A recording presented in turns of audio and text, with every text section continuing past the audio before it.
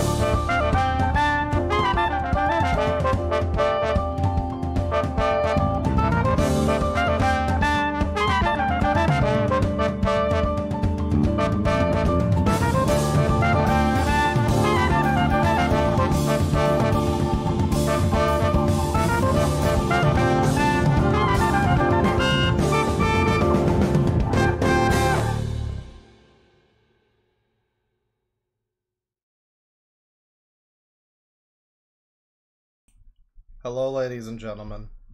Welcome to the stream. This is going to be an interesting one. This is a segment that I like to do every now and then. It won't be the full stream. Like I say, there will be users. We got some users boiling in the chamber. Just steeping and ready to go. They're getting ready to go.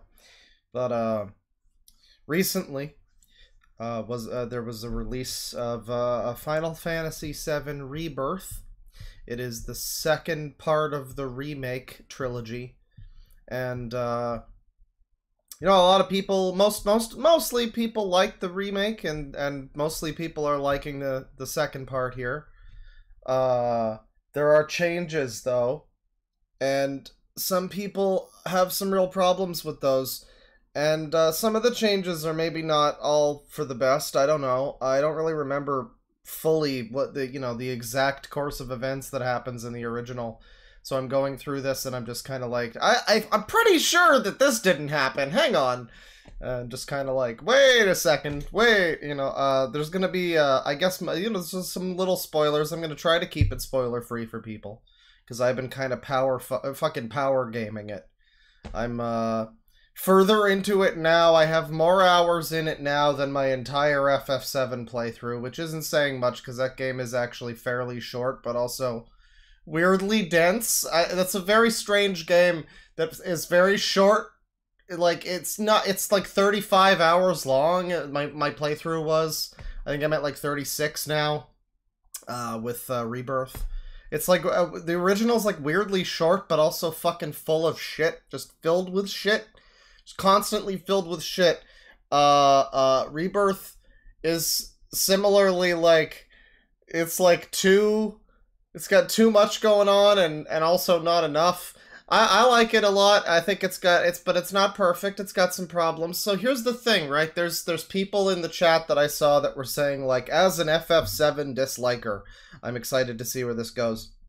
I think that this will be an interesting segment, even if you've never played a Final Fantasy game, because I like to do this. I like to do the mentally deficient reviews thing every now and again. I forget what the last thing was. It might have been like, shit, I don't remember. I think I did a whole segment that was bad Metacritic reviews, but the real fucking mecca for terrible reviews is Google reviews, actually. I found bad ones that are actually positive. You'd think that it's all going to be negative, right? But no, I found bad ones that are positive. No, when I say mentally deficient, I don't just mean, oh, I dislike how many mini games there are, because boy, there's a lot, and some of them are mandatory, and sometimes they're not very good. A lot of them are really good. A lot of them are really good, but man, sometimes they'll put you into something, and it's like, what's going on here? I don't know what's going on here. Oh god, I don't like this. Oh god, get this away from me. Why are we doing a full chapter, basically a fucking card game? You know, there's some stuff like that that can get under my skin a little bit. But then there's some reviews. There's certain things you can complain about. You could complain about the fact that the game is basically like a Ubisoft open world game now, where you like go around to towers and fight rare monsters on certain points in the map, and like that's a little bit gay. But I will say though that, like, you know, it's that's okay when the overall game, when the forward momentum of the story is still pretty interesting. It's not exclusively that checklist open world. That's just kind of there as well. So I don't think that's too bad, but I could see people complaining about that. So there's things I can understand. But when I say mentally deficient reviews, people, I'm talking about the good shit, the skibbity-bop good shit. Let me put on some more of this album here. This is the Square Enix Jazz FF7 album. From 1997, no less. I think it came out the same year as the game, so this was fresh. And the only credited person on this thing on Spotify is Uematsu, so I guess I would assume he's behind it. I mean, maybe he arranged all the stuff too. I don't know, but put on a little of this. There you go. So when I say mentally deficient, I don't just mean they don't like the game. Okay, $10 from Small Asian. I knew FF9 was always the better Final Fantasy game. I agree. I agree. I mean, in a lot of ways, I agree. I think if they do a remake of 9, I would... I don't know if they need to do a bunch of changes for 9. It makes sense with 7. There's a lot of reasons why it actually makes sense. It makes sense in 7 because, you know, the ending of 7, they kind of fucking restart the world and everything.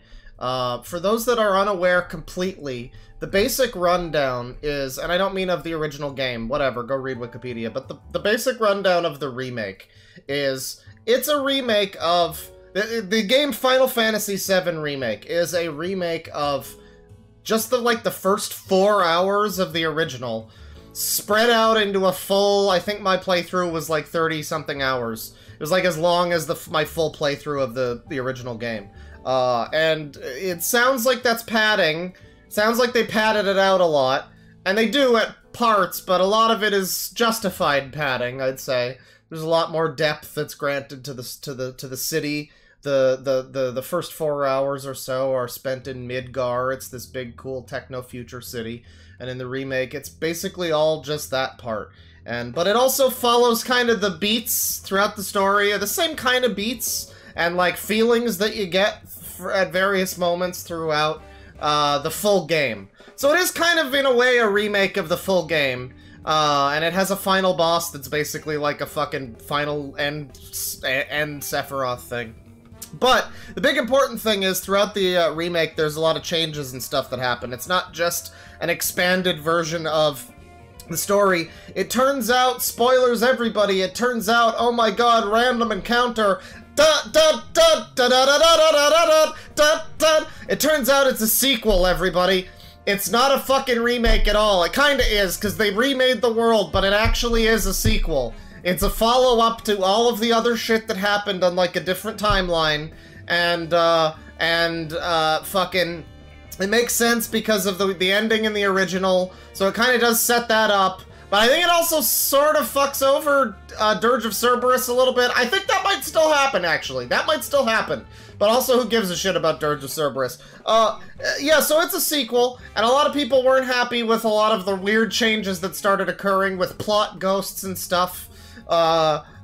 people were getting, and the ending of the game is almost basically they turn to the camera and say, well, after we fight this boss, everything is fucking off the table. Like, anything you know from the original could be very different now.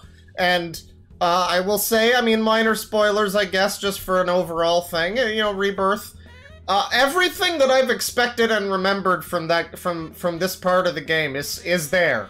So it's not like missing any of it. I mean, it's all maybe jumbled around a little bit so far, but there hasn't been anything that I've missed. So if you're just looking for, like, all of the experiences of the original, some of them are, like, a little earlier, maybe a little later, or whatever, but they're all, like, there. Everything, there was a part that I thought was missing. They just move it to a little later, and it's got a whole fucking minigame and everything. Complete bespoke minigame that just occurs once. So, yeah, this is a sequel. This is the sequel to the sequel. This is the second part of the trilogy.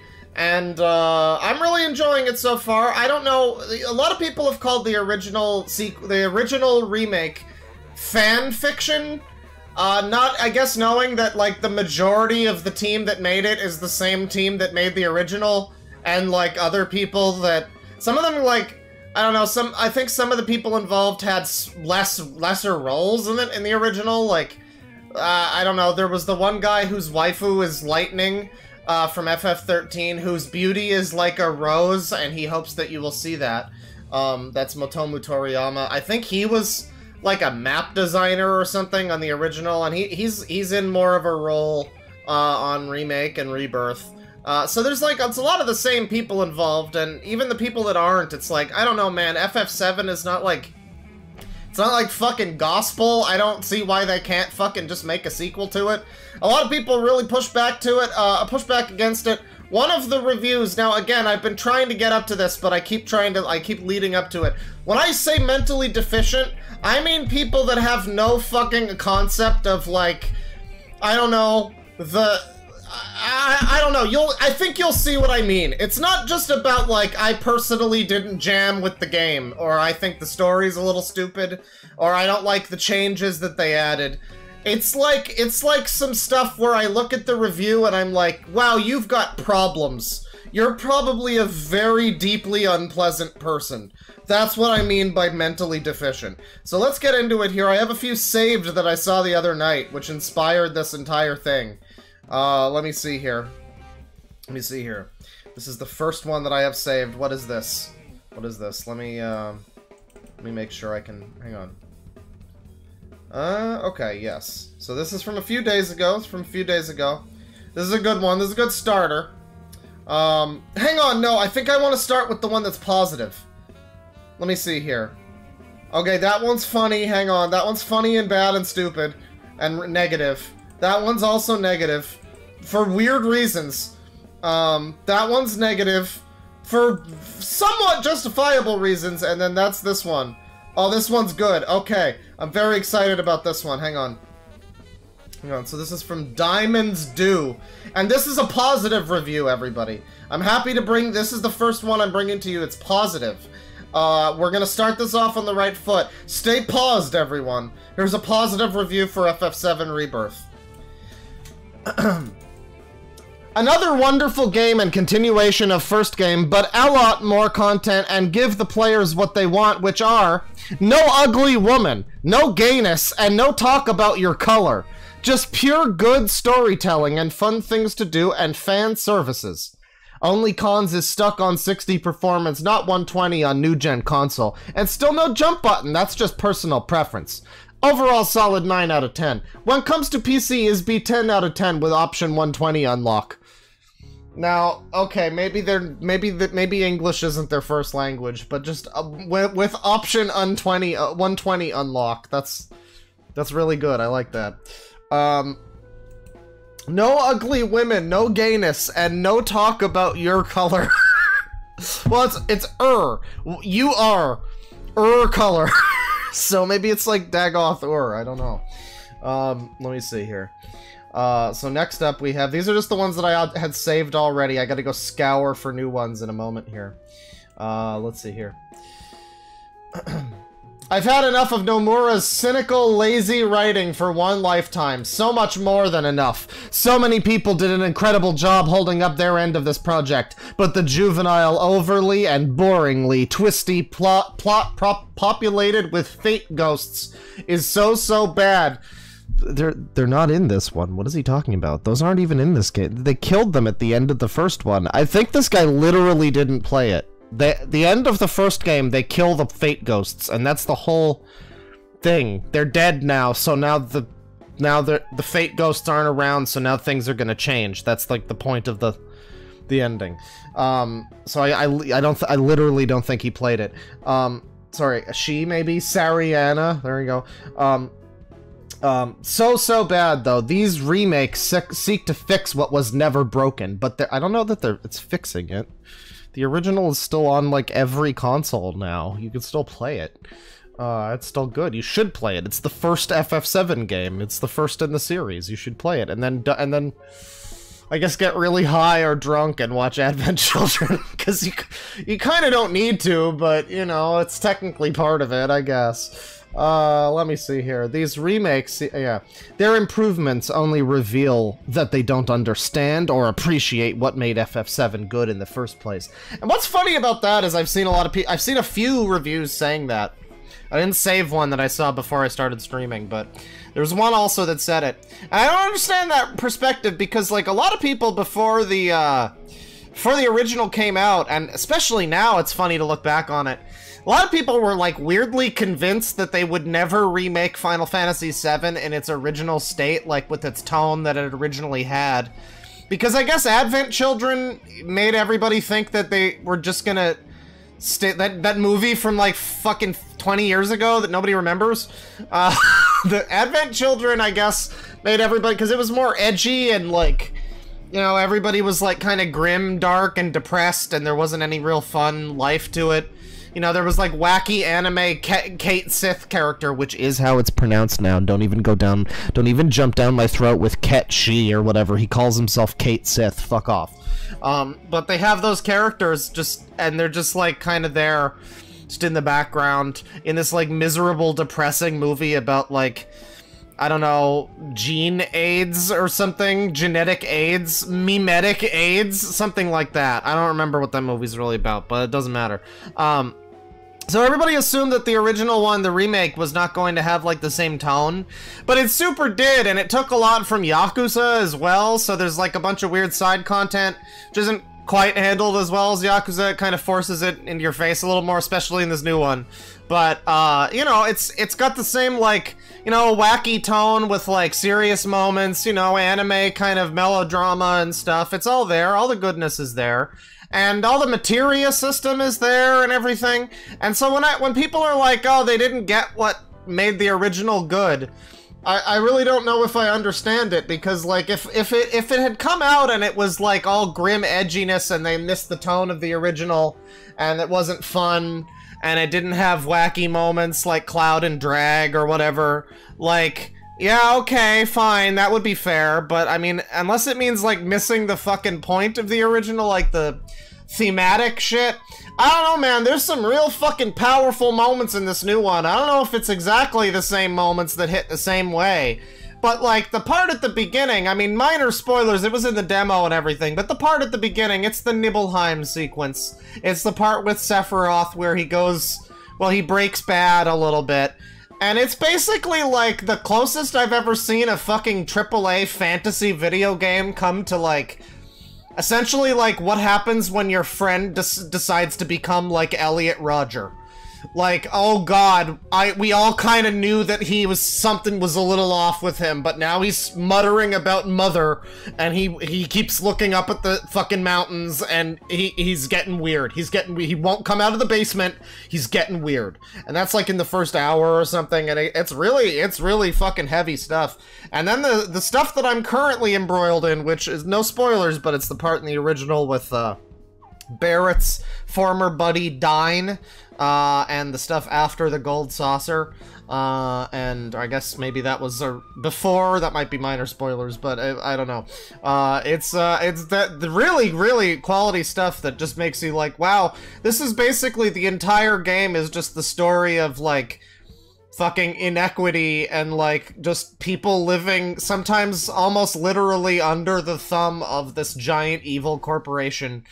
And there's literally, like, an undercity. I mean, the original had that, too, with the undercity slums and everything, but, like, Junon has that, and fucking Undergold Saucer has that. And they're all in the original, too, but it's just more... I don't know, it's, like, more pronounced here. Maybe it's more... People like to use the argument, like, with the One Piece adaptation on Netflix, that it's, like, dumbing it down sometimes when, and, like, oh, it's making it easier for people to understand for the Netflix morons or whatever.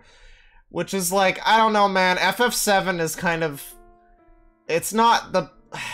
I don't know, people act like it's an amazing... It's good, it's a pretty good game, but it's not... like, the best thing ever. I mean, there's some improvements that could have been made to the fucking story. And maybe some more depth that could have been lent to the story. There's one review that I find at one point that says the game fails to live up to the maturity of the original. Which is just incredible, considering the original is like a bunch of stupid little fucking polygon models. I mean, that doesn't mean it's not gonna be more mature, but like... I don't know, the translation sucks, too. I don't think the moments are gonna hit quite the fucking same as they maybe do here, where there's, like, some pretty good voice acting. There's one moment with really bad voice acting, again, in the opening sequence where... again, spoilers, I guess, but it's, like, in the first hour, and it's in the demo and everything, and it happened in the original, too. Tifa's dad dies in the flashback, and... she has this, her response to it is, her reaction is like the director told her that she just got grounded and it really sucks. And she's like, I'm sick of this! I'm sick of all of this! It's like, bro, your dad died in front of you. You need to emote a little better. But most of the time, it's pretty good. Most of the time, it's pretty good. Anyways, continuing with this one. They don't understand or appreciate what made it good in the first place. Even though everything that made it good is there in spades. I mean, I guess maybe some very minute detail. Maybe if Patrician TV wants to make the 20-hour video talking about the original and the remake and how this fails to compare, I guess, maybe. But I don't know. I feel like I don't know, man. It's been a while since I played through all the original, but man, I've been enjoying this one. That's all I'm saying. Every ounce of meaning, resonance, and artful world-building has been stripped away from this property, clarifying that Squeenix has no interest in doing this title or series justice. What does that mean? Artful world-building? The whole fucking game is world-building, dude. That's like the whole thing. That's like the main thing they did. You literally didn't even play the original, did you? You didn't even play Remake! You didn't even play Remake! That's like the main thing they did! Was just, you just padded out with, like, walking around Midgar and taking in the world building. That's, like, the one, you could really complain about the first one, the remake, having too much padding, because they spent so much fucking time world building Wall Market or whatever, Sector 7, you know, and this guy says there's not enough of that, they ruined it, okay, it's been stripped away. What is he talking about? Was this review written by AI? What happened here? What a clusterfuck of a review, oh god! Drinking my spiced Coke, I like these, they're pretty good, they're like raspberry. I recommend them, let me see here. I genuinely feel sad for all the gamers who are being introduced to FF7 for the first time through this atrocious zombified corpse of a game and its predecessor, FF7 Remake. Oh man, he really got him there. Fuck you, Nomura. That's right. Get fucked. He put quotes around Remake. I'm surprised he didn't put 3 brackets around Remake. And if anybody from Squeenix is listening, they're not, nobody but me is going to see a review. If anyone is listening, please, for the love of God, stop giving Nomura the power to defecate all over your most beloved IP. Okay, I need to talk about this now. He has been slowly but surely eroding the commercial viability. Oh, get a load of this fucking guy. He's trying to, like, if anybody's listening, listen, I know the industry, okay? You don't care about anything but money. The commercial viability is what's at stake here, people. Nomura is gonna fuck you. It's a pointlessly, let me see here, of the FF series, not to mention, its heart and soul. It's a pointlessly tragic decline for a series that meant so much to so many people, but I'm calling Time of Death on Final Fantasy. Time of Death. Oh, Jesus Christ. Oh, nobody should have let this person become a reviewer. What a shame. Like, let them think that they could review things. Free speech shouldn't be a thing, because I saw this review. So for those who don't know, if you're out of the loop a little bit, maybe you just play these games, you don't talk about them with people online like a weirdo. Nomura, Tetsuya Nomura is the... I don't like him very much either. I'm not really coming to bat for him that much. I've historically also... The thing I like about this review in particular, I know we're spending a while on this one review. I haven't even gotten to the new... These are all just the ones that I've saved so far. We got like 3 or 4 more. And then I'm gonna go and look up new ones too. It's gonna be great. The thing I like about this review, it reminds me of a post I would have written on 4chan in like 2010. Like, there's a lot of there's another one that's even better than that in terms of that, in terms of that angle. It's like, wow, you just stole a post. I want royalties, fucker. I wrote this same post like 14 years ago. What the fuck? You thought you could get away with it, but I fucking saw it. I saw you steal all of my same buzzwords that I said 14 years ago on V. Fuck you. But there's a few that are like that. This one's kind of like that. So, yeah, I mean, it's very old. The complaint about Nomura here, he is a guy who's been working on Final Fantasy for a long time. He was on the original game as well. I think he was just like a character designer. And the complaints about Nomura range from, like, his character designs are stupid and overwrought and have too many wacky fucking belts and shit. And I will say, if you look at Rufus Shinra's fucking outfit... He's just got a trench coat that just the bottom of it is like 100 fucking belts. It's like Lulu from FF7. Less stupid. Significantly less stupid, but still Oh, there goes the phone. There you go. Mark it off on the bingo. I did it. I knocked something over. Significantly less stupid than 10. Nomura's been working on the series for a very long time. He worked on Kingdom Hearts. I think that's like his fucking brainchild. So people don't like his character designs, but they also really don't like his writing. And I can't really fault them. A lot of the time I would agree. But I don't think he's not the like lead writer on this. I don't think he's like the main guy in charge of the fucking direction that the plot is taking in this. There's a new main guy who was, I don't think, on the original. The new director was, like, not somebody from the original staff. And I mean, people were a little hesitant about that, but I don't know. I mean, I think he's done pretty well. I mean, it seems like you're damned if you do. If they put a long-time guy like Nomura on there, people would complain if they made it. I think that was what... He was the, like, director of Remake, I think, too. So, yeah, people don't like that. He's responsible for FF10 being a fucking nonsense game where they didn't finish writing the plot.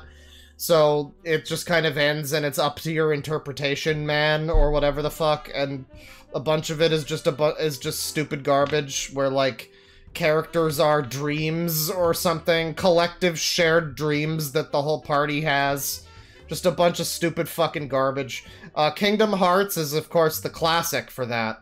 Where I think he is the main writer, the main guy behind Kingdom Hearts, like the lead creative type, and, I mean, yeah, no more really needs to be fucking said. Nomura needs to be fucking said about Kingdom Hearts' plot and how its writing is. So, you know, it's understandable that people have problems with Nomura, but his influence on these new ones is really, really overblown. I don't know why they're acting like he's more relevant to this. I mean, even if he is, I don't know, it's like it's not as bad as he's ever been. It's more tolerable than he's literally ever been. If he is the main guy in charge, I gotta say fucking hats off to Tetsuya Nomura for being finally tolerable. Good for you. I don't think he's not. He isn't. Just to be clear, he's not the main guy fucking working on, like, Rebirth. I don't even think he's there. He might be, like, a consulting producer or some shit. But, like, if he is, great job, buddy. I can finally put up with the game you made. Good job. Good for you.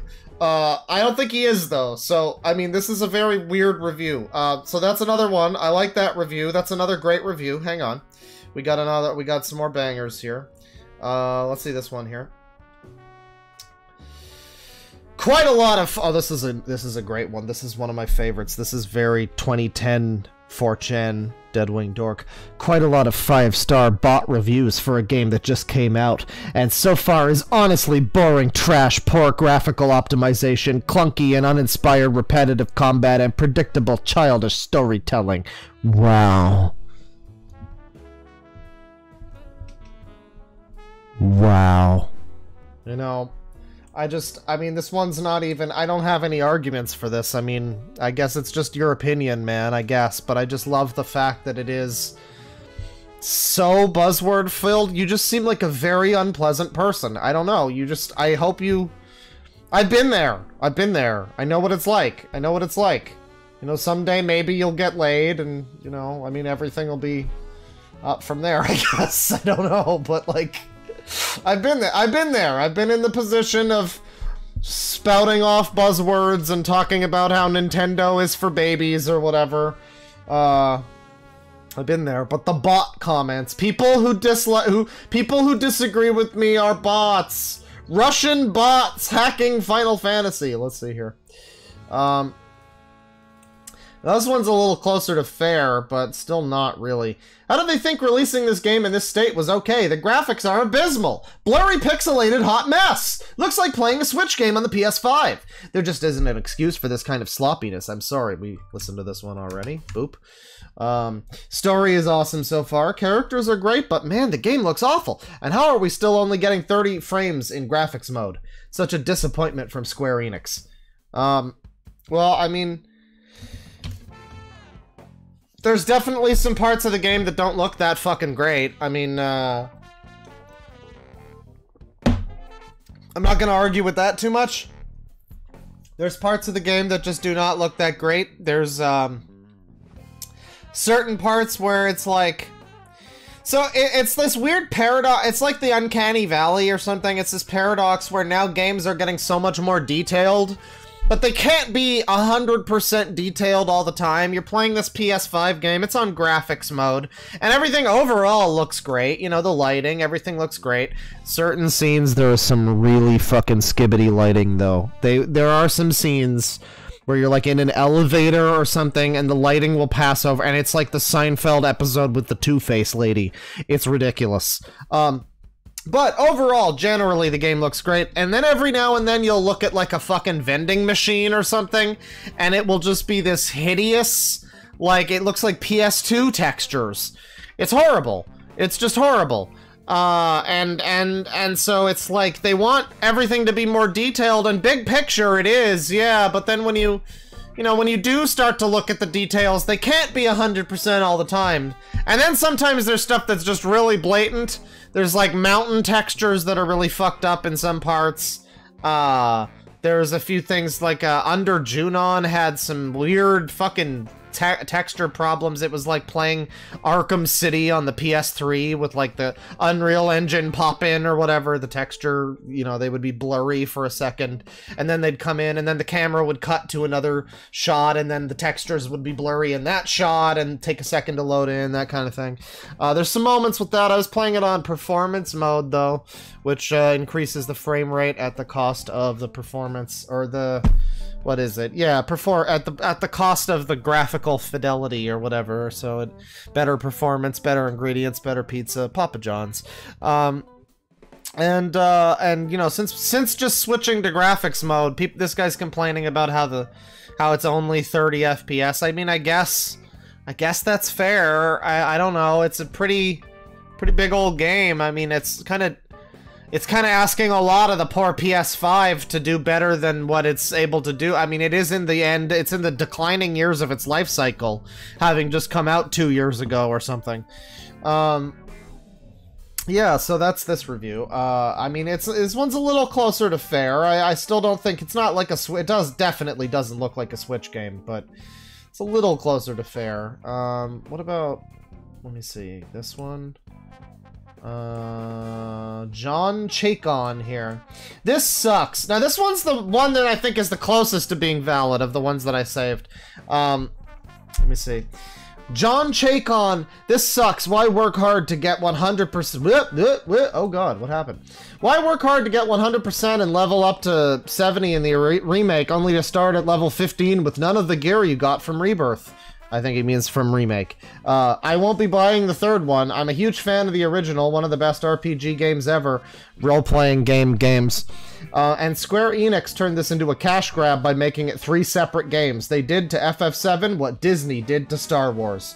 So now, the guy had me in the first half. Almost. Even then, I disagree. I mean, like, alright, yeah, you're right. The game should have had at least a better reason for why you don't carry your shit over. There really isn't. It's just a new game. You just start at level 15 and just have, like, your Buster Sword again, and, like, none of the materia you had, none of the abilities. It does suck.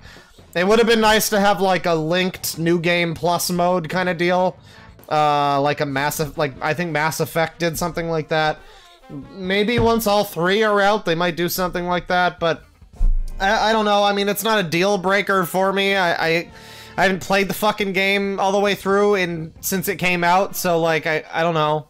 It's not a deal breaker for me, at least, but I guess that's fair. It's a valid complaint, sure. At least have it like, oh, Shinra held them up and took their shit. Fucking Yuffie found them and stole their materia, whatever. Like, have a reason for it. I don't know. They don't do that. You just inexplicably are weak again and suck. I don't know. It's just but it's video game stuff. Whatever. I don't know. It's not enough for me to care that much. This is what I'm saying when I'm, like, mentally deficient. It's like, this is a fair enough critique, but, like, this is gonna stop you from playing the whole game? Really?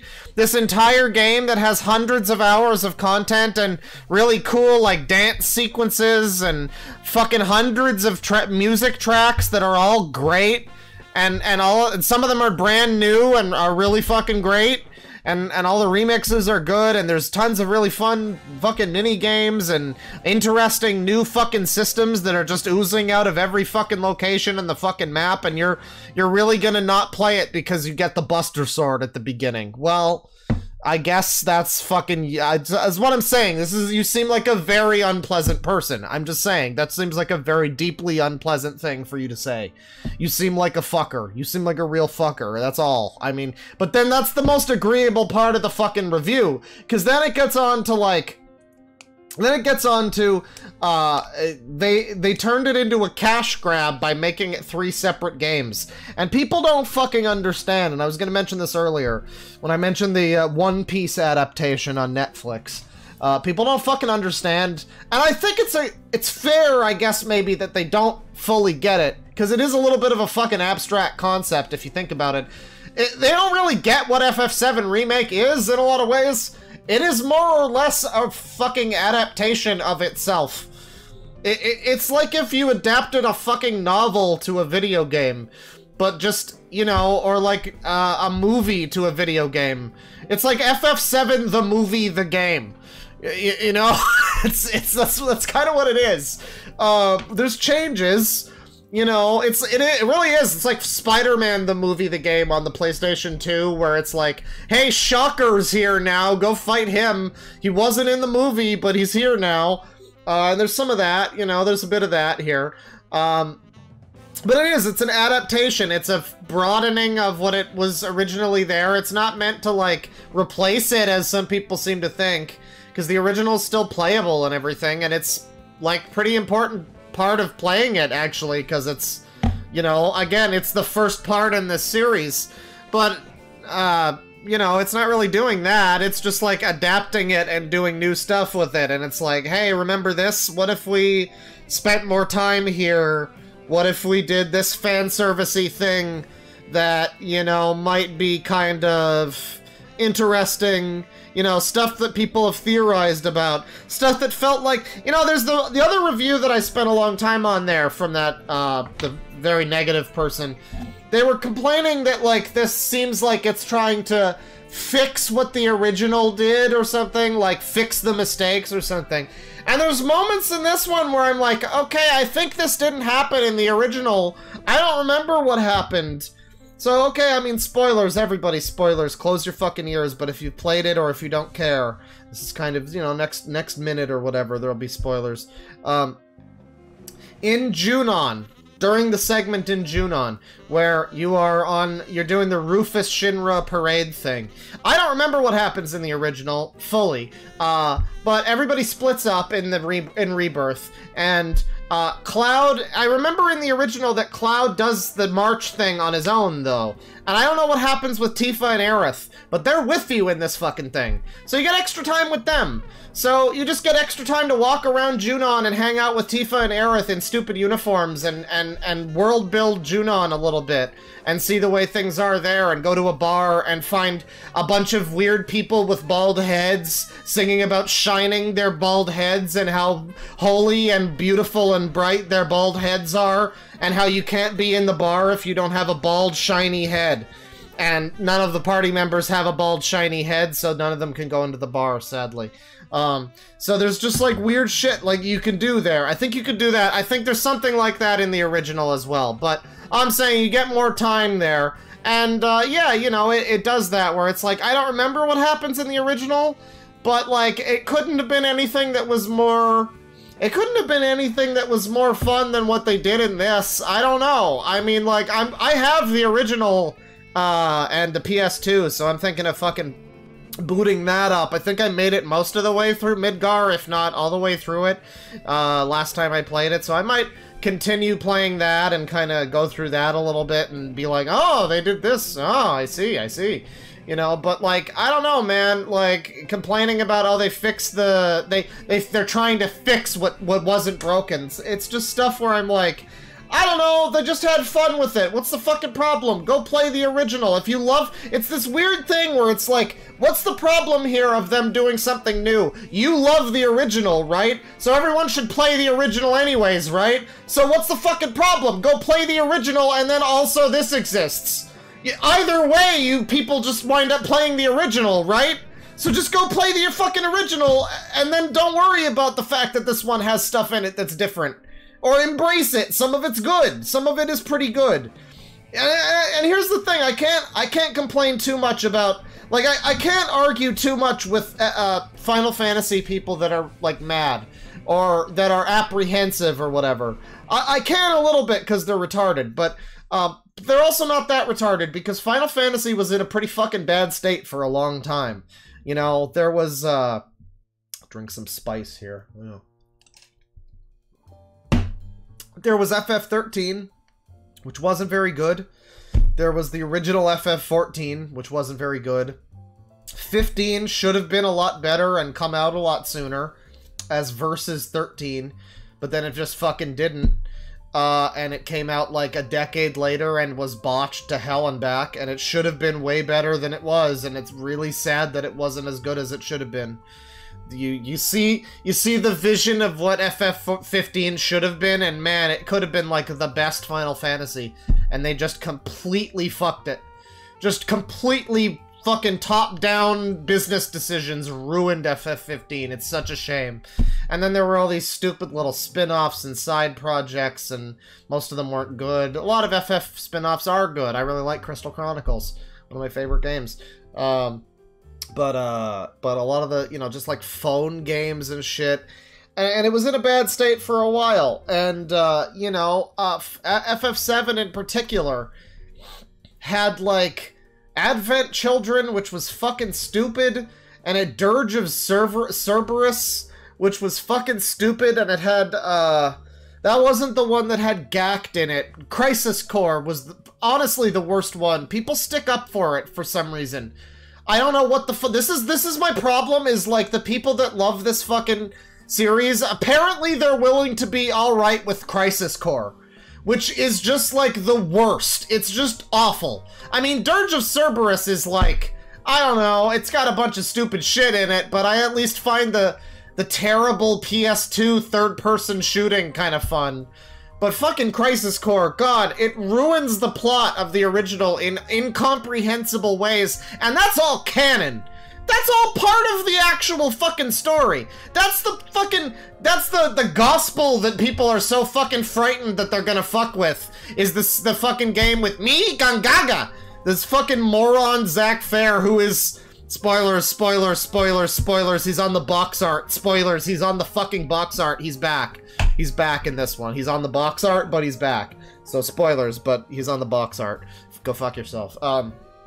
He's not so annoying so far. He's not annoying so far. He's fine so far. In all the parts that I've seen him, very intriguing stuff in every moment that I've seen him, of him. That's all I'll say about that. But, not annoying at all, but Crisis Core is fucking terrible, and Crisis Core has a fucking Japanese pop star in it for some reason. And like, you're really telling me they couldn't make a couple of fucking changes to this series that has, like, Genesis and What Do Angels Dream Of? And all of these terrible, terrible, terrible moments. Mostly from that game. And mostly from that game! I want to stress that! Advent Children is pretty bad, but it's holy shit, it's not as bad as Crisis Core. Oh my god, it's not as bad as Crisis Core. At least it's fucking, it's like more funny stupid. You don't have to play it. Crisis Core also fucking sucks to play. It's fucking terrible. God, I hate that game. But anyways, yeah, so, the best part of this, though, is they did what to FF7 what Disney did to Star Wars. I have had this fucking, I'm gonna tell you something, chat. This sentence has been living rent-free. This triggered me. This triggered me hardcore. This has been living rent-free in my mind for the last few days since I saw this review. And what has made it live rent-free in my mind is the fact that, when I'm playing it, I'm going through the story, and I'm, like, seeing all of the cool shit that's happening, and all of the very, very detailed and beautiful cutscenes, the really, really great boss fights, all of the side content, all of the different modes and everything, all of the heart and soul they poured into this goddamn thing. Just expanding on shit that you didn't see much of before, or spending more time, whatever, doing extra stuff, doing bonus stuff, doing things that were in the original remake, they bring them back here, some of them are pretty fun. All this cool shit that's in this game. And I'm just like seeing all this stuff.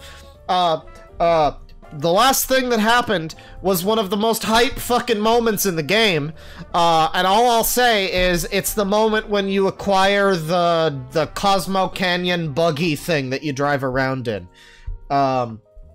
One of the most hype moments in the game so far, and it's incredible how it's done. And before that, when you go to the Gold Saucer, there's a whole, I'm gonna say, Barbie movie-esque dance sequence that occurs where inexplicably the party members just have perfect choreography. I know I'm spoiling, but like just seeing a lot of this stuff happening and just hearing this is what they did to FF7, what Disney did to Star Wars. Just hearing that in my brain as I'm seeing these amazing things where they clearly put in a ton of effort and love and care and heart and soul and dedication and passion, and people really tried and did their best and really knocked it out of the park for the most part. Not entirely, but for the most part. And just seeing this, and it reminds me of that soul versus soulless thing with Resident Evil 4 Remake, where that came out, and I guess it was like, I don't know, the audio was a little different in some fucking parts, and so there was this comparison video made that a lot of people had some pushback to, that said it was inaccurate, it didn't really completely, it didn't exactly, you know, it didn't exactly fairly critique the two for a number of reasons. Apparently some of the settings were a little fucked in one game versus the other. The remake, I think, was kind of given the short end of the stick, allegedly. And so I've been thinking almost about doing like a supercut of cool fucking moments in this game, where there's just wacky shit, awesome shit that's happening, that's like so much effort put into it, maximum effort video game, triple fucking quadruple A video game with hundreds of fucking hours of the dopest cutscenes and shit. Well, okay, not hundreds of hours, but, you know, probably hundreds of hours of content, but, you know, throughout all of that, you're getting some of the dopest shit you've ever fucking seen, some of the greatest, and really great combat and everything. And yeah, just the whole time you've got, they did to FF7 what Disney did to Star Wars in the middle of the screen. That would be great. That would be perfect. I would love that. That would be great. Just soul versus soulless, the original and the new one. And the funny thing is, you go back and you look at the original, I'm sorry, it's a good game, but it's a PS1 game from 1997. It has really blocky character models that don't necessarily convey a lot of the emotion that they're trying to convey some of the time. And it doesn't have, you know, I'm so ready to complain about, you know, a modern game and its music, and like FF7 Remake has some issues with its music. The original remake had some issues. It was mostly great, but a lot of the more diverse tracks that weren't just like orchestral or rock or orchestral rock, a lot of them were either mini games or just playable at like jukeboxes in a town area or something in Midgar, which was like, okay, it's cool that these songs, these like cool remixes here of like a ska version of fucking the Genova song or whatever, you know, but like they're not really in the game so much, and most of what you're hearing is a lot of similar kind of orchestral stuff. Rebirth doesn't have that. There's so many fucking songs. There's probably like 20 different versions of the Chocobo fucking theme that I've heard already, alone. And it really adds to it. I mean, like, there's obviously the original soundtrack is great. It's a classic, but like, yeah, there's a limitation on how many fucking songs are in the game. So a lot of areas are just gonna have the same music as other areas, or you'll have one song playing for like the world map that doesn't necessarily fit anymore because you're now, you know, in the middle of a certain part of the storyline where da da da da da isn't really fucking hitting, while like Cloud is in a wheelchair or whatever the fuck, you know. And so now there's like the same soundtrack, but it's still it's diverse like the original. There's moments with like fucking funk, there's prog rock, there's dubstep boss music I heard at one point. There's like a DMC fucking like metalcore. I don't know what you call that that genre, but the not quite metal but like growly, you know, it's kind of metalcore-ish, I don't know. That kind of thing. All over the place. Tons of fucking different types of music. Yeah, you know, that's really adding to it. I mean, having, like, different versions of the same theme that are able to, you know, hit differently slightly. Like, okay, in the Gold Saucer, you know how there's the date thing that happens in the Gold Saucer segment? Well, that happens here. It's just that now, I don't know, I think... So there's S-links in the game, by the way. You can fucking S-link with your party. Not really, but there's, like, relationships with them anyway. And so I think that determines who you go on your date with at the Gold Saucer. But so I'm not sure if it's the same for everybody else. But the person I went on my date with at the Gold Saucer had their character themes, like main piece, played in as part of the Gold Saucer theme everywhere you go throughout the Gold Saucer. So there's like different areas where there's slightly different versions of the fucking theme that play, right? Like, but it's still the same version of that, like that theme, where for me it was Aerith. You get the Aerith theme playing. I would assume that like Barrett and Tifa and whoever else, maybe there's new characters you can go on the date with, I would assume that their theme also gets interwoven into it for all the different variations of every part of Gold Saucer. It's amazing. It's fucking amazing. For a game that's known for its music, good God, they hit it out of the park. I mean, they hit it out of the park. Like, they really did. They really done did it. I don't know, I get very upset when I see somebody say, like, they did to FF7 what Disney did to Star Wars. God, no, they totally didn't, dude. You have no fucking idea, dude. You are a mentally deficient. So that's the reviews that I had saved.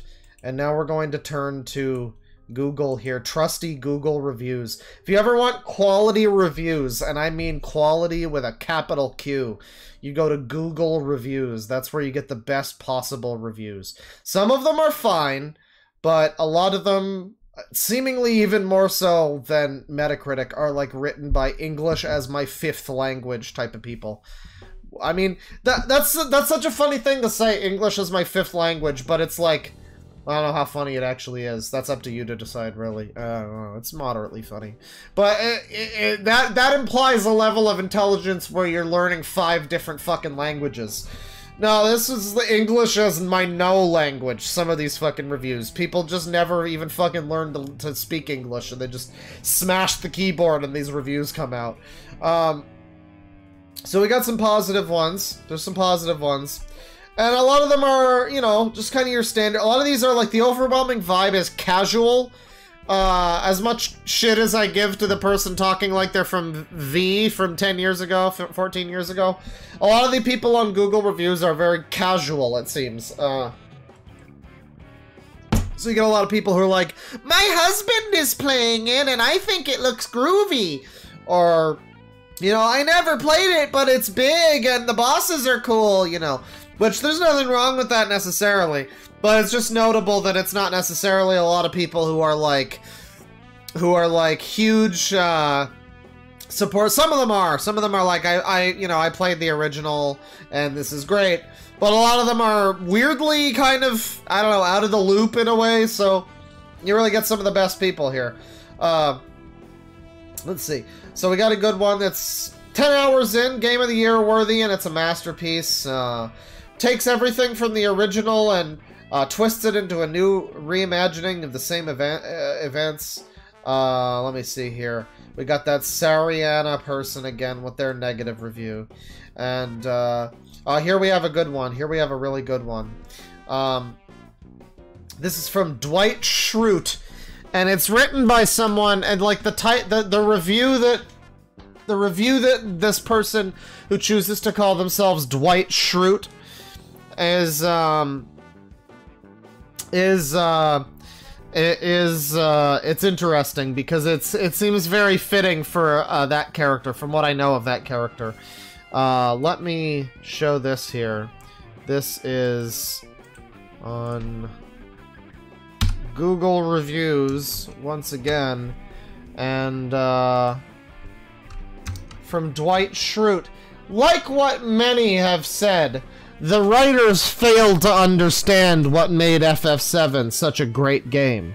I felt dirty after playing Remake, like it was disrespecting 97's version by trying to view it as a true remake. Rebirth felt similar, but at least I got to see a good job of the world-building aspect. I mean, you got to see that in the original, too, you literal mental deficient. I feel bad for the developers because this could have meant more than just a money grab, cash-in reboot of a classic. It's not. It really isn't. This is what I'm saying, though, because you get the Disney Star Wars, and then you get people like that. This guy never played it. I'm sure he never actually played it. Or maybe he did, and he's just so poisoned by this type of fucking mindset, potentially. Like, I don't know, man. This whole type of, like, just complete cynicism about a reboot or a remake, it's like, sometimes they're good, though. I don't understand. What happens when they come out and they're good? Are they still soulless and garbage? Because this one's good, though. What do you fucking mean? Like, sometimes they're not terrible. I don't know.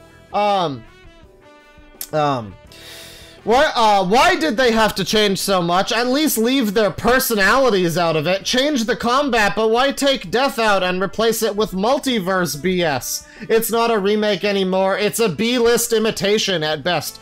These people have literally never heard of a sequel before. Just literally actually not ever heard of a sequel before. This is amazing. I haven't gotten to any death moments yet. Well, I suppose I did actually in the very opening moments of the game. There was an interesting death scene, but I don't know, the imitation, it's a sequel. It's a sequel. It's by the same company. It's not an imitation. It's a sequel. Hang on. It's not a remake though, but it is a sequel though. And it is also a remake. It's kind of both. I mean, I don't know why. Is this really too fucking crazy for you? I know that there's not a lot of games that are adapting themselves, but like, you know, it's not that crazy once you fucking think about it. I don't know. But they didn't really do anything to the personalities. The personalities are all fine. He mentions the... Oh, for fuck's sakes. He mentions the personalities. The personalities are fine. There's nothing wrong with the personalities. That's very separate from any potential character deaths that are changed. I don't know about any of that, but the personalities are all just what they should be. There's really great moments. There's really great moments where they like when you arrive at the chocobo races and you're there, and it was my date was with Aerith, and she made something that was like, oh, and we're revving up for a great race today, folks, and then she passes it over to Cloud, and he doesn't miss a beat, and he's just like, well, Aerith, with the breeding and on this chocobo, I think we know who's gonna be the victor. It's just so nice. It's just so like, it's just a nice little moment. It doesn't feel overly edgy. It's nice. I don't know why you would ever say that they fuck up the personalities. They definitely get the personalities right. Change the combat, but don't, you know, death. The changes made to this remake serve to try and make everyone happy and end up making it generic anime game. I don't even know what you mean, dude. What do you mean generic anime game? The old game had anime graphics. This one doesn't even have anime graphics. This one has non-anime graphics. What are you talking about? You are actually not a functioning human, dude. You should not be allowed to vote. The cutest teenage grunts and what? Oh god, the fucking one-winged angel is kicking in. And silly noises are cringeworthy. The multiverse ghost people keeping anyone from truly dying. The broken difficulty options. What? Okay, well, alright. The silly cringeworthy groans. I mean, okay, maybe you just don't like voice acting. I'll be fair to you and say, when they put voice acting in the remake thing for, well, remaster or whatever, for, Crystal Chronicles, that fucking ruined it. That game has a real vibe by not having voice acting. Everything's just kind of silent, and it's, I don't know, it adds something to it for me. So when they put in the generic anime voice acting, that did ruin it for me. I'll give you that. Maybe I can see how you don't like the voice acting, that's fine. I think they mostly did a really good job, but... And I mean, I don't know, I mean, unless you're talking about Yuffie doing, like, the cute teenage grunting. It's a weird thing to point out specifically, but alright. Yuffie's supposed to be cringeworthy, that's the whole fucking point. The multiverse ghost people are not even fucking here. Again, I swear this guy didn't even play it. They literally kill those multiverse ghost things at the end of the first one, and the fact that they're not in the second one is why there's now changes to the fucking plot. They represented people like you who won't let the fucking past change and won't let new things happen. That's what they represented, is weirdos who won't fucking let change happen and let the fucking past die.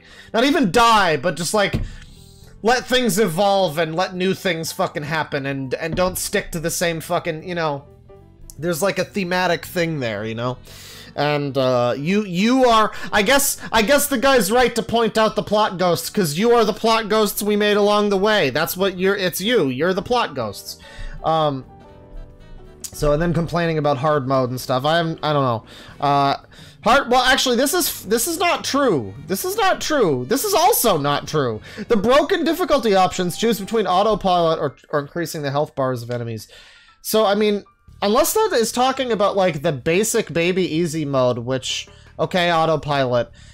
and then the regular default difficulty would be increasing the health bars, I guess, is maybe, like, that I have to assume that's what they meant, because the hard mode on FF7 Remake is, like, kind of a specific thing where you're not allowed to use items in combat.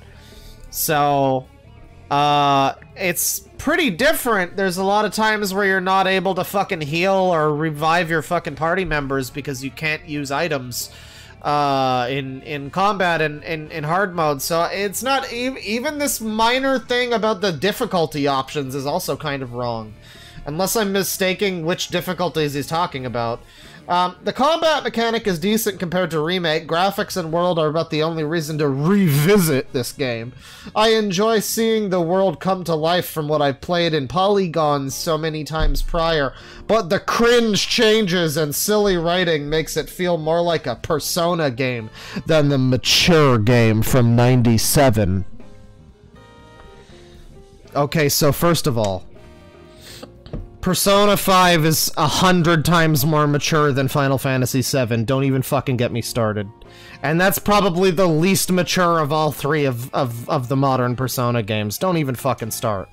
Don't even start. You've never... Have you even played any video games? Are you just... Do you even exist? Are you just an AI phantom ghost voice on the internet that makes terrible fucking posts on Google reviews? Or have you even played any of these fucking things? You fucking retard. Okay, but the original mature game from 1997, reminder that the characters from 1997's game are all like little papercraft fucking polygon people. And I just, like, try as it might, I don't know if it can fully deliver the same. Maybe your imagination filled in a lot of blanks back in the day. I don't know, man. It's certainly still good, but it's not able to, it's just not able to convey some of the same fucking gravity of shit through, like, pre-rendered backgrounds and FMV sequences. It can allude to a lot of that, but it's just not really, with the models, the technology that it had. The story that it tries to get at in 7 is often not fully... I don't know, it's there, it's just, it'll be, like, so brushed aside. Like, I didn't remember the sequence from Nibelheim being as fucked up as it is.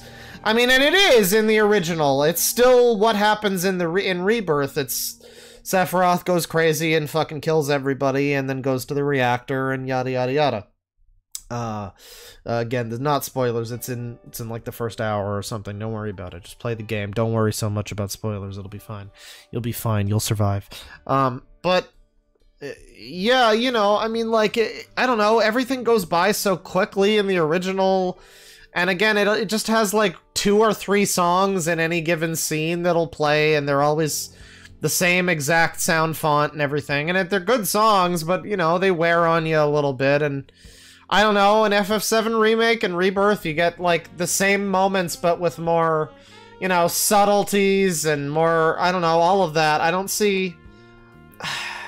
I'm not saying this to be, like, down on the original. The original's a classic for a reason, but it's just, like, there's a reason why you might want to go a little further into certain things in the original. It's a very basic game in a lot of ways. I mean, like... I don't know, there's a lot of stuff in FF7 in the original that's just not even really communicated all that well. It's their first 3D Final Fantasy game. Of course it wasn't. They had growing pains. Even in 8 and especially in 9, they were a lot better with a lot of this shit, but yeah, I mean, they had some problems with, like, oh god, I mean, well, no, 8's story is a lot less comprehensible than 7's. Oh, man. Imagining the alternate universe where 8 got this kind of remake. They're already in space by this point in time. I suppose they go to space in the fucking original, don't they? Actually, in 7. They go to space in 7 with fucking Sid. I wonder if that happens in Rebirth. That might be a Part 3 thing. I know that they're doing Wutai in Part 3. The Wutai clan. They're going to the Wutai clan in Part 3. So, There's a few things that I know that are not happening in this one, but a lot of the originals happening in this one. And anyways, I don't know. I'll just see complaints about like the changes. There's a lot of things you can change. Again, it's not fucking gospel, dude. It's just a game from 1997. You can still play it. You should still play it. It's the first part of the series, and it's a great game, and it's awesome. And there's a lot of things you can still do with that. It's not... I don't know why we can't have a sequel. I don't understand. I would give it a forgettable, generic 3 out of 5 as a standalone game, if I didn't know it was attempting to be a remake of one of the best video games of all time. The graphics are good, the combat is okay, the story tone, voice acting, and writing are all cliche and silly. Nothing close to the original. Okay, I'm pretty sure a lot of the moments are actually word for word like the same as the original. This is the other thing that's been living rent-free in my head, is just imagining somebody like this who super claims that they're a fan of the original, and just like seeing all the stuff in this where it's like, really, this didn't... It's not even just like Star Wars, Disney Star Wars, where it's like, but ATSTs, aren't you happy? It's not like that. It's like entire fucking mini games and just really cool shit, really cool, faithful stuff where you're like, oh wow, they did this? Like in Remake, where people were worried that they weren't going to translate all of the wacky, stupid fucking enemies that you see throughout FF7. That they were gonna just, like, skimp on that. You're not gonna see some of the stupid shit. And what do you get for one of the main fucking coolest bosses in that game in the original, or the original remake, rather, in FF7 Remake? Part 1 of the remake trilogy. What do you get as one of the coolest bosses? The fucking Hell House from FF7. The stupid enemy that you fight that's just a house that just like eats you and, I don't know, like breathes gas on you or something. It's just a house. And so what do they do in Remake? They have a whole insane arena fight where the house has multiple phases and it flies and it launches furniture at you and shit. And alright, I mean, maybe that's a little extra. Maybe it's a little MGS Twin Snakes, which is also fine. Eat shit. Look at every other action scene in the rest of the series. They're all like that. I don't know why people complain about Twin Snakes, dude. Look at any of the fucking action scenes in MGS4 and then tell me Twin Snakes went too far. Oh, he flipped over a missile. Oh my god. Yeah, have you seen MGS4, fucker? Anyway, now we're going into multiple layers of ranting. The point is, they do so much, they do so many things that are like, wow, I didn't think they would ever remember this cool little thing. I'm just gonna say it. I tried to allude to it earlier. Minor spoiler, mini game. It's a minor thing. It's not plot relevant.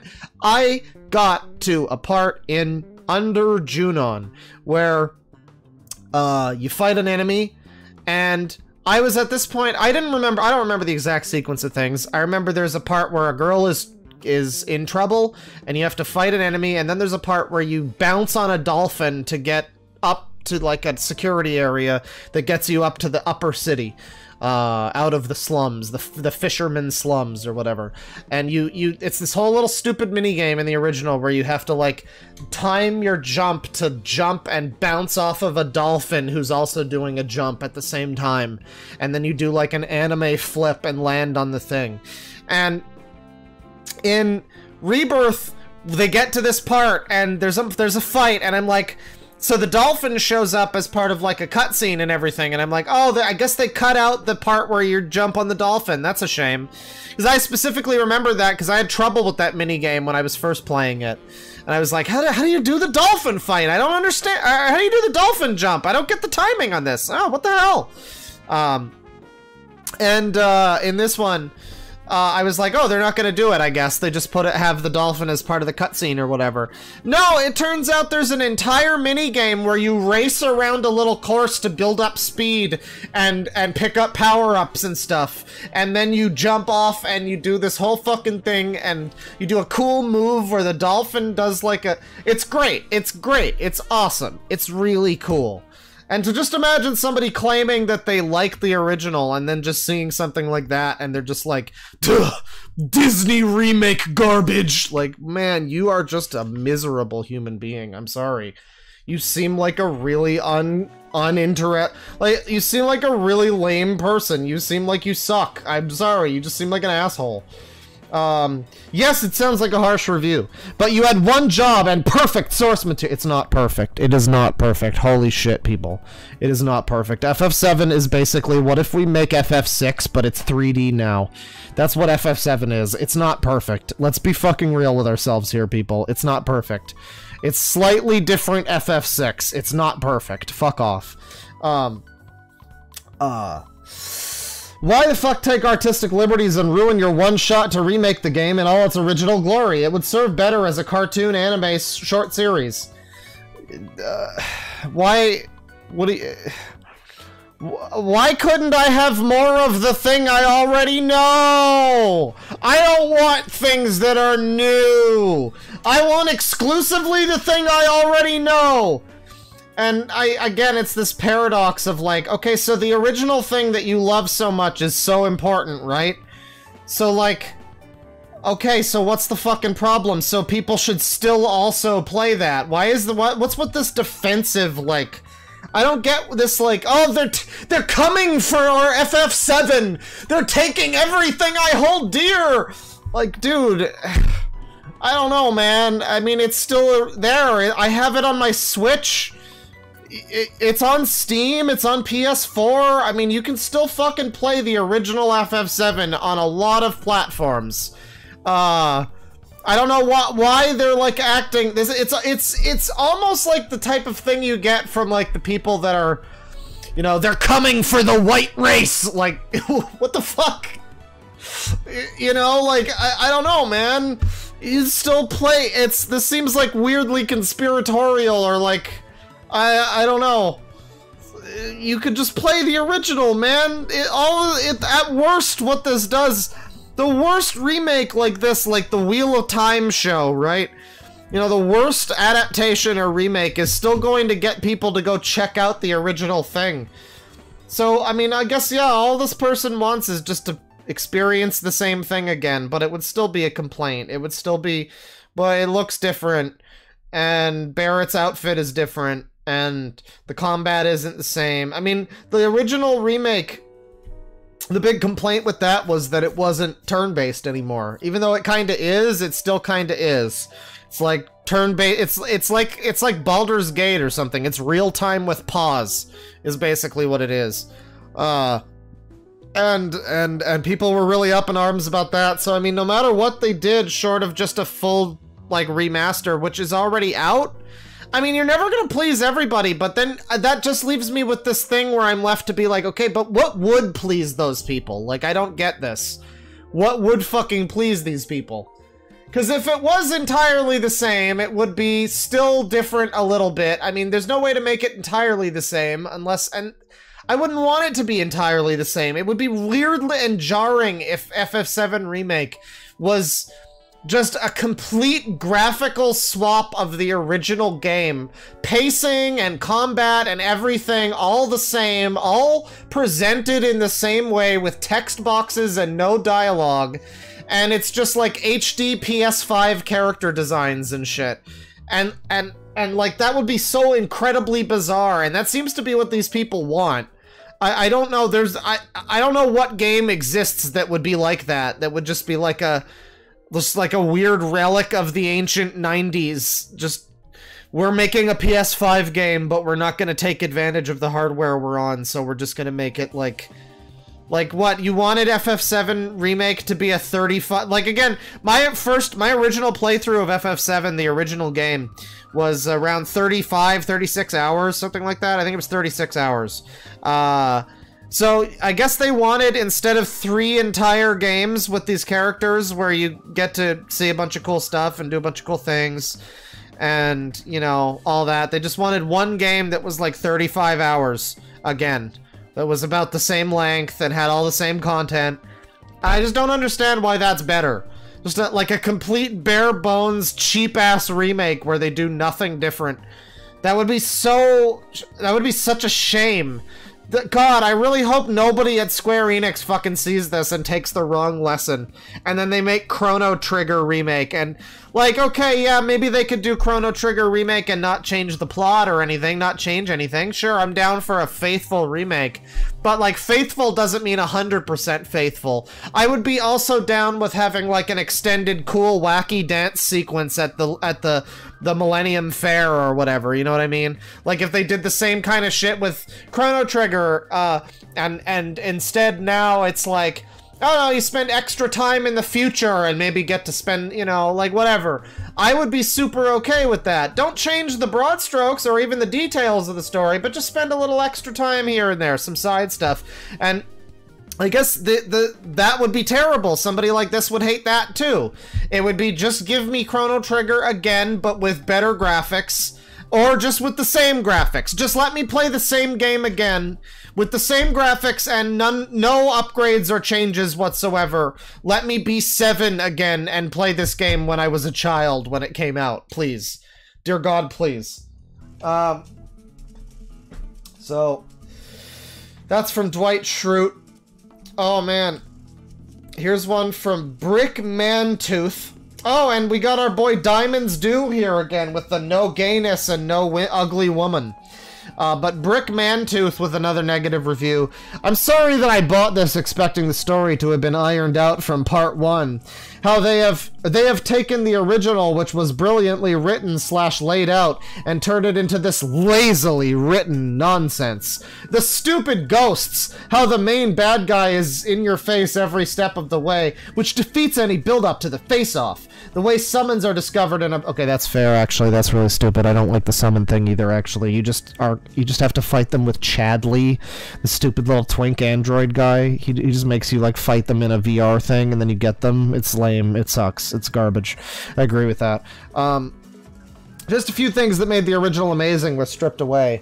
Well, okay, the ghosts are not in the sequel. Again, people literally didn't play this one or even see the ending, I guess, of... What's amazing is, like, these people are so mad, I guess they just didn't even watch the ending of the first one, where they kill the ghosts. I keep saying this. I mean, I guess what the ghosts represent, I guess that's fair. You might just be upset about that, I guess. But, like, they're not in the sequel. They're not in this one. And I've seen, like, 3 reviews so far that have mentioned the fucking plot ghosts. They're not in this one. They just aren't there. Feels like FF is no longer for original fans, but new ages that want over-polluted storylines and needless action scenes, as opposed to a great journey with exciting discovery, ruin something Ken could have been absolutely epic. Ken could have been, you know? So, I mean, it's for new ages that want over-polluted storylines. That's a really funny way of saying they want storylines that have more depth than just text boxes and basic animations can convey to people. I don't know, man. Over-polluted? I mean, it's got more going on. Is that a problem? Is this person slow? Are you simple? Did they hit you with a sloga? Slowaga? Stopga? Whatever? Do you have problems? You're just like, the story is more complicated now, and I don't like that! It feels more like there's real conflicts going on with casualties and war and lore and backstory, and I'm gonna be honest, one of the things I love about Rebirth, I guess in the original they mention at some point, probably, that there's like a republic, that Shinra apparently fought a war with, like, the Republic, and I guess Shinra beat the Republic, and now they're like the leaders of the world or whatever, corporate government leaders of the world. And yeah, I mean, I vaguely remember that. I remember they took over something, but I don't remember. There's so much shit in Rebirth that's like, it's Republic ruins. Oh, this is a wreck from the Republic days. Oh yeah, we're veterans. We fought Shinra in the Republic War. And I'm like, wow, there's like more going on. I didn't realize that, I don't know, stuff that might have been there. Maybe I'm too stupid for the fucking original game, but I feel like maybe it's nice to have things just a little more I don't know, laid out a little more clearly. It's nice to have subtleties too, but there's subtleties here as well. There's moments though where it'll be like way too obvious what they're getting at, like, you know, a character with a lot of grief being told to carry that weight, and then it shows a shot of their weapon that is very heavy that they carry with them, and it's like, oh, I get it, he's gonna carry that grief, it's because the weapon, and then Cloud holds the weapon, and it's like, I'll help you with it, it's like, oh, because he's gonna help you carry the weight of the grief, because it's friendship, I get it, that's such good storytelling, dude. Or there's one part where somebody says, the planet's dying, and there's like a flower that, like a petal blows off of the flower, and I'm like, I'm out loud, I'm like, symbolism, the illest. Yeah, so I mean, there's that, there's moments like that. I mean, that's a little dumb, but you know, there's a lot of parts that are pretty good though. And come on, guys, no ugly woman, no gayness, and no talk about your color. Let's focus on what's important here, people. Come on.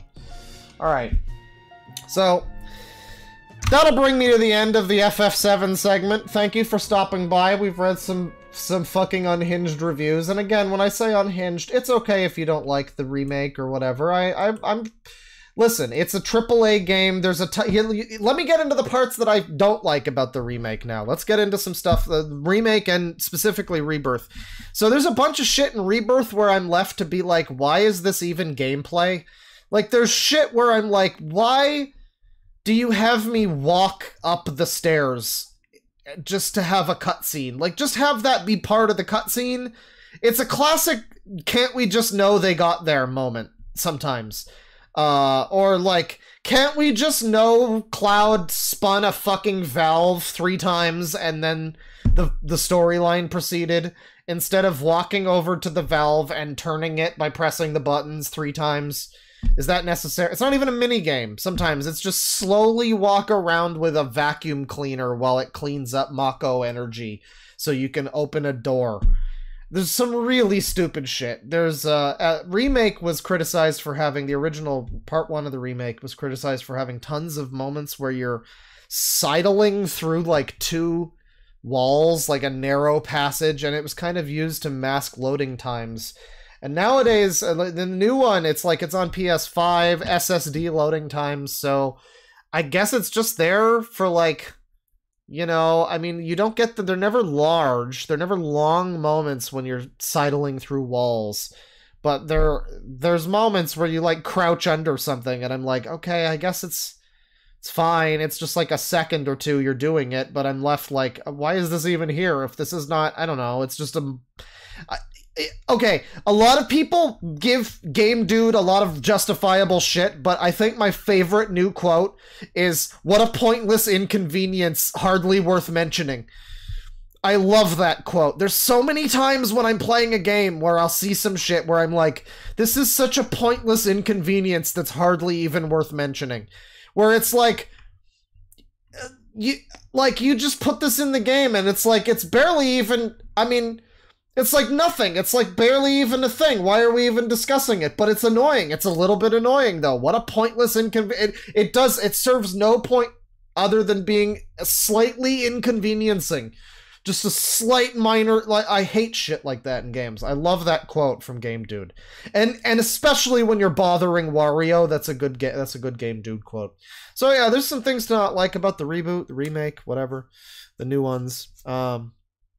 I certainly, again, I will definitely argue with anybody who wants to complain about story changes, though. I will. I'm sorry. You're defending the fucking timeline where Crisis Core happened. Fuck off. You're an idiot.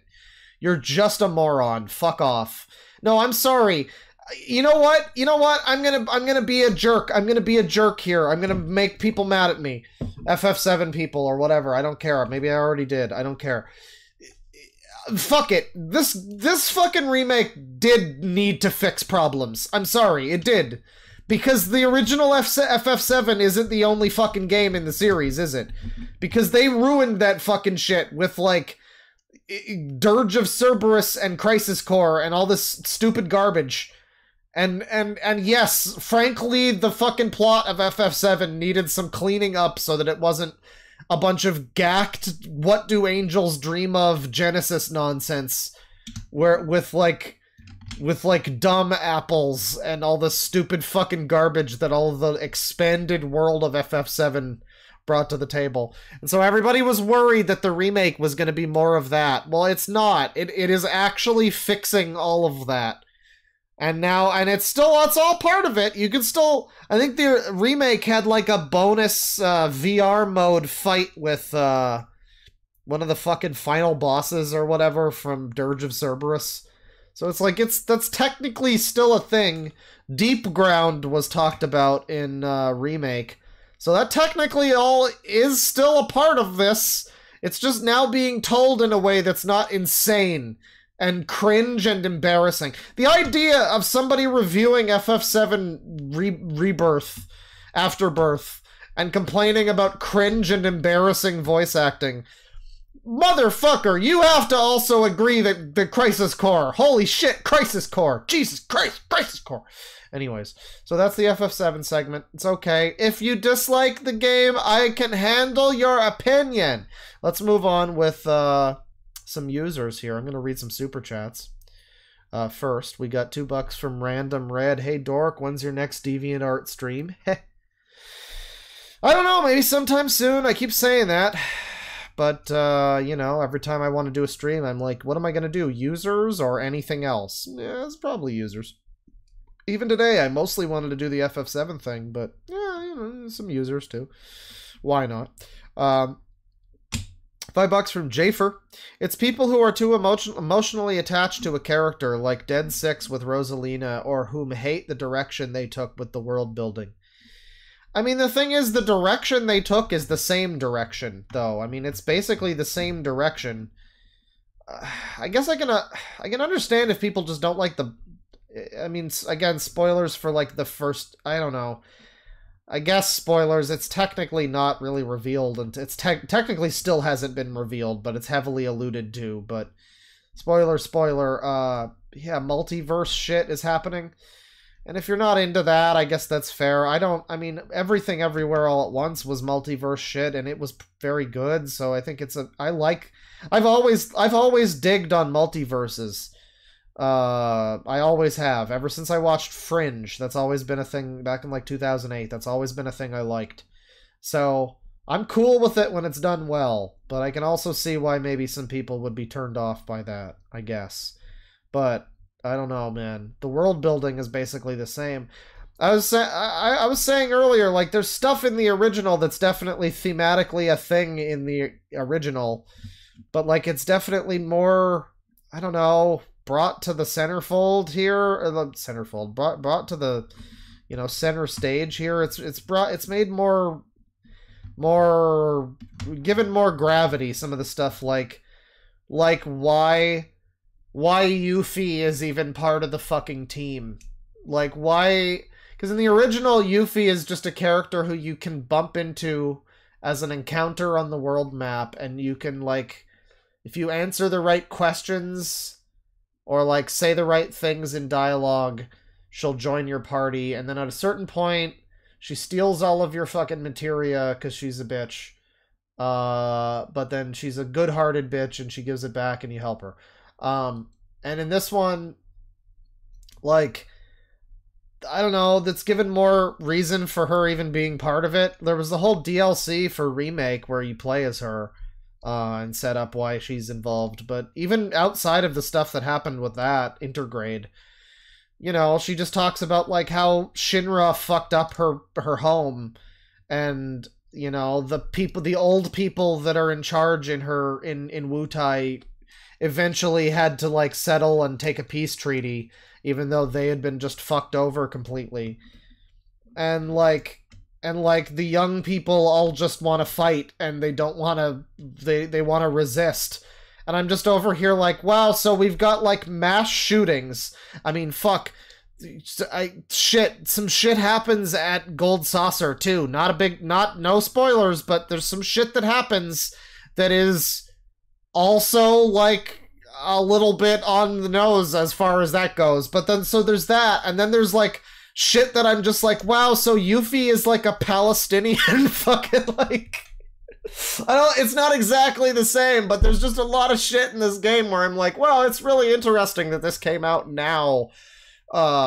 This game about evil corporate hegemonies and political insurgency and extremism and like it's a great thing to come back to come back into the mainstream now. And yeah, no, it's again, it's a lot of that is in the original, but it's I don't know, it's got a lot more like, wow, I never realized how much I was supposed to take this moment seriously because it all had silly character models in the original. And I mean, I'm not completely downplaying the quality of the original story or anything. It was good. Again, it's a classic for a reason.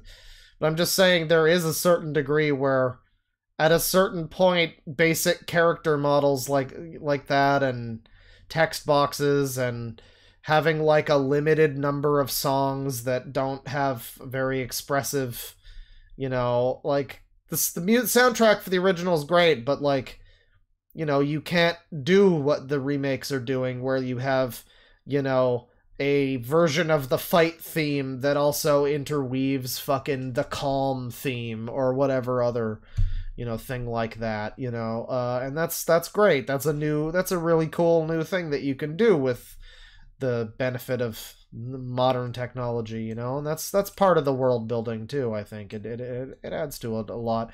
So I mean, yeah, I think it's definitely people attached to the characters in a way, but even then, the characters are done really well.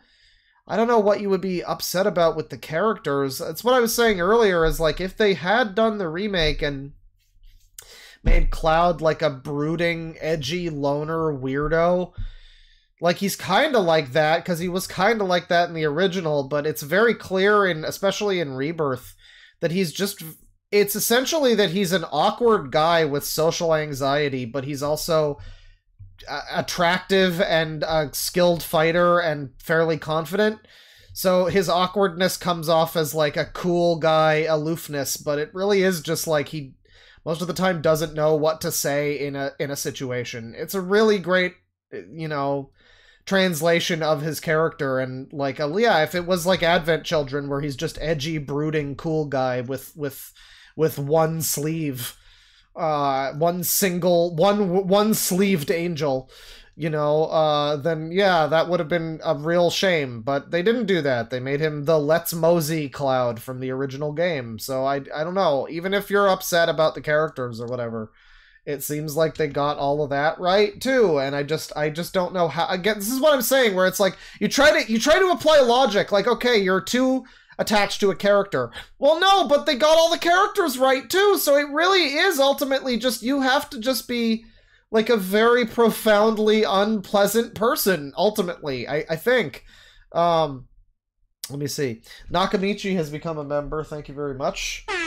You know, your name is Japanese, and that makes me I have to shout out a game. It just came out. It's called Shashingo. It's on Steam. It is a game where you walk around in a little Japanese neighborhood, and you take pictures of things, and then the pictures help you learn Japanese. And it's just really cozy and chill, and has got some nice tunes, and it rains sometimes while you're walking around, and you do a find mode where it'll be like, Mikan! And then you go and find an orange. And sadly, a lot of the words are just like, toilet paper!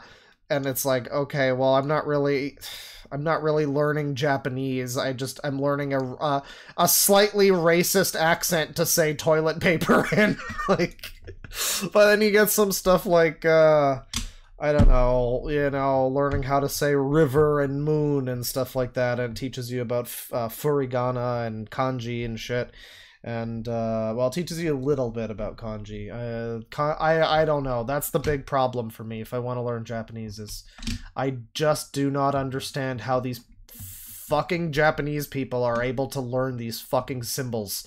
These bizarre hieroglyphs, they all basically look the same. They all just look like a tiny little house with like some squiggly lines and a square or two. That's what they all look like, that. Okay, not all of them. Sometimes it'll be just a box and or just a squiggly line or two. but usually it'll be like all of them. It'll be like a box with a little house and squiggly lines, and I'm just like, how do you have a whole language where every character is just a box with some lines and a house? I don't get it. I don't get how every kanji is just a fucking house. They're all the fucking same. I don't understand. And yes, you can slightly take that quote out of context to say, these Japanese people, ... they all look the same. You can, you can definitely take that quote slightly out of context like that. But I advise that you don't. It would be unbecoming. $2 from Jotaku. Nomura is a creative director in Rebirth. I mean, okay, like I'm saying, like, okay, if he's involved, I don't know, everything that anybody's ever complained about him doing in other games creatively and writing-wise is not stuff I'm seeing in Remake and Rebirth. So, like, I have to give him some credit, I guess. Like, if he's involved, maybe he's finally learned to fucking chill. I don't know. He's like an M. Night Shyamalan type of character in the game industry, where it's like, can this fucking guy just settle down with his ridiculous stories where half the cast isn't real, and like there's like time travel and but one character is time traveling concurrently with the plot that's happening in real time. Like weird, just insane, like esoteric Japanese shit that doesn't make sense. You know what I mean? Like Tetsuya Nomura is known for that, and that's like his main thing. That and belts. And fucking... and there's like, okay, yeah, there's plot ghosts, but fuck, that is like the most egregious thing, and it's explained in a way that once you play it, it makes sense. I don't know. It's like, it's the most reasonable that he's ever been. If maybe he's finally managed to not be insane. Good for him. Frankly, I'm down for a glow up for Nomura. I'm all for that. If he's, you know, good for him. 222 from Silly Palm. Production company name suggestion, Skibbity Weenix. I'm loving the name. I'm loving the term Skibbity right now. I know it's like the funny meme, and we shouldn't support... I as a boomer, as a cynical boomer, should not support the word Skibbity. But there's a lot of moments throughout FF7 Rebirth where there'll be like a battle and there'll be some music that kicks in, and I'm just like, oh, this is some fucking Skibbity jazz right here. Like, oh, listen to that Skibbity guitar right there. I don't know, it's just a great... I'm really enjoying the word Skibbity. It's great. It's like the suffix maxing. Just adding, like, I've been Skibbity maxing pretty hard lately. That's what I'm... That, you know what, that quote is worse than the one that's out of context is racist. Don't take the in-context quote of me saying I've been Skibbity maxing hard lately. Don't take that one in context, please. That one makes me sound bad. $2 from Crispy Hansen.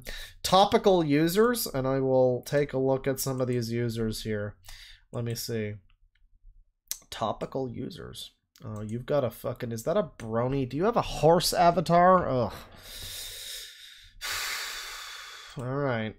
Alright. Well, maybe you're not a complete degenerate. Maybe... Hang on. Take that. Go over here. Watch this. And... Paste. Paste it and go, my friend. Paste it and go. Alright, what is this? What is this? Is this fucking Baked Alaska? What?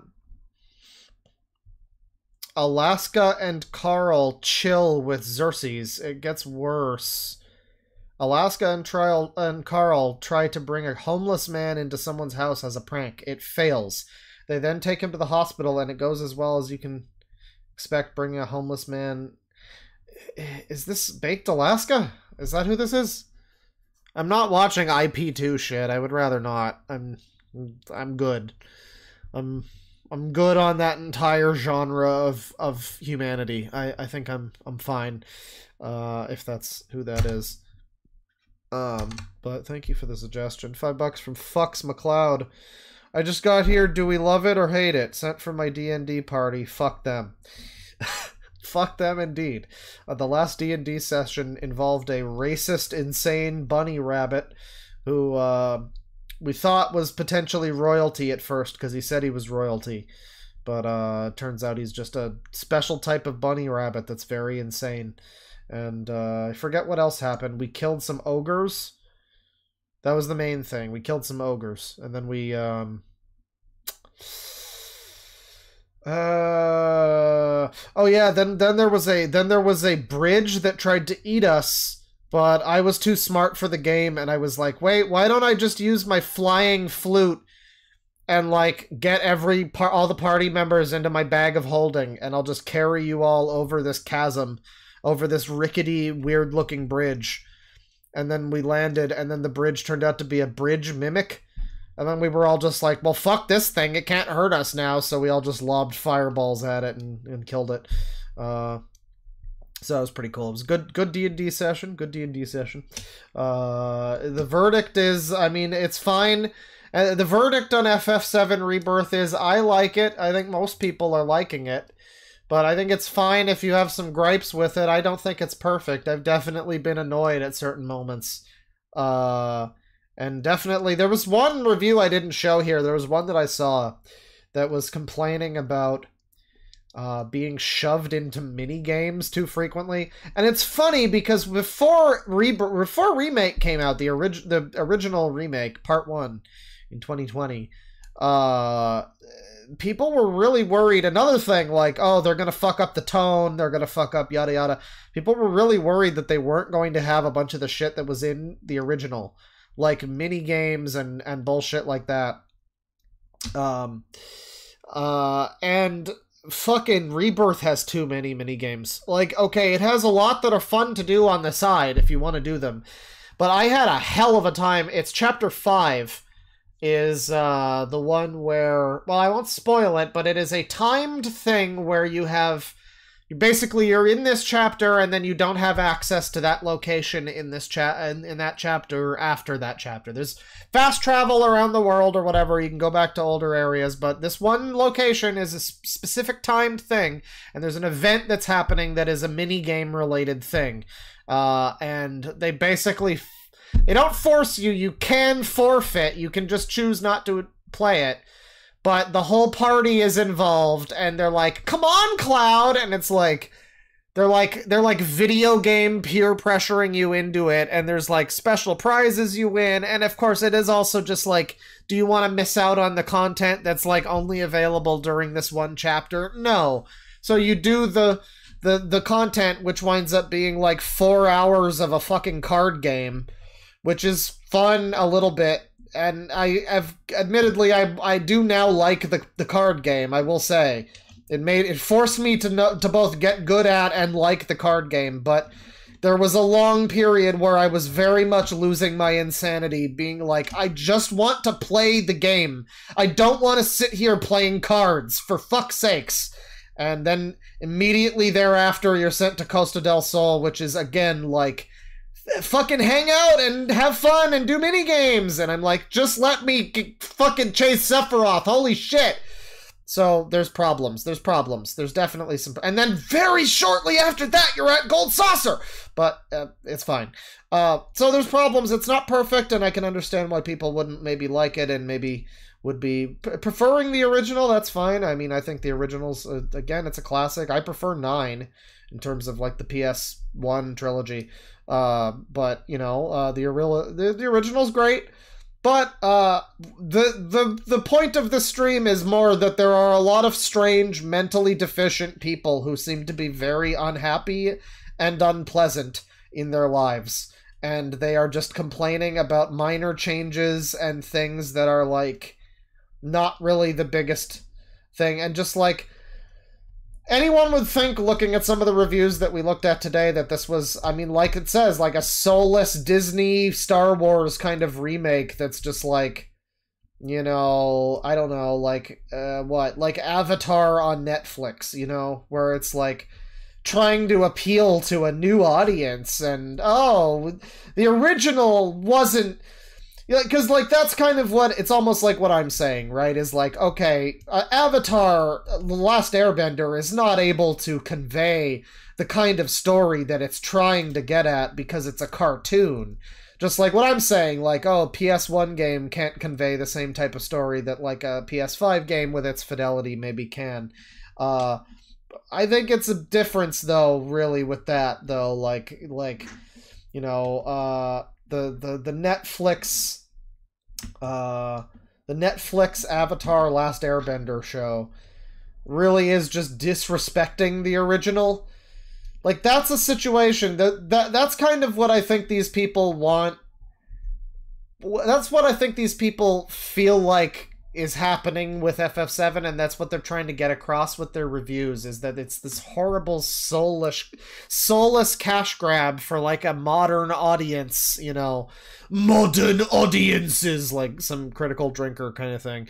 I'm sure it's woke too, but, like, well, sorry, no, it's not woke. There's no ugly woman or gayness. There's no gayness in FF7 Rebirth, by the way. I just want to point out, I didn't point it out earlier, FF7 Rebirth is absolutely the most gay that Final Fantasy has probably ever been. There is a part where Sephiroth refers to Cloud as such a puppy in, like, a fond voice. There's a lot of moments that are very, very steeped in gayness, as George Costanza would put it. So don't tell me that there's no gayness, but yeah, no, it's not woke at the very least. There's no gayness or ugly woman, and no talk about your color. But, you know, people writing those reviews, they seem to want, I guess, the reader to come away with the impression that it is like an Avatar, The Last Airbender, Netflix kind of scenario of, like, completely missed the point. Like, that's what you get out of those reviews. Like, it completely missed the point, and it gets the tone wrong, and it, you know, it's dumbing down the blah blah blah, and it's like, yeah, with this thing where it's like the original, with the Netflix show that's saying that the original isn't good enough and we need to make it more like Game of Thrones to make it good now. Yeah, that's disrespecting the original. With this one that's basically redoing the original, but, like, slightly rearranging some of the scenes, and all of the tone is the same and everything. Like, I just don't think it is that way. I don't know. I'm back on the reviews again. We're gonna get to users. We are gonna get to users, but it's just, man, that's what I mean when I say mentally deficient. To once again summarize the fucking title of the stream, it's people that, I mean, literally, they must not have even played it. I don't know. They must have either, and if they did, I feel really bad for them. Like, it's one thing if it's just, okay, you see it come out and you are 12 and you just are like, this looks stupid and plot ghosts, and it's like, you don't know what's happening and you don't know the plot and you haven't played it, and alright, fine, I've done that before too, sure. But if it's people that actually played this one and they're still complaining about some of this shit, it's like, wow, I really feel sorry for you. You are just a miserable person. Just this wonderful game that's got all this creativity pouring out of every fucking part of it, and you're just like this shell, this husk of a sad human being, just complaining about plot ghosts or something. Like, good God, what a shame of a human. $10 from Small Asian. When is the birdseed eating stream I was promised? Oh, I mean, it'll probably happen. That plus, like, other, I don't know, fish food and stuff, you know, random pet food, assorted pet food. Maybe I'll eat a mouse, I don't know. Autistic Wolf, member for 7 months. Thank you very much. As a sex offender, I'm quite surprised by this. He's a molester. He's a child molester. No, what you saw was cringe. Thank you. I speak Japanese, and you're probably thinking of Chinese. Japanese consists of 2 alphabets with 46 letters. They do use Chinese characters due to homonyms. Well, yeah, but they use kanji. What is this gaslighting? Like, they don't use kanji in Japan. What are you talking about? Yeah, I know about hiragana and katakana. Those ones are fine. Those are easy. Those I never learned katakana, but I did at one point memorize all the hiragana at least. Those are easy enough. The fucking kanji though, I mean yeah, he says super chats. That's what most Japanese looks like. So, see the one in the middle? Okay, you see the one in the middle? Okay, you sent me like 5 hiragana in a row, and then there's one that's like a fucked up skibbity looking fucking like temple with a bunch of sticks, and it looks like a samurai armor or something. Like, dude, that's what I'm talking about. What the fuck is that? That is a kanji. That's what I'm saying. Your whole entire message is hiragana and then a single kanji. That's what I'm talking about. It's insanity. It's just they all look like that. They all look like that. The hiragana is fine. I have no problem with that. If the whole language was that, it wouldn't be a fucking problem. But I'm not gonna be able to play Yakuza Kenzan without knowing some fucking kanji, goddammit. Motherfucker. Skibbity bullshit that I put up with from the super chatters sometimes. God damn it. $2 from Autistic Wolf. Here's $2. That's it. No request this time. Well, thank you. Another $2 saying what Japanese looks. I know. It's not like this is my first experience looking at Japanese characters before. I'm aware. And it's not all kanji, but when kanji's important and not knowing what the fuck they all are and like... you know what? I need to learn how to do names. That's the big one for me. Is like, because I'll watch like the credits for a Yakuza game and they'll have the names and it's usually, what is it? It's like 4 kanji, right? It'll be like, I guess 2 for the first and 2 for the last name, I guess. And a lot of the time what's weird is a kanji will just be like, it'll be like some insane, incomprehensible fucking thing. And then the actual pronunciation will just be like 2 fucking hiragana together. And it's like, are you fucking kidding me, dude? You needed, like, and sometimes you'll get like 3 kanji back to back and it'll just be like, it'll literally translate to like 3 hiragana. And I'm like, you could have just spelled it in fucking hiragana. Why do we need these insane letters? These fucked up letters that mean nothing. They don't mean nothing. That's the problem. If they meant nothing, it would be so much easier. But unfortunately, they apparently all do mean different things.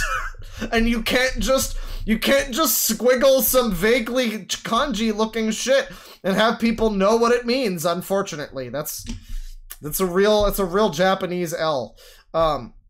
Reverend Cudgel has become a member. Thank you very much. And with that, we're getting into users now, finally. And yeah, I think this is Baked Alaska. Yeah, this is like IRL streamer fucking Baked Alaska stuff. I think I'm good on that. I don't think I need that in my life currently. But maybe at some point, potentially, we might do like a dive into that sort of thing at some point. Let me see here. What do I have saved? Oh, I have this. Somebody sent this one last time. Oh, this looks good. Oh, this looks good. For those of you, and I know some of you have been sitting around waiting for me to stop yapping about stupid nerd bullshit. Well, I don't know why you're even on this channel, frankly, because, I mean, frankly, I'll just do more of that and piss you off until you leave. But, we're finally done with the Final Fantasy, and we're here now. You know, Final Fantasy, though, this is a great segue. Final Fantasy VII, specifically, is a game that's known for its fantastic music, no pun intended, fantastic music, really great soundtrack, really excellent stuff, and Rebirth, in particular, has some really cool music. There's a part where you fight some enemies who have, like, a hip-hop theme. It's like a remix of the Thief song, that plays in the original game, the but there's like a hip hop version of that one. And so on that note, as just a fun segue there, speaking of hip hop, we have Big Nasty Shrek Archive and his inflation fetish rap. So, you know, we're gonna make Nobuo Uematsu proud here. It's gonna be great. It's gonna be great. I'm sure this is gonna wigwam, it's gonna be great. I'm sure we can we can like we can mash this up along with like One Winged Angel and make it really special. I'm sure we can do it. Let's watch. Wiggity wiggity wah! What's poppin', guys? Big Nasty Shrek here. So I got some great news. I got another rap for you guys. So how about that Ahegao suit? He's got an entire outfit of mind break hentai faces. About inflation, so it might be the cringiest rap of 2019. But check it out. Oh, I'm sure it will. You know I'm all about that cool inflation. When I think about it, it fills me with elation. Inflation is not inherently gay. When you do inflation, there's a lot of ways. There's water and air, blueberry. Okay, I wasn't sure what to expect from this. I kind of assumed it was going to be more closer to I am not a computer, but it seems to be like a meme rap. I like the line, inflation is not inherently gay. Let's go back through this a little bit. Here you go.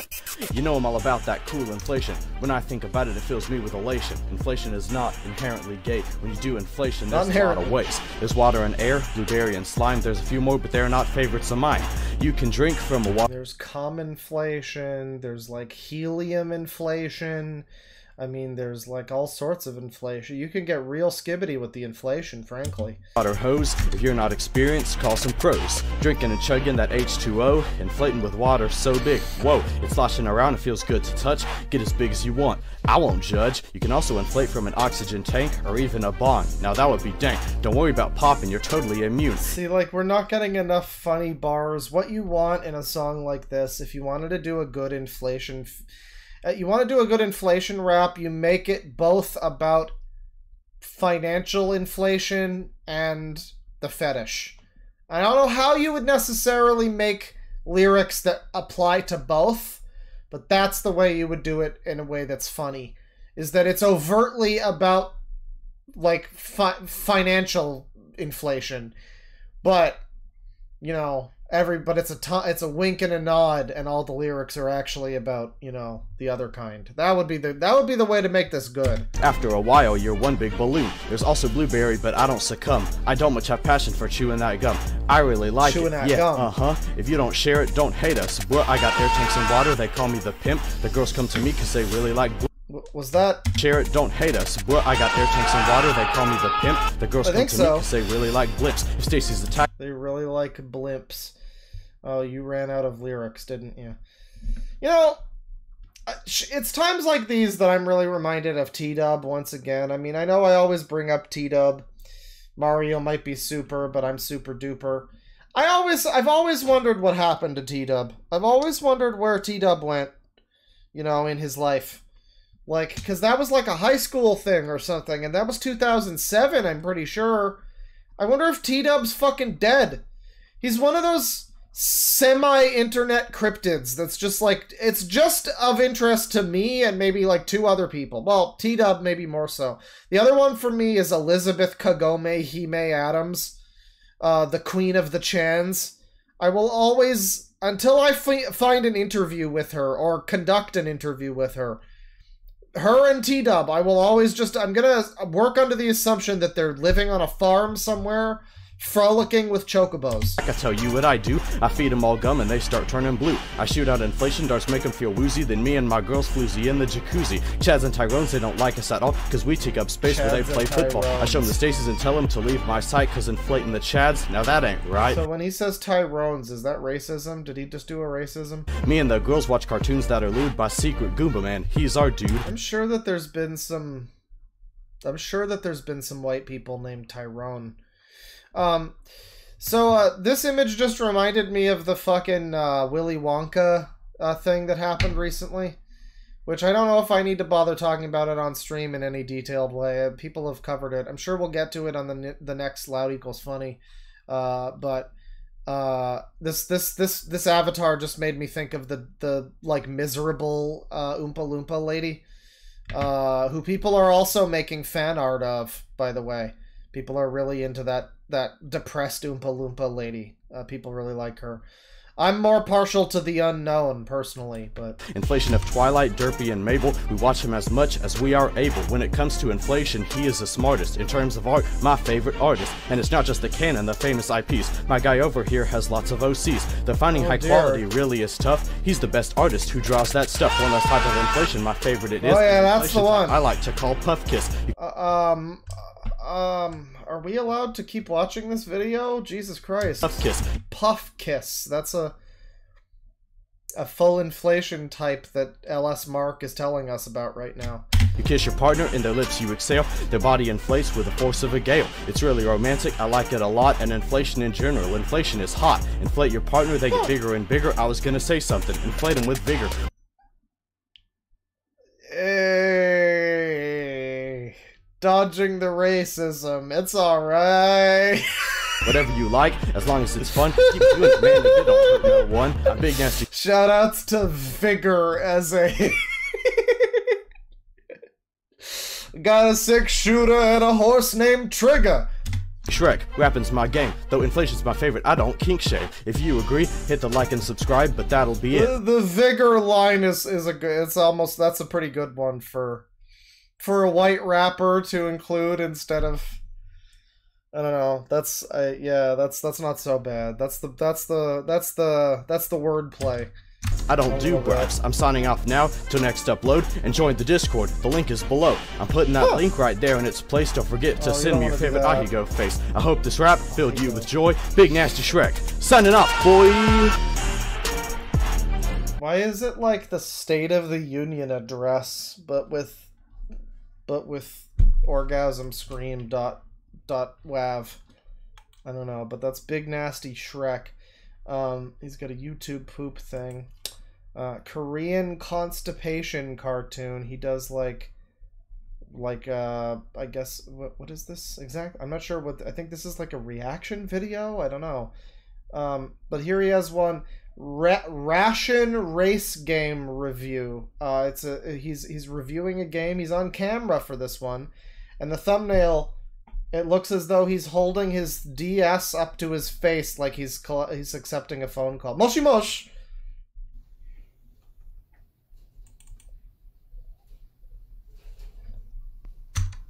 Yes, hello. Oh, he's got that Galaxy DS. Yes, hello.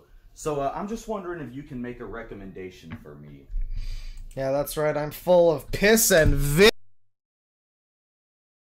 that's always good. It's again the context of things. When you hear people say vinegar and nobody gets in trouble for that, but you remove one syllable and the whole world loses its mind.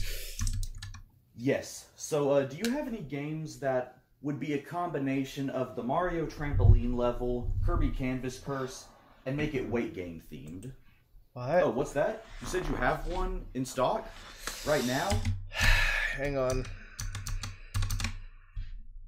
Hang on.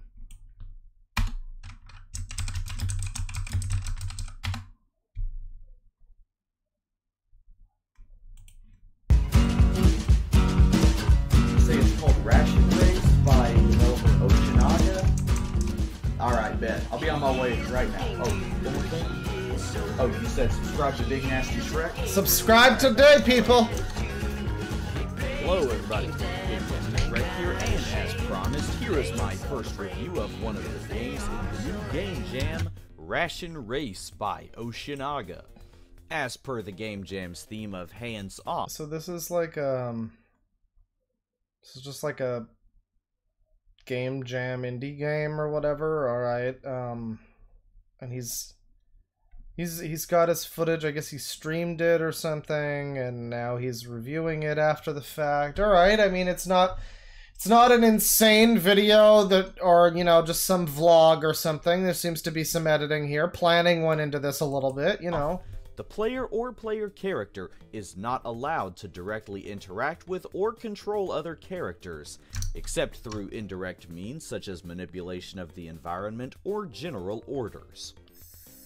How to play the game is rather simple. You draw lines in this little Oh wait, yeah, weight gain themed? Oh.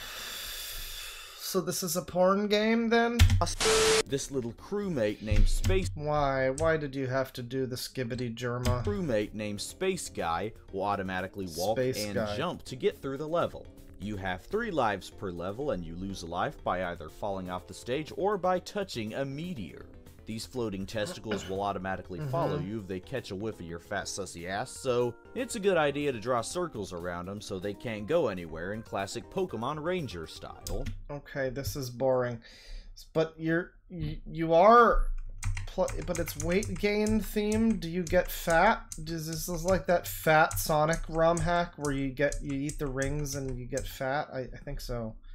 It doesn't look like he's getting fatter though. Alright, well, Big Nasty Shrek, I guess he was trying to be a real YouTube channel. I don't know why he deleted his content. I'm not sure. Could be any reason from finally realized this sort of, you know, the inflation fetish thing was embarrassing, among other things. Oh, guys, guess what? He's a plush tuber, Hello, too. everybody. Big Nasty Shrek here, and today I got something in the mail Is that a... today, and Wait a minute, that hat. once again, it is not D's nuts. By this point, you can probably I don't think it's Jeffy. It's Skippy, though. already guess Not that Skippy. It's, I guess the kangaroo is named Skippy.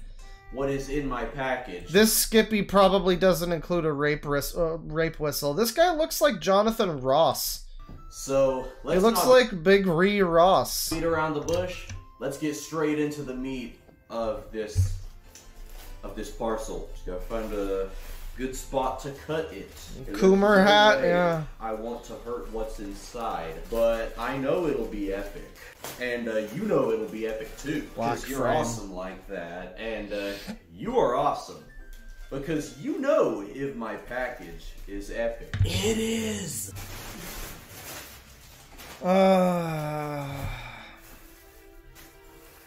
Oh god, oh my god, it looks like the fucking sex doll version of Sally Acorn that guy made. Alright. But like tiny and weirdly thick, I guess. Damn, Daniel! Don't do that to him.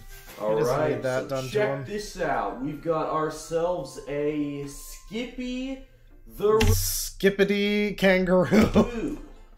Here it is. It's the Australian kangaroo software engineer named Skippy, who can also hold her own in an MMA tournament. She's very kind, and she loves to hug. And she's a little bit bloated because it is currently her time of the month. And hold her friends in her pouch. So awesome. I actually bought this toy from an Etsy seller once again, whom I will link in the description. And the original drawing Etsy seller, give me your strongest tchotchkes. is by my friend Parker, who will also be in the description. Wait, so your friend... I mean, I guess for like a custom plushie made by someone, it's not a terrible plushie. It's just clearly made by someone who wants to fuck this character. It's also... if this is the art that was used as a reference, I mean, why does she have more of a gunt going on in the fucking... She's got both more gunt and more, like, titty cleavage going on. In the plushie than the real thing. They also didn't give her, like, a snout. They fucked up on her face pretty hard. Because you can see she's got, like, a long snout, and then here she looks like a pug. Description. Not the best. They aren't sending their best. Taking a look at the toy, as you can see, she's got a fang on. Why is this she side. built like your She is mom? Aw, damn. Incredibly thick. She is. Which is amazing. That's She's got a lovely amazing. tail. She's pudgy too. She's got breasts, which is amazing. She has 3 thick, very smooth arcs of hair. Wow. And she is incredibly soft, not to mention her jacket is removable. Now, realistically, why the heck would you take off a jacket? It's freezing in this weather.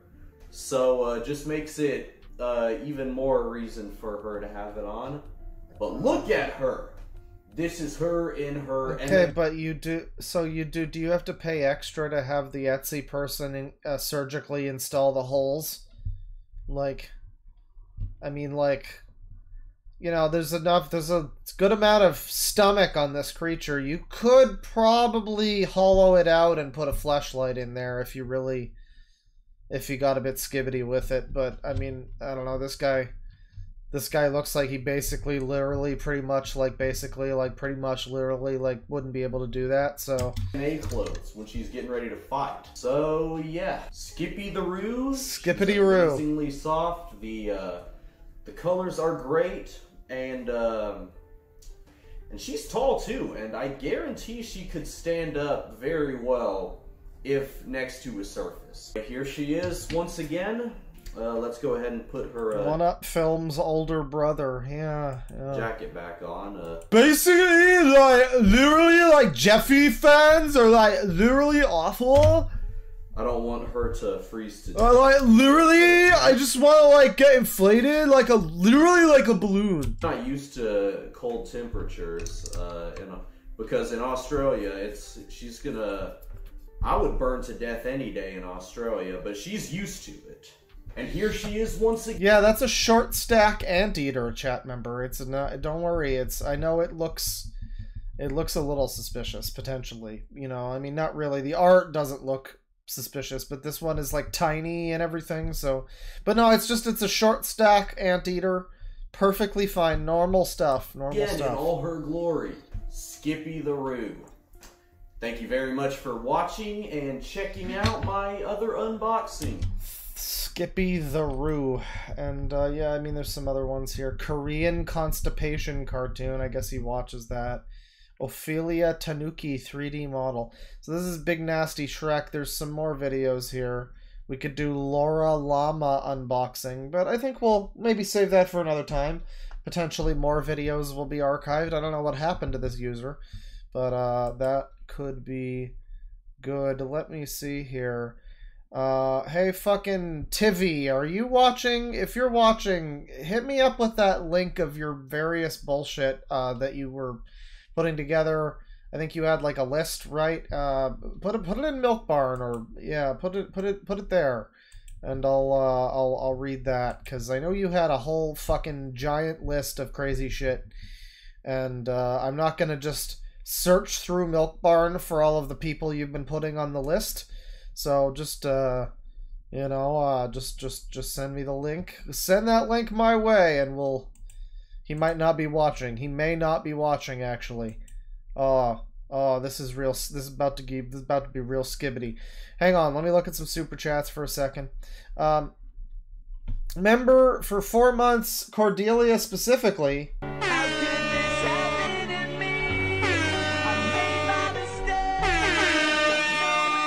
Thank you.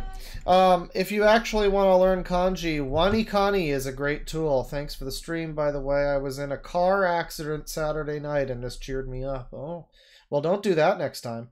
Sorry to hear that. I hope that you can, you know, rebound from it. You can be rebirthed anew, better than before. Replacing the original and, you know, better, more modern. Wanikani, I'm not familiar with that. I have an app called Kanji Study, which is supposed to help you learn, you know, grade 1, grade 2, whatever, like, but I don't know, man. I know that I ultimately have to, that there's gonna be parts that are studying that are kind of boring, you know, but like, man, I would love to avoid the parts that are just, okay, now read the children's book, like, I don't want to read children's books and fucking basic bullshit and like children's fucking, I don't know. I want to run before I can walk. I want to learn about how to speak in medical terminology in Japanese for some reason. That's what I want. I want the really complicated words that have like 48 different syllables. I want those. That's what I want. I want to learn those. That sounds fun. I don't want to learn about like kanji. That's gay. I don't want to learn about the kanji for moon. Fuck that. I don't care. It's boring. I want to go to the fireworks factory. Sonic Lol Productions has been a member for 5 months. Thank you very much. Take me down to the consumer city. Well, that just sounds like a you know, an electronics store, or a what is the name for it? I believe it's Denki-ya. Yeah, for the rest of the stream, if I point things out like Dora the Explorer that are in Japanese, that I know in Japanese, then just don't worry about that. But I am extensively trained in how to say Medo Cafe now. Well, technically it's cafe, because the F doesn't exist in fucking Japan for some reason. It's like a weird hard H, I guess. It's very strange. $5 from Alan Sampson. Given any thought to doing a D&D/TTRPG stream? Shout out to the racist dwarf cop who tokenized Cymath.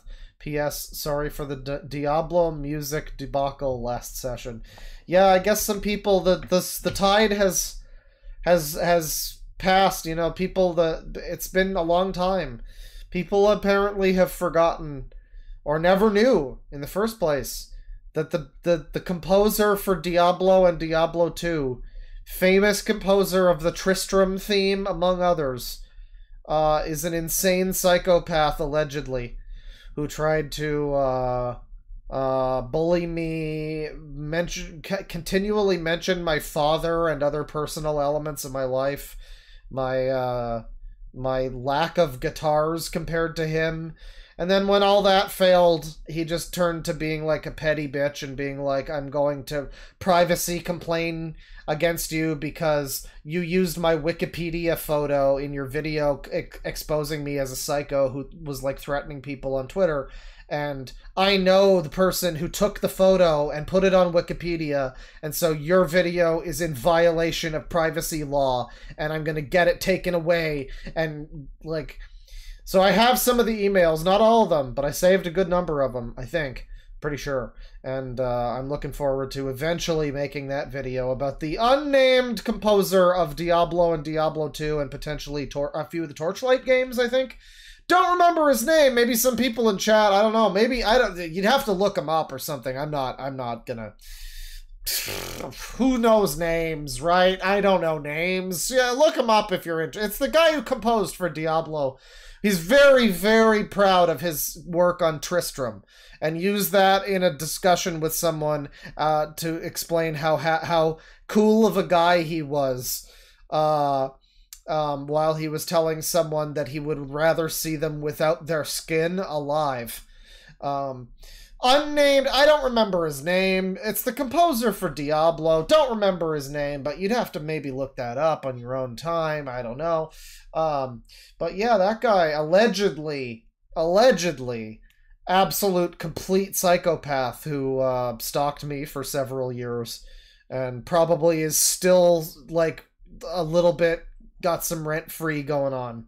A little bit. Looking forward to making that video. That's the one. I've said before that, like, man, you know, there's some times where I'm like, I guess I let Burger Andy win. He took down my video, and I'm not bothering to put that shit back up, you know, whatever. But man, no, I just don't want to let that weirdo win. No, that's my scenario where it's like I've been abused by someone in a position of power, and I need people to hear about my experience being abused by someone who is a famous individual in an industry. I need people to listen to my experience. It's just that what started this was him being insane about Trump, like anti-Trump, and me pointing out that he was being insane about Trump. So inherently that makes people think that I'm pro-Trump, which is what made him hate me too and want me dead. Which isn't. It's just I saw it isn't true necessarily. It's just that I saw somebody saying that he wanted people to be skinned alive and, you know, reacted accordingly. But inherently, I guess the rundown of it, you know, I mean, I mentioned all of that without even mentioning that it was all about politics. But yeah, it was, of course, just the worst version of Trump derangement syndrome you've ever seen in your entire life. Unbelievable. And so some people might not want to talk about that angle of my abuse that happened at the hands of this famous figure. But I will not remain silent. I will not remain silent. My voice will be heard. My voice will be heard. As for your question, I mean, I think I said before, somebody said I should do a stream of the TTRPG stuff. I think that would be fun, but I think that would be down to our DM and the other players. If they're willing to be on stream during that, I'd be happy to. I think what would be better would be, you know, rather than going into the campaign that we've been doing on Saturdays, or even the Papa Pedro campaign in Cyberpunk, it'd be better to maybe do like a night where we do some one-shot stuff. You know, maybe we all learn how to play. We do like some practice rounds beforehand, and then on stream we all know how to play. We roll our characters real quick, whatever. You know, just have a good time with it. Something like that I think could be pretty fun. But in terms of like visual elements, I mean, it would also come down to like, does our DM feel like putting together, because I don't know if it would be Sleepy or someone else maybe, whoever they want, whoever it is, do they feel like putting together a bunch of visual shit for the stream to look at while, you know, we're all playing? Because, you know, I don't mind just sitting there watching the Discord call, you know, and clicking in there to do my rolls or whatever. But, you know, for people watching the stream, they might prefer to have, like, more maps and stuff, character token shit. We've been doing it over GIMP, just like, you know, image editing software, and it's been pretty good. It's been, you know, I'll set someone on fire, and he'll just draw some red scribbles over an enemy, and it's like, yeah, it's fun. I like it. I like the nature of it. It's kind of makeshift or whatever. But yeah, no, I mean, it would be down to whoever wants to do that. I don't know anything about DMing, so like, I mean, I wouldn't be able to really do that. But yeah, so I think we have our list here. This is from, let me see, thank you. Okay, so Alan found the list that Tivy made, and Tivy says he hasn't updated in a while, and then he says he has a video suggestion that he wants to see, and I remember you mentioning this. It would keep with the review theme of the stream too. You're right. I'll take a look here. And I'll pin your list too, because there was some good stuff on there. Let's see. Oh yeah. It's not too. I thought this was going to be much longer. Because you post so much during the periods where you were posting a bunch of these. You would just, like, it would be a full evening of him just posting hundreds of fucking users that he found. This is only like, I don't know, it's like 20 or something, a little less than that. It's a good number, not too many, it's manageable. It's manageable, but there's the first one here is the one that you mentioned that you wanted to see. And yeah, I remember you mentioning this. This sounded interesting.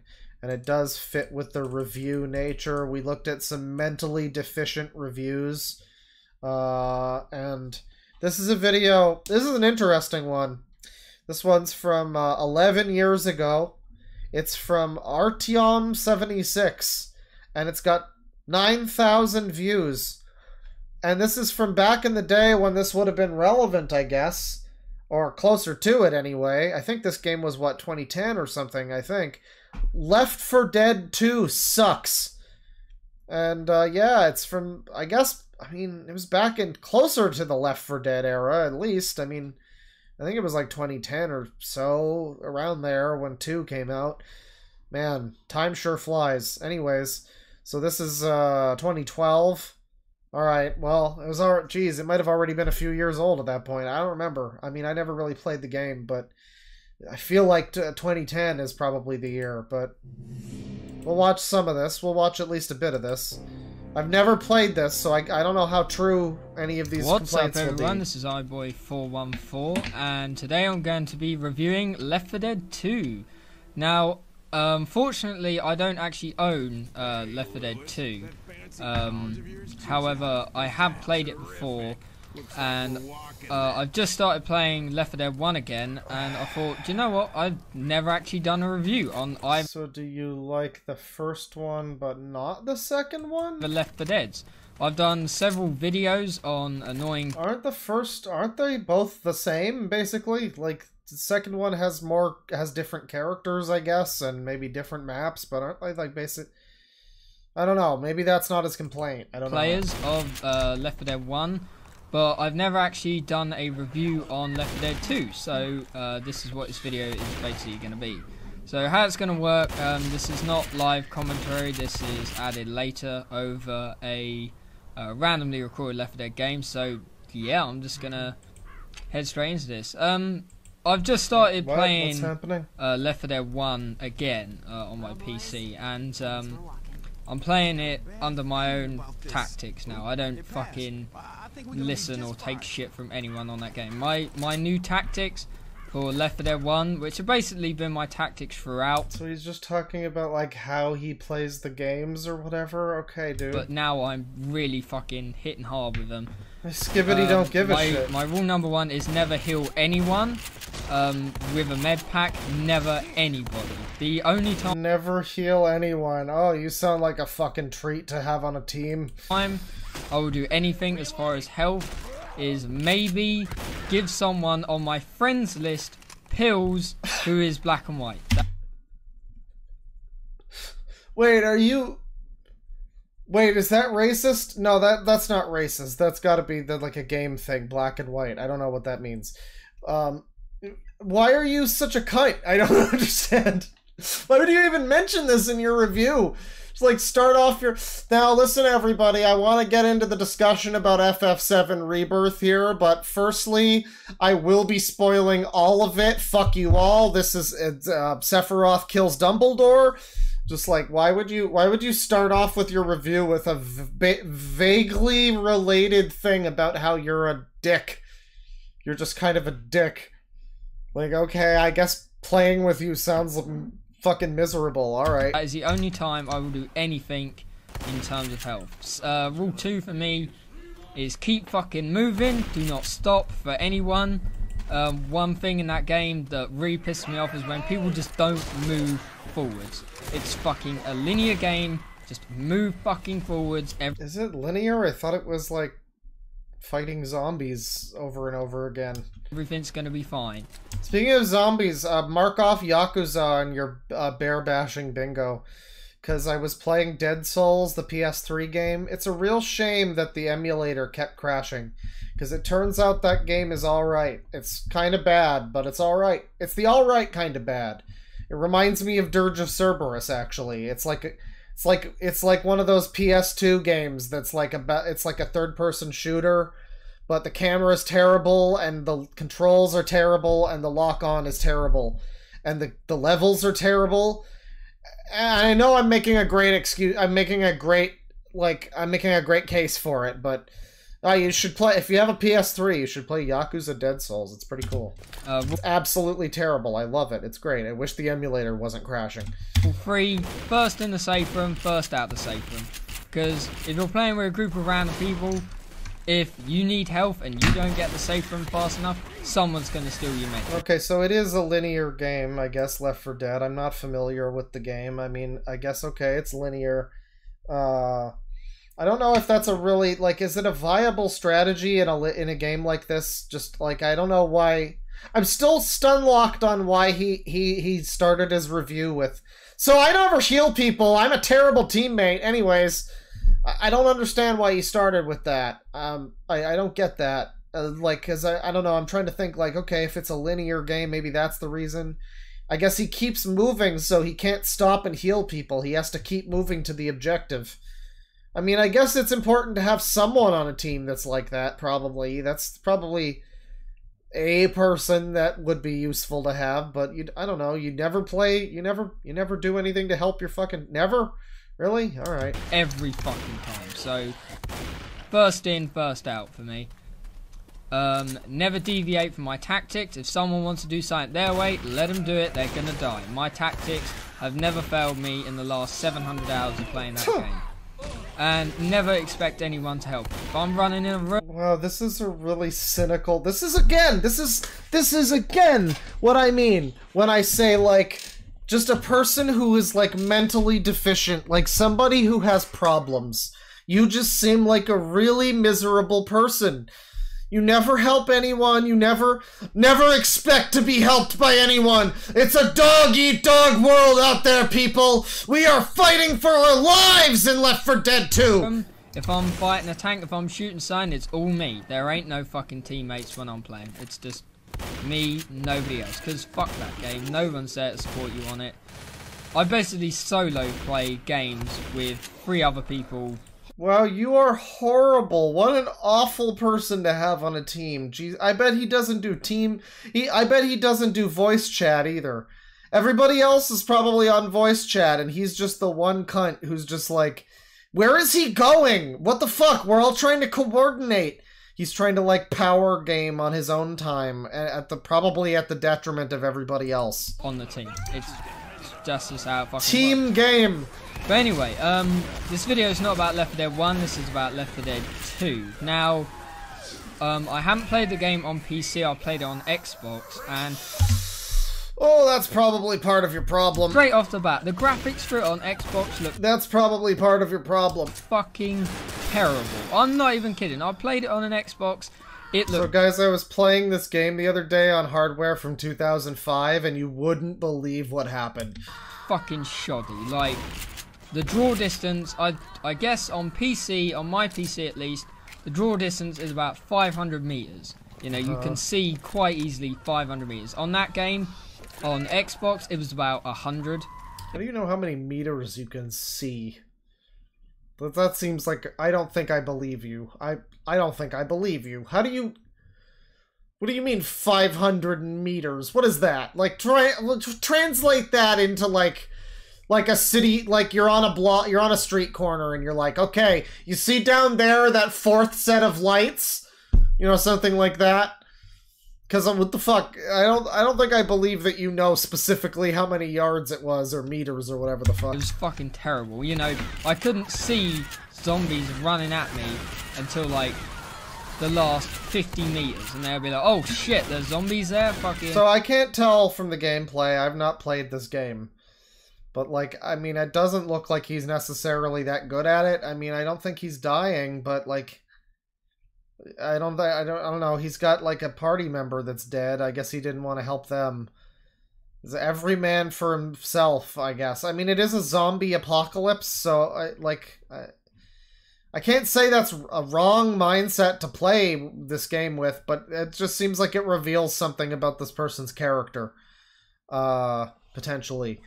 It feels like that's maybe not due to... It feels like they're not doing that because it's a ruthless survival game where every man has to fight for himself. And more just because this guy's, like, depressed and miserable and probably unpleasant. Left 4 Dead 1, you could see for miles. That fucking game had some good graphics. Not Left 4 Dead 2, especially on the Xbox, fucking terrible. I mean, even in the menus, the whole, like, navigating through menus, the drawing looked like it had been done by a 10-year-old. They look really fucking bad. And that really pissed me off. When I was playing it, I played it... Are the menus especially bad on Xbox, maybe? I'm remembering the fucking Xbox port of it was the 360 port of Witcher 2. That was probably the Xbox 360 pushing as hard as it could. I mean, there were games that looked better. Like, I guess maybe GTA 5 was, like, a bit more of a push, even. Fucking Halo 4, but, like, just as a port. The Witcher 2 trying to work on an Xbox 360 was a charming display. They really tried. They really tried. I was with someone on an Xbox, and I was just constantly, the whole way through, it was just like, the graphics suck, the graphics suck. Because they fucking do. But anyway. My first problem with Left 4 Dead 2 are the characters. This definitely... Okay, so maybe he likes the characters more in the first game? I guess that's fair, sure. Definitely stands out for me. For starters, they're not believable. Like, in Left 4 Dead 1, you had a biker, an army veteran, a college girl, and an office worker. You know, just... Okay, what's believable about... It's a zombie game, dude. You know, I mean, like, there's the argument when people are all turn their brain off and they're like, it's a magical laser sword movie, just shut up, none of the story matters, you know, like, okay. that's going a little far, but I mean, it's a zombie game.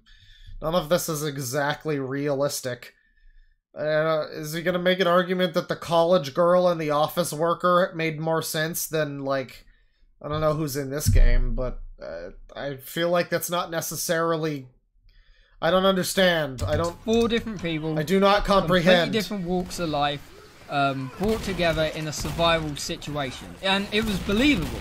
You know, you're not going to have the ideal team in a zombie survival. And this was certainly not the ideal team. Like, there was group conflicts, you know, so the other players are all retards? Francis and Bill would always sort of be arguing. It was a believable situation. Why does he play a multiplayer game if he's, like, I don't... This is what I'm... Like, okay, you can play a multiplayer game and maybe your strategy is just running ahead and focusing on the objective, don't help the teammates. Okay, sure. You play it in, like, a lone wolf way, but you're playing a multiplayer... This guy seems like he doesn't even like multiplayer games. I mean, like, he's like, another player joins and he just calls him a retard, just instantly.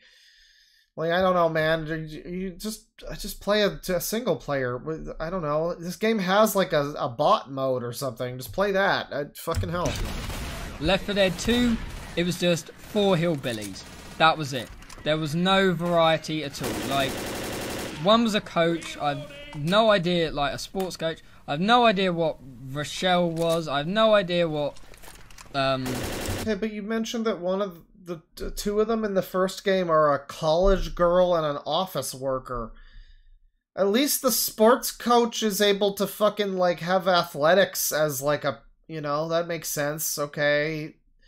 That's like the big black guy, right? Isn't that... That's the coach in 2, I think. I mean, like... At least I mean, okay, I guess he's from what I've seen of him, I think he's kind of out of shape, so maybe not, but... At least there's some training there, you know. He's got that Harry Dubois kind of past. Ellis or the fucking kid was. I don't even know the kid's fucking name. But wait, did he say something racist? What did he say that was racist? I must have missed the racism. He mentioned that they're all hillbillies. I think there's only one hillbilly according to chat, though. It's like there's just the one. Ellis, I think. It was just 4 hillbillies. That was it. You know, there was no believability at all. Also, in Left 4 Dead 1, they were all of different age groups. Like, Bill was, say, 50 to 60, like a veteran. Francis was maybe in his late 30s. Yeah, it is very strange. I like this review because this is essentially somebody... I mean, like... Okay, I don't know much about these games, but I know that they're very similar to one another. It's not like the difference between Final Fantasy 7 and FF7 Remake or Rebirth, where it's like, you know, they've changed some things and the combat's different and yada yada. No, these are like almost the same game. It's like the same basic gameplay, and that's the focus, and... Everything else is kind of just like set dressing, and like I guess the maps might be worse in 2. I don't know, maybe, but it's like more or less the same game. It's not like a huge difference, I don't think. The 40s, yeah, even FF7 and 8 are a bigger jump. Mid-30s, maybe, like sort of middle of a job type thing, and Zoe was like her early 20s. Fucking Left 4 Dead 2, they were all the exact same age. Like, easily within 10 years of each other. Sorry, my voice is fucked. This is your complaint? The characters are too homogeneously aged, I guess. Alright. That is a very strange thing to be upset about, but I guess maybe that's true. Sure, alright. But that really pissed me off, how all the characters were exactly the same. Like, I specifically played Bill in Left 4 Dead 1 because I like that character. In Left 4 Dead 2, it wouldn't fucking bother me which character I play because they're all exactly the same. There is no difference at all. Okay, one other problem with... Is there any difference? I mean, like, mechanically, I don't think... Do each of the characters have any, like, special ability? Because I don't think so. This isn't, like, a hero shooter. This isn't, like, Overwatch. I think they're all just, like, different, you know, skins, basically. So, I mean, they literally don't do anything different, do they? The players I have, you have two black players out of 4. That's 50% of all characters are black. How could they have done this? How could they have done this? There's too many blacks. What the fuck? What the fuck? What the fuck are you doing, Valve? What the fuck is wrong with you? You know, this is why you're not gonna get a 5 out of 5 on my Google review, because there's too much talk about your color, too many ugly women, and gayness. I mean, one of those zombies might have been gay. Like, come on, dude, come on. That is total bullshit. In any fucking film and game, you do not see 50% of all characters black and 50% of all characters white. That. Yeah, no, I mean, yeah, you do just kind of get right into it, huh? Yeah, I guess I like this text, by the way. It's not even noob achievement, it's noob achievement. Maybe it's noob achieve me NT, like the Mega Man NT cartoon, maybe? I don't know. Yeah, I guess this is the hypothetical super racist gamer who just, like, hates having any representation in media. You hear a lot about this type of person. Most of the time, that's overblown, but yeah, I guess we found him. There's too many there's just too many blacks in this guy's video game. I guess that's the main reason he hates it. I guess. I think he's probably too much of a bitch to say it, but that's probably one of the main reasons that he doesn't like the game. Has never ever happened in a fucking film or game before. Why the fuck is it in Left 4 Dead 2? Okay? Like, Left 4 Dead 1, there was one black guy, and it was fine, alright? You know, amazing. You know, you have your one token black guy. Fair enough. You don't need fucking 2, and that, especially... You don't need 2! We had the token one! You don't need 2! Ugh! Stinky! Ew! Poopy! Ew! No thank you! None of that for me, thanks! If it's gonna make 50% of all the players black, that's just stupid.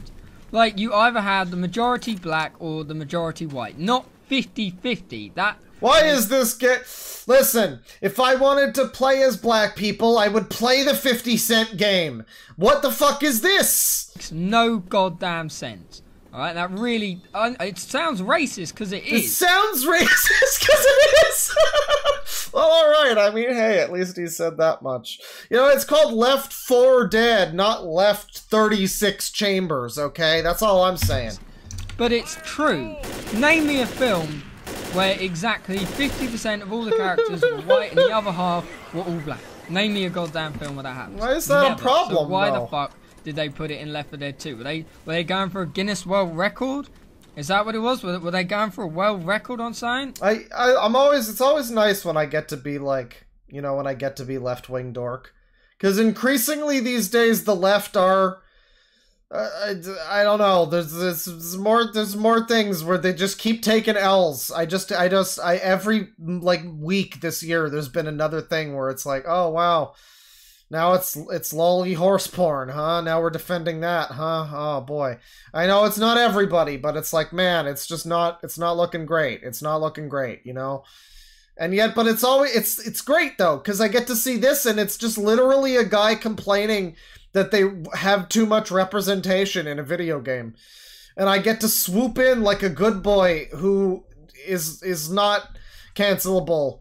And I get to say, listen up, chud, right-wing chud racist. That's no good. That's no good. Listen, the bridge is over there. You're not even on the bridge. Save the racism, gamer. Just save it. Just save it. Fuck. Okay, number 2 for problems. Yeah, we need it sounds racist because it is. That might be a good sound. That's a very potential soundboard candidate, yes. With Left 4 Dead 2. The specials. This Stand down, chud! Infuriates me. Like, they had 3 specials in the first one, and they were perfect. You know, they were all individually made, they all did different things, and they were quite a challenge, whichever one you were going up against. Now, in Left 4 Dead 2, instead of adding... Instead of having new specials, you just have the ability to get health from chicken buckets. Alright, no, never mind. New ones and taking away the 3 old ones, which would have been fine. All they did was add 3 extra ones. And it fucked the idea of the specials completely. Like, they should only have added... Yeah, RE5 must have been a real problem for them. Either the Spitter... because that was the only one that did anything different to the other 2, or they should have just taken away the Smoker, the Hunter, and the Boomer, and just added the Charger, the Jockey, and the Spitter. You know, either... Okay, now we're getting... Okay, we're past the racism. This is a big W for this video. I don't know if there's anything else funny that happens. We're getting into, like, the technical details of this fucking game now. Tivy, is it worth continuing on this? Because you got more stuff on your list there. Is there more here? Or should we maybe move on? Because does it get more racist or funny in other ways? I don't know. Have the old 3 or the new 3. Not both in one game. That's fucking Maybe you would like ridiculous. RE5, actually. And the thing that pissed me off, like, what does the Charger do? Oh, he removes we'll keep watching one a bit more. player from the team, takes him away, starts doing damage to him. Oh, that's funny. The Smoker does the exact same thing. What is it the Jockey does? Jumps on an enemy and does individual damage to them. Oh, that's funny. The Hunter does the exact same thing. Why do you need 2? Okay, so I don't know what he's... Oh. The exact same thing. Are there the only zombies 2 in that there were with them? individual They were the are, Boomer I and the guess. They're coming Spitter. in through the- Okay, they were very similar, but instead of the... Are you in a good spot right now, sir? Kind of... I guess the door is right there, but are you just about to get fucking burned alive in this fire of your own making? Spitter actually... Sorry. No, I guess the Boomer not. doing damage, it just attracted zombies to you. The Spitter actually did damage. That's why that should have been the only one that got added new. Or just had... Okay, alright. Yeah, so he's just kind of complaining that there's new features? Maybe they're not the best new features, but, like, I don't know, does it really ruin...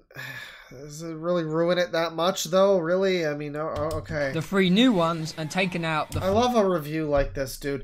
This is what I mean when I'm, like, mentally deficient. Because it's like, it's not even just I don't like the game. It's not just the game is not my kind of thing. I find the writing cringe. I'm racist and I don't like that there's black people in it. Whatever the reason. Well, okay, that is kind of mentally deficient, too. But it's specifically the overall of, like... Just this game, which is like a huge undertaking, a lot of people worked on it, and like, I don't know, I mean, in this case, it is kind of just like a rehash of Left 4 Dead 1 a little bit, but even still, it's like a lot of effort goes in, and then it's just this sort of reductive, this sucks! They changed this! I hate it! It's terrible! 1 out of 10! 0 out of 10! I'd give it a 0 if I could. I can only give it a 1, though. I'm giving it a 1 out of 10! It's terrible! They missed the point entirely! Like, just... Man. 3 old ones. Not put both on top of each other. That's fucking ridiculous. And sometimes in the first game, you have like all 3 specials attack you at once. Are you telling me that in Left 4 Dead 2, they're going to have 6 specials coming at you at once? No! That's goddamn ridiculous, and especially like... Well, maybe they do. I don't know. Did you get that far? I didn't. I don't know. I don't think I've ever played this game, so, I mean, maybe they do. Even if they did randomize it, so 3 random specials could attack you at once, there's a big percentage that... Look at, you look at this great team play. Look at this team play you're seeing here, everybody. You see how... So, like, this guy's also not super close, but these 2 are right next to each other. You know, back up like it's a team video game.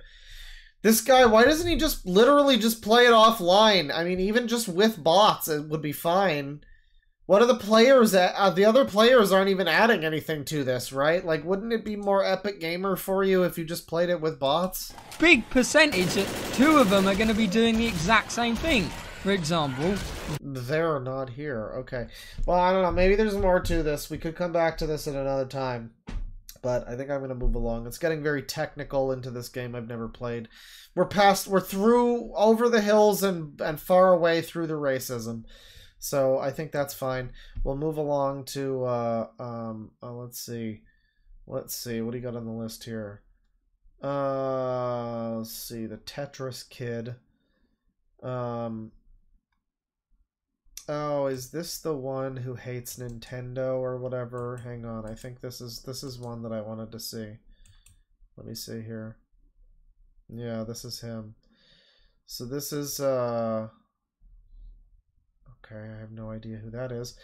This is okay, please play the fucking video, dude. Play the okay, now it's this lady. Never mind, it's this lady now, and I can't go back to the video that I okay. Hang on. Alright, so this is yeah, this is Black Cat Books Harman Smith, I think is his name. And he's talking about how Baldur's Gate 3 will come to Switch. I think he actually is a Nintendo fanboy. He doesn't hate Nintendo. He's a Nintendo fanboy. I think that's his thing. Big time Nintendo. I think he was the one who was really anti-emulation. He's probably really happy that Yuzu has to pay millions of dollars to Nintendo now. He hates emulation because Nintendo needs to be protected, goddammit. They're a small mom and pop company and they can't protect themselves. If Harman won't do it, no one else will. So I think that's this guy. Baldur's Gate 3 will come to Nintendo Switch, and when it does, I am going to call it a bad game. Baldur's Gate 3 will come. Oh, okay. Well, that's what? So this is Nintendo wins against Yuzu. Yeah, he hates Yuzu.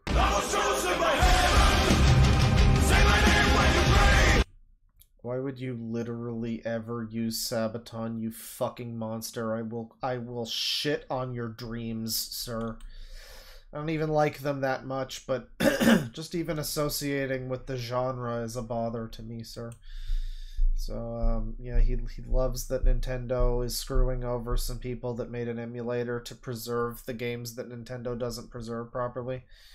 FF7 Rebirth fans are admitting that The Legend of Zelda... Oh, good. We're on topic, people. We're still on topic, everyone. This guy's gonna say that, oh, he's got a framed box. It's not even a poster or art. It's just the box for fucking Star Fox 64 framed on his wall. Jesus Christ. Is this the person who had the fucking Iwata basement picture with the GameCube on the floor with the milk crate and the rare sucks written on the cobblestone wall? I think this might be him. Seeing now that a lot of people who are playing Final Fantasy VII are Rebirth on their brand new PlayStation 5s, the sort of people who want to play this game on cutting edge hardware, I'm seeing a lot of people come out and acknowledge the fact that, like, yeah, Season 7! Man, I just feel sorry for people that have that voice. It's probably some of you in chat. In fact, I know there's some of you in chat. I've spoken to some of you in chat who have that voice. It's a shame. It's just a shame. You don't deserve that. Nobody does. But it's just funny that when you have that voice, you will not become like a football player. Just because you have that voice. I wonder if it's a nature versus nurture kind of thing. Like, are you born with that voice? Like, this kind of fucking nerd virgin voice? Or does that just become the voice that you get when you are this way? I don't know. I don't know. But you never see somebody who looks like Samoa Joe who talks like this. This game does not look or play the DSP special. Tears of the Kingdom. Now, there's a lot of people coping about that. There's a lot of people seething about that. There's a lot of people in denial about that fact. But the reality is that it is true. It's interesting to think, like, back on how this played out, right? How so many people, like, disparaged Tears of the Kingdom and tried to write it off, you know, bringing up, like, Twitch numbers and sales, like, so many people tried desperately to downplay Tears of the Kingdom when it first came out, right? You know, you still see people, like, saying that, like, oh, it didn't win Game of the Year, when in reality, it totally did, in the sense where... Oh my god, that's the biggest cope I've heard in a while. Shit. Hey, alright, Tears of the Kingdom's a cool game. I liked it well enough. That's fine, and you could like it more than the other games, but just to literally the gall to be out here like, no, it really did win though, actually. I mean, it didn't like literally win, but like, yeah, I mean, we all know who really won. It was obviously Tears of the Kingdom was the one that won, obviously. Not really, but like, it's the one that really won though, obviously. Wow, that's some cope right there. Shit. I mean, Jesus Christ. Where it was like the most popular, influential title that released that year, right? It was what? No, it wasn't. An absolute banger. Wait, no, it was influential? How? In what way? In what way? I mean, what was even influential about it? It was no, I mean, what, it had the building mode. That was kind of cool. Some of the stuff you could build with it was neat, and like that's like it, really. I don't know what else was there that's like innovative. I don't know. I'm not trying to come at this as like I hate Tears of the Kingdom. I like that game, but I don't know, it's not super fucking innovative or anything. It's not like it's anything brand fucking new. It's mostly just a better Breath of the Wild, really. I mean, it's not like it's gonna, you know, break a whole lot of fucking new ground in terms, like, Breath of the Wild changed everything for open world games, but Tears of the Kingdom didn't really do that. I don't know. Okay. Right. It was meanwhile, Baldur's Gate 3 obviously did do that, so I mean, I don't in fact, what's funny, FF7 Rebirth, not really, but it kind of has a similar progression thing to the way Baldur's Gate does it, where it's like big open world map in chunks, and you finish one area and then proceed to the next area, you know, except you can go back in Rebirth, and the chunks are considerably smaller. It didn't take me 50 hours to clear the first map in Rebirth. It only took me like 8 or 9 or 10 or something. Yeah, no, Baldur's Gate 3 was definitely the big game. Is he like trolling then, or is he just like this? What a shame. This is what I'm saying, people. What a shame. Imagine living your life being this way. That's the theme of this stream, I guess. Everybody that we're looking at today is just like this. It's just one of these people. Except for the inflation guy. He's weirdly unscathed in this whole situation. Phenomenon. It was legit, like, an amazing experience of like Tears of the Kingdom. And a lot of people were in denial about that, continue to be in denial about that. But I think what's really going to like kind of establish Tears of the Kingdom as like a GOAT title, you know, a greatest of all time title, it is going to be the fact, much like Breath of the Wild, that all of the other games that come out after it are not going to be as good. Right? What? Okay, I'm very confused now. So Breath of the Wild, you mean in that year? I guess? Well, that's just not even true. I mean, that's completely baseless, but if he's talking about in the series, then that's also a problem, because this one came out after Breath of the Wild, and you're saying that one, I don't think that's what he means. I think he's meaning everything else in that year. In that case, you're also shit-talking Mario Odyssey that came out the same year as Breath of the Wild, but later. Well, I mean, I think most people would agree that Odyssey wasn't necessarily as innovative or whatever as Breath of the Wild was, but like, yeah, I mean, I don't know where you're coming from with that. Shit, this is just big-time Nintendo fanboy. Wow, yeah. This is quite something. This is just like, I mean, ultimately the answer is because he loves Nintendo and Nintendo does nothing wrong, I guess. Like, because I'm just over here like, okay, but what about this game that came out in 2017? Oh, but it wasn't Zelda. It wasn't Breath of the Wild, so I guess it wasn't as good? Oh, alright then. Alright, Nintendo man, sure. Sure. right? Just like how Cyberpunk... Nintendo is never going to fucking pay your bills for you, dude. Nintendo's never going to... When your mom dies, Nintendo is not going to pay the funeral fees, you know? Like, you know, I'm just saying, you don't need to corporately... You don't need to brand yourself on the forehead with Nintendo's corporate logo, dude. It's cool. You can just be a human being. 2077 and Neo and, you know, Elden Ring couldn't compete with Breath of the Wild. Final Fantasy VII Rebirth cannot compete with Tears of the Kingdom. Tears of the Kingdom is bigger. It has more content. It's more expansive. It has more interesting mechanics. Well... bigger. Okay, but like the first...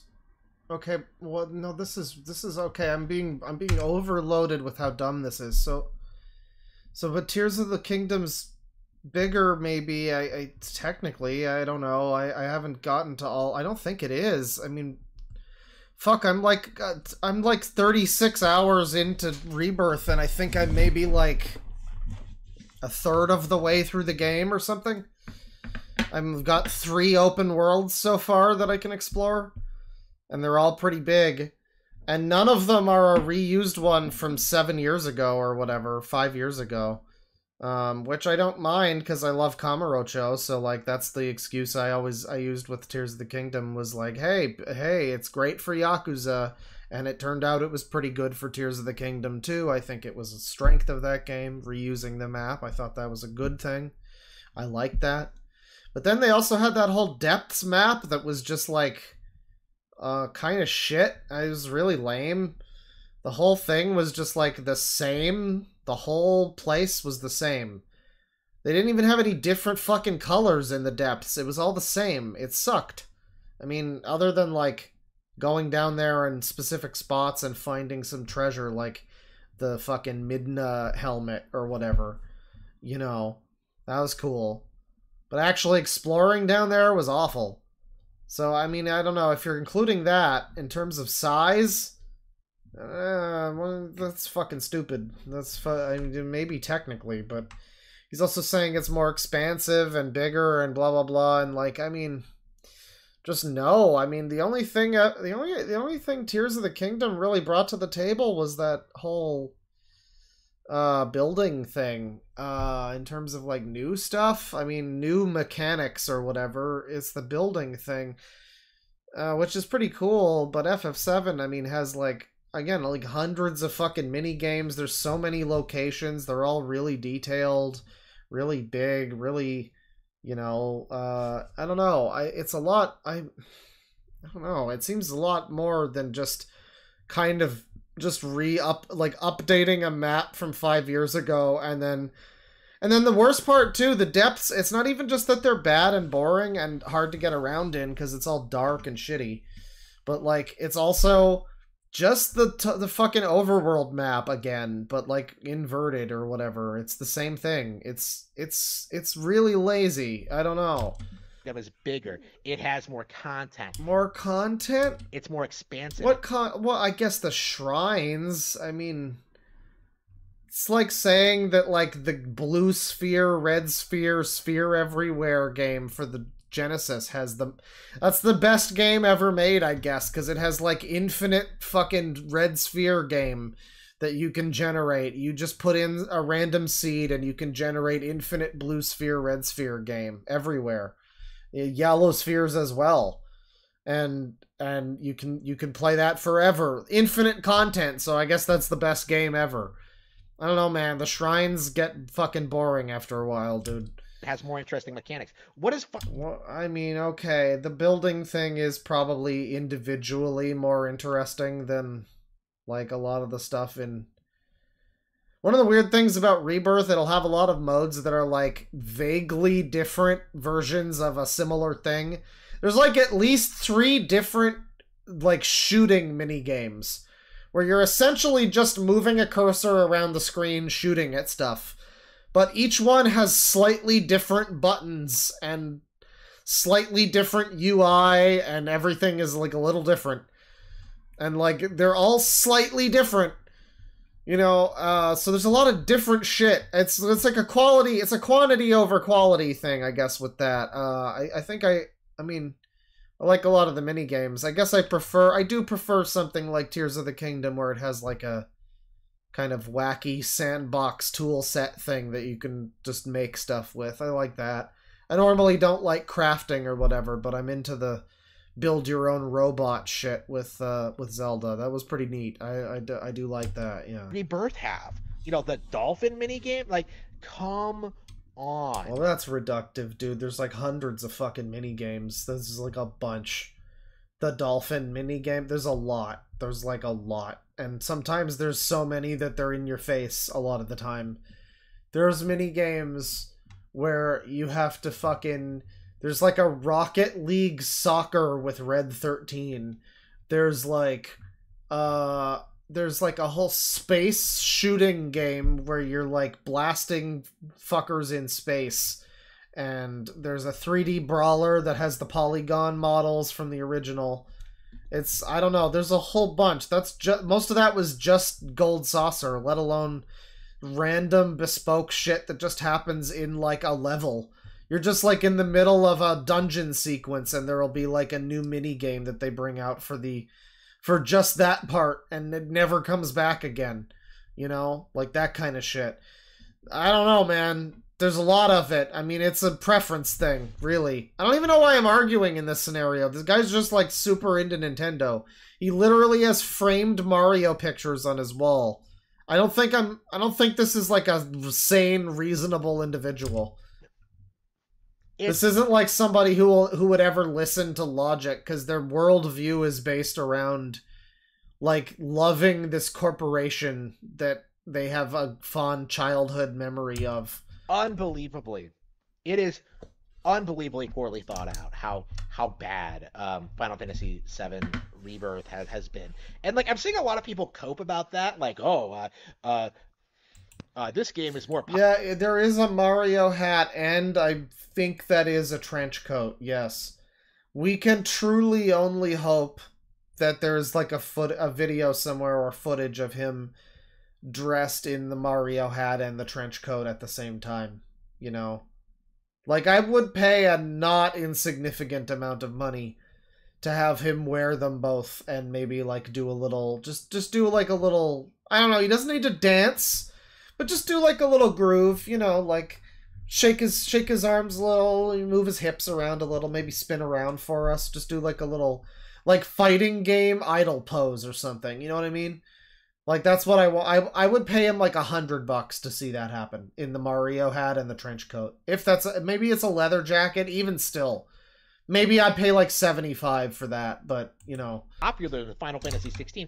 That's only because of nostalgia, right? It has nothing to do with the quality of. What about nostalgia, sir? With the Mario, with the framed Star Fox 64 cover on your wall? Tell me about nostalgia, sir. About that, like, seems like you're an expert on that. It seems like you're the hexpert, Mark.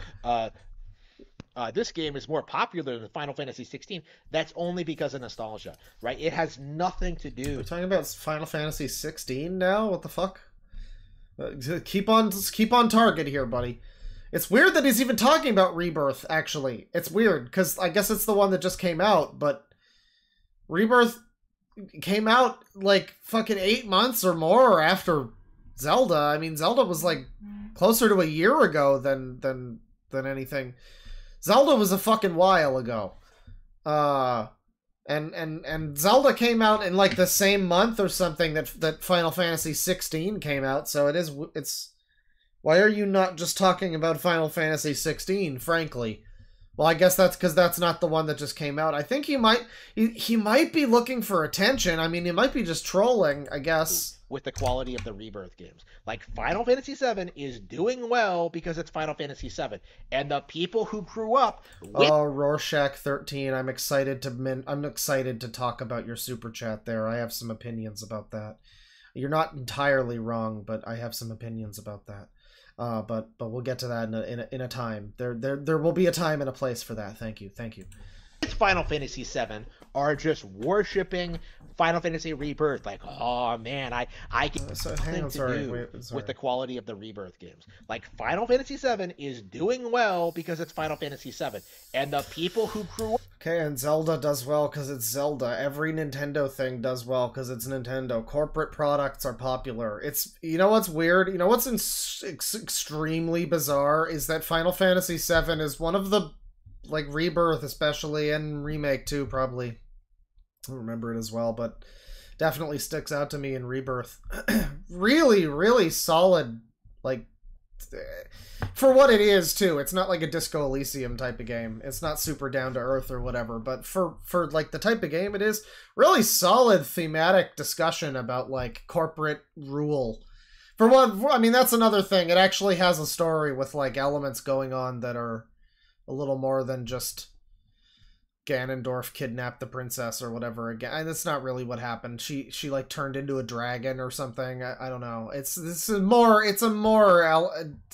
a better story in Tears of the Kingdom than it has been, but it's also not that good because it's like pointlessly the cutscenes are scattered non-linearly around the fucking map, and like they really shouldn't be. They should just be unlocked in order of fucking whichever one is in the next one in sequence, but you can like just accidentally get the last one first and spoil the whole fucking linear plot for yourself that is otherwise linear. Like the story is point to point to point, but it's just unlocked in weird out of order sequence for no reason. So yeah, Zelda's got a better plot than a lot of Zelda games have had. More depth, more like politics and moving parts and stuff. But I mean, I don't know. I was just gonna say though, it's funny that one of the better like discussion, like one of the better games that I've played that's all about how evil giant corporations are if you let them just get super powerful without, you know, questioning them or, you know, whatever. It's coming from Square Enix, a company who is still trying to push NFTs in 2024, and among other things are just generally evil. It's great. They are basically Shinra. They're basically Shinra with less power. If they had it within their ability to do so, they would be Shinra. They would bleed the planet dry of all of its resources and create giant robots to fight anybody that says otherwise, that tries to stop them. They would super be Shinra, and so they're putting out this weird corporate disinfo game about how we should super rise up against the corporation, man. Yeah, I'm sure that's just what they want you to think. God damn it, we're all caught within the machine.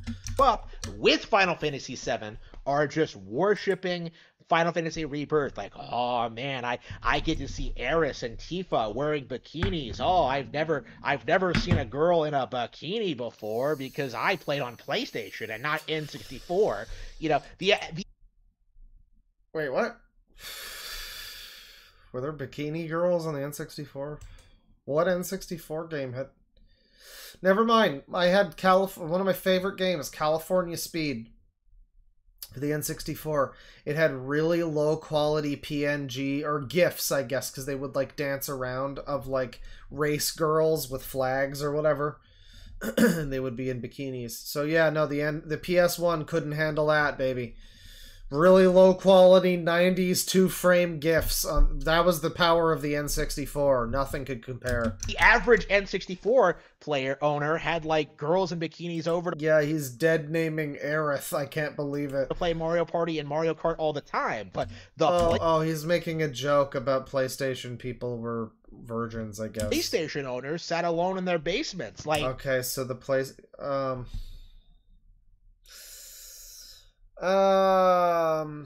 I guess there's a funny joke to be... Here's the thing, there's a funny joke to be made there, because, yeah, N64 had a good number of, like, multiplayer games. I mean, so did the PlayStation. But the PlayStation was more known for its single-player stuff, so that's kind of what he's getting at, is that the people that like PlayStation games are, like, alone in their basement. But he's talking about another game that's a single-player game that's Nintendo. And he's also, like, also alone in his sad basement right now. Maybe it's not a basement, but it's sad, whatever it is. It doesn't make it less of a sad basement just because it's an upper floor or something, dude. Like, you know, pretending that Eris loved them, right? Like, Eris totally loved Cloud, aka me in another universe. Like that was that was like the average PlayStation owner, right? Right. And those people are adults now in their 40s, and still. And meanwhile, the Nintendo adults are just worshiping Rosalina, lusting after Tifa, still lusting after Eris. You know, I mean, have you looked at the porn? Still worshiping Final Fantasy VII, even though the rest of the industry has moved on. You're worshiping Zelda, sir. How do people exist like this? Right? You know, how do people just exist in this lack of self-awareness when they're just super pot calling the kettle black, pointing the fucking finger at anybody but themselves? After Ocarina of Time, we got Majora's Mask, Wind Waker, Twilight Princess, Skyward Sword, Breath of the Wild, Tears of the Kingdom. You know, some of the best games ever made. What has Final Fantasy got? 8, one of the worst games in the series. Oh, now he's doing the cherry picking thing. Yeah, dude, I know. The CDI Zelda games are so great. I know. Aren't the CDI Zelda games just awesome? Don't the Game & Watch Zelda games fill you with joy? Doesn't Spirit Tracks just make you want to come everywhere, dude? I know. Triforce Heroes for the 3DS. It's a great game. Zelda 2? Really awesome. Really awesome. I mean, I guess to be fair, Final Fantasy has probably had more missteps in the main series, but I think it's also had more games in the main series. So, I mean, like, yeah, you can complain about 8. 8's not even that bad. The story's bad, but, like, I don't know, the gameplay's fun. It's still a fun RPG game. It's, like, fun, you know, dungeons and stuff. Side content's pretty swinging in that one. Music's great. Just the story's fucking stupid, which is in its own way funny. So, I mean... 9, something that people don't appreciate because it looks like a Miyazaki film. 10. Why is that a problem? What? I don't understand why that's... Yeah, he was about to walk on very very unsafe ground for him. Talking about 9. Because I was ready to bring the whole fucking hammer of justice upon him if he said some shit, but instead he has a very confusing point that it's underappreciated. Well, I agree. I mean, I do agree. That's rare Harman Smith W, I guess. I would agree with that. Like one of the most linear games, like RPGs of the period. You know, 11 on. He's complaining about. So he starts with. So he's going through, like, every Final Fantasy from 7 on, I guess, and just complaining about them now. Even the ones that have no reason to complain about them, like 9. Or ones like 10 that have plenty of reasons to complain, but he complains about the wrong things. That game being linear isn't the problem. The problem with it is the story and the fact that even if you ignore the story... The fucking combat is like 20 hours of the same fight over and over again, like you're too stupid to figure out to use Waka to throw the ball at the flying enemy. Like, I get it, it's a really simple combat system that they spend like 30 hours teaching you, like you're too fucking stupid. Like, you'll never figure out that you use fucking Lulu to throw fire at the fucking magic enemy. You'd never know that. You just wouldn't be able to know that. You wouldn't... So every fight for 30 hours has to be the same thing. Over and over again. While the story is also the worst thing you've ever experienced. The music's okay, though. So it's fine. It's all's fine, because the music's okay. No, man, 10's got problems. It's not the fact that it's linear that it's got problems. Online? Like, no. He's complaining that 11 is online. Like, there was a very notable... real decline in Final Fantasy games, but nobody wanted to admit it, right? And right now we're... Whoa, yeah, you kind of stopped before the decline. The real decline was 13, let's be real. I mean, I'm somewhat of a 13 defender. I think it's unfairly maligned. I don't think it's that bad. But it's pretty bad. So it's not that good. It's not that good either. Like, that's the... That one and 12 to an extent. I mean... 12's such a weird mixed bag. 12 is such a weird fucking mixed bag of a game, where it has like some of my favorite dialogue in the series, but it also has a plot that's so boring that I just gave up. It's just so dull. It's just so, oh, now we're going to another location to get another thing. Wow. Oh, I'm so excited. Oh, boy. And yet it's actually got, like, intrigue and stuff, but, like, it's paced so badly, and the game itself is really boring and lame, and, ugh. What a shame 12 is. It's like half of it is really great. In this position where Final Fantasy VII is so venerated and so worshipped by the 12's got the best dialogue in the whole series. It's got dialogue. It's like what they tried to do with 16, but they made it too obvious that they wanted to be Game of Thrones in FF16. 12 is like that if it was turned back a notch or two, and it was just like its own a fantasy thing that stands on its own without feeling like it's the Witcher Game of Thrones knockoff a little bit, which is the problem with 16. 12 is like that. 12 stood out so much when 10 before it and 13 after it both had like really horrible, awkward, stilted Japanese translation scenes where they just did not direct the actors correctly. 12 meanwhile had like dialogue that was, you know, it was like Shakespearean fucking, it was some real tight fucking dialogue scenes. Boring as hell though. Unfortunate. Kind of people who don't play RPGs, they can't look. Okay. This guy hates Final Fantasy. What else are his opinions? What other opinions does he have? N64 had more games than the PlayStation 3. You know, you might be right about that. I don't know. No one talked about Pal World during the Pokemon Presents. What? Okay. Unicorn Overlord. Okay, so his whole life is just Nintendo game was better than other game that's kind of similar to it. Is there a new tactical strategy RPG? It's not as good as Fire Emblem. Is there a new open world game? It's not as good as Zelda. I guess that's his whole life, and also emulators are bad, I guess. And he has so many videos, too. I guess he probably hates... Okay, I bet he hates all fighting games, because, like, Nintendo doesn't really have a fighting game, and because fighting game people are not great to Smash people. Fighting game people historically do not care for Smash people, so he's probably, like, really defensive and salty about that.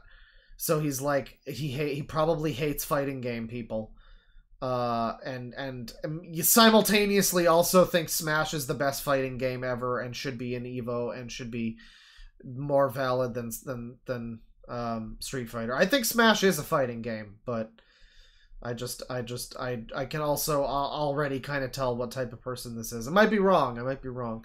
My life is harder than yours. This is okay. So he is trolling. He's trolling. I guess he's trying to be funny or trying to be edgy or something. Both woke and anti-woke communities worship Final Fantasy VII while condemning Nintendo's Xenoblade. Why is he talking about Review Tech USA? Who the fuck gives a shit about review? 10 years of Gamergate. Oh, Jesus fucking Christ. How could this happen to me?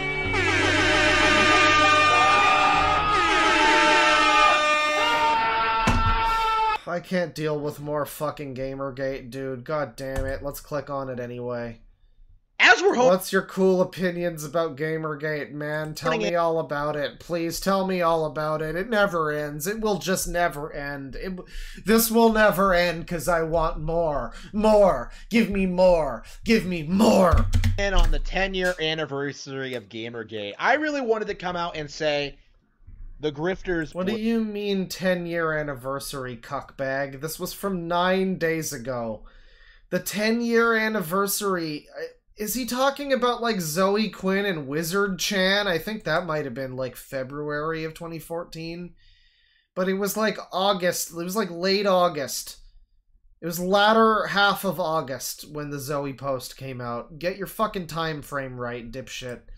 Okay, Ethan Ralph, Shoe on Head, Medicare, Mundane God, Matt, like all of these people. I will never escape. I will never escape. Who spearheaded the movie. You know, there's the song by Fever Ray that I just quoted, but the alternative reference is "This will never end." I have thought that this will never end. Only the fool in me believes there is sense in it. Who were like gung-ho on Gamergate didn't know anything. They completely dropped the ball. They failed. They completely... But he knows a lot about Gamergate. He doesn't know when it started other than, I guess, the year, but he knows a lot about Gamergate.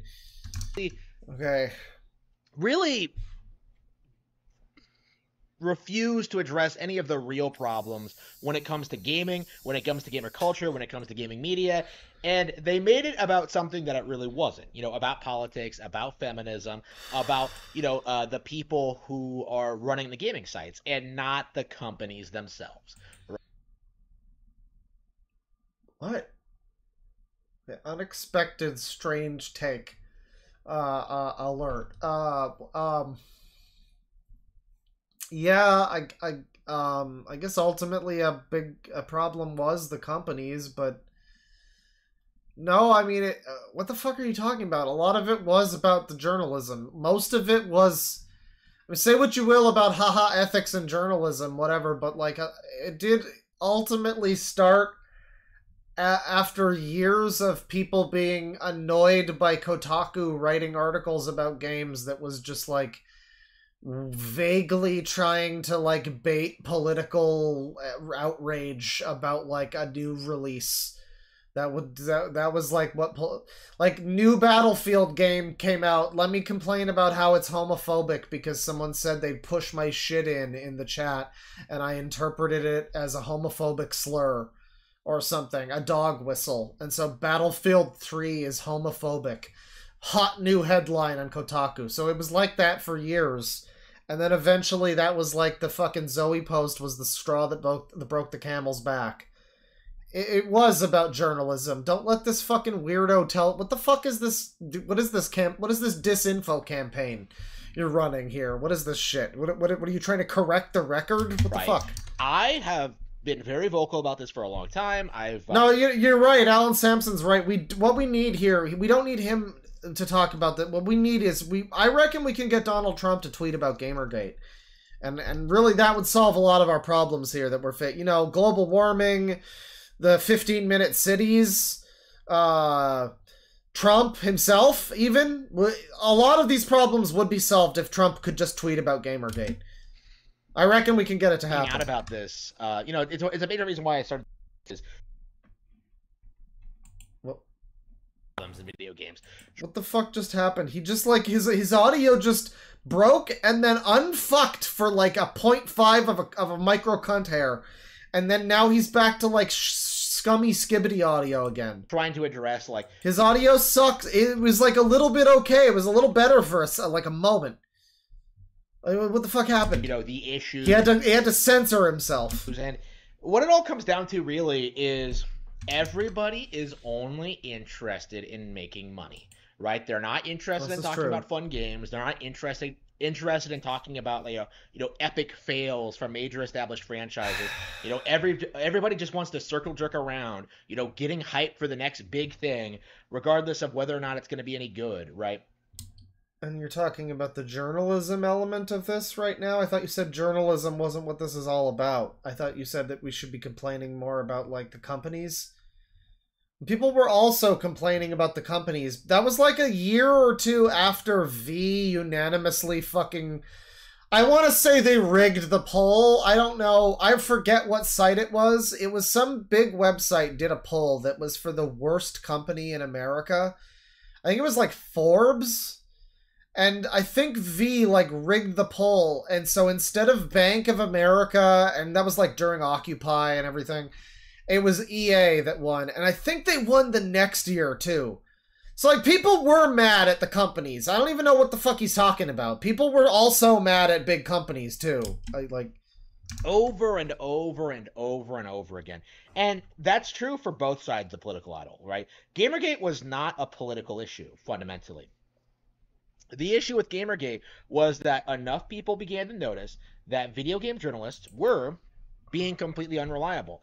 You know, their coverage of video. Yeah, it only took us like fucking 30 years of gaming journalism being absolutely terrible. That's the one thing I will say, like, I do feel really stupid in the start of, like, there's a lot of stupidity surrounding Gamergate, but, like, man, just the youth and youthful ignorance that I must have had, just like, you mean gaming journalism is a fucking crock? I didn't know! And then now it's like you look back on any gaming magazine from the 80s or 90s, and basically they're, like, not even really trying to hide it. They'll have, like, the fucking cover will be Lara Croft and then just glowing 10 out of 10 reviews. Like, it's, like, super sponsored by whatever. You know, a lot of the times they will just be, like, completely bought and paid for by Nintendo or whatever company. They've been doing that forever, and it's been a lot worse. It's probably been a lot worse.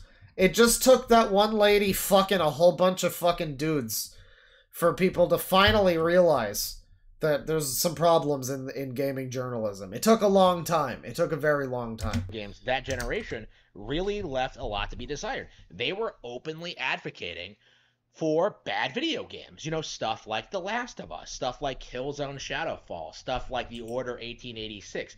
You know, all of these major PlayStation and Xbox releases. Oh, he's making it a Nintendo fanboy thing. I see. Oh. Gamergate happened because they were promoting Sony games. Right. Of course not Xbox. Xbox doesn't have games, but Sony games. They were promoting Sony games. And so that's why they got woke. Right. Nintendo games are good. They're based and they don't have ugly woman or gayness or talk of or color. So, you know, they need to talk more about Nintendo games and less about. Okay, but that was also like 2014, 2015. That was the height of the era where Nintendo didn't have jack shit to discuss. What the fuck were they going to... Guys, Pikmin Ziplash or whatever. It's coming out. It's going to be great. It's going to be so great. You know, these were the people that were openly defending Destiny, right? You know, the absolute scum of the earth. All of the day, bro. And over the past decade, you know, in spite of the major shill campaign for Bungie, you know, trying to damage control the product, trying to tell us that, like, oh, the game is good, guys. You're just not giving it a fair shot. You just had your expectations set way too high. You know, over a decade of that. Why are we talking about Destiny? And people are beginning to realize that, like, oh yeah, Bungie's going bankrupt. You know, they bungled. This is insane. This is insanity. Their deal with that. This is a great. I'm so glad I found this specific video. He doesn't even, unless he specifically mentions the, because I do believe that it was like February when there was a previous thing with Zoe Quinn in 2014. Before Gamergate and largely unrelated to it, Zoe Quinn came up as like a point of contention because she was messing with the proto-incels, who I think were more harmless than the incels that we know them as now, but the incels who were just kind of depressing sad sacks and not really loathsome cunts like we know them now. I think. They might not be. They might have been a little more problematic. But she was fucking with some people on Wizard Chan, and that was like 2014 in like, yeah, February, unless he specifies that that's what he's talking about, because this was like February 29th or something this video came out, something like that, unless he specifies that, and I don't even know if it was that time. I mean, he's saying that this is like the anniversary of Gamergate. No, that would have been like August. I mean, even if you mentioned that, that's just like I know that, haha, look at me, look at my knowledge, I know about that if he brings that up. Otherwise, that's me who sounds like that right now. Because that's not even really relevant to this, so I don't know why he's saying it's the anniversary in fucking February. So yeah, he's unaware apparently of when this shit started. He doesn't seem to know what it's about.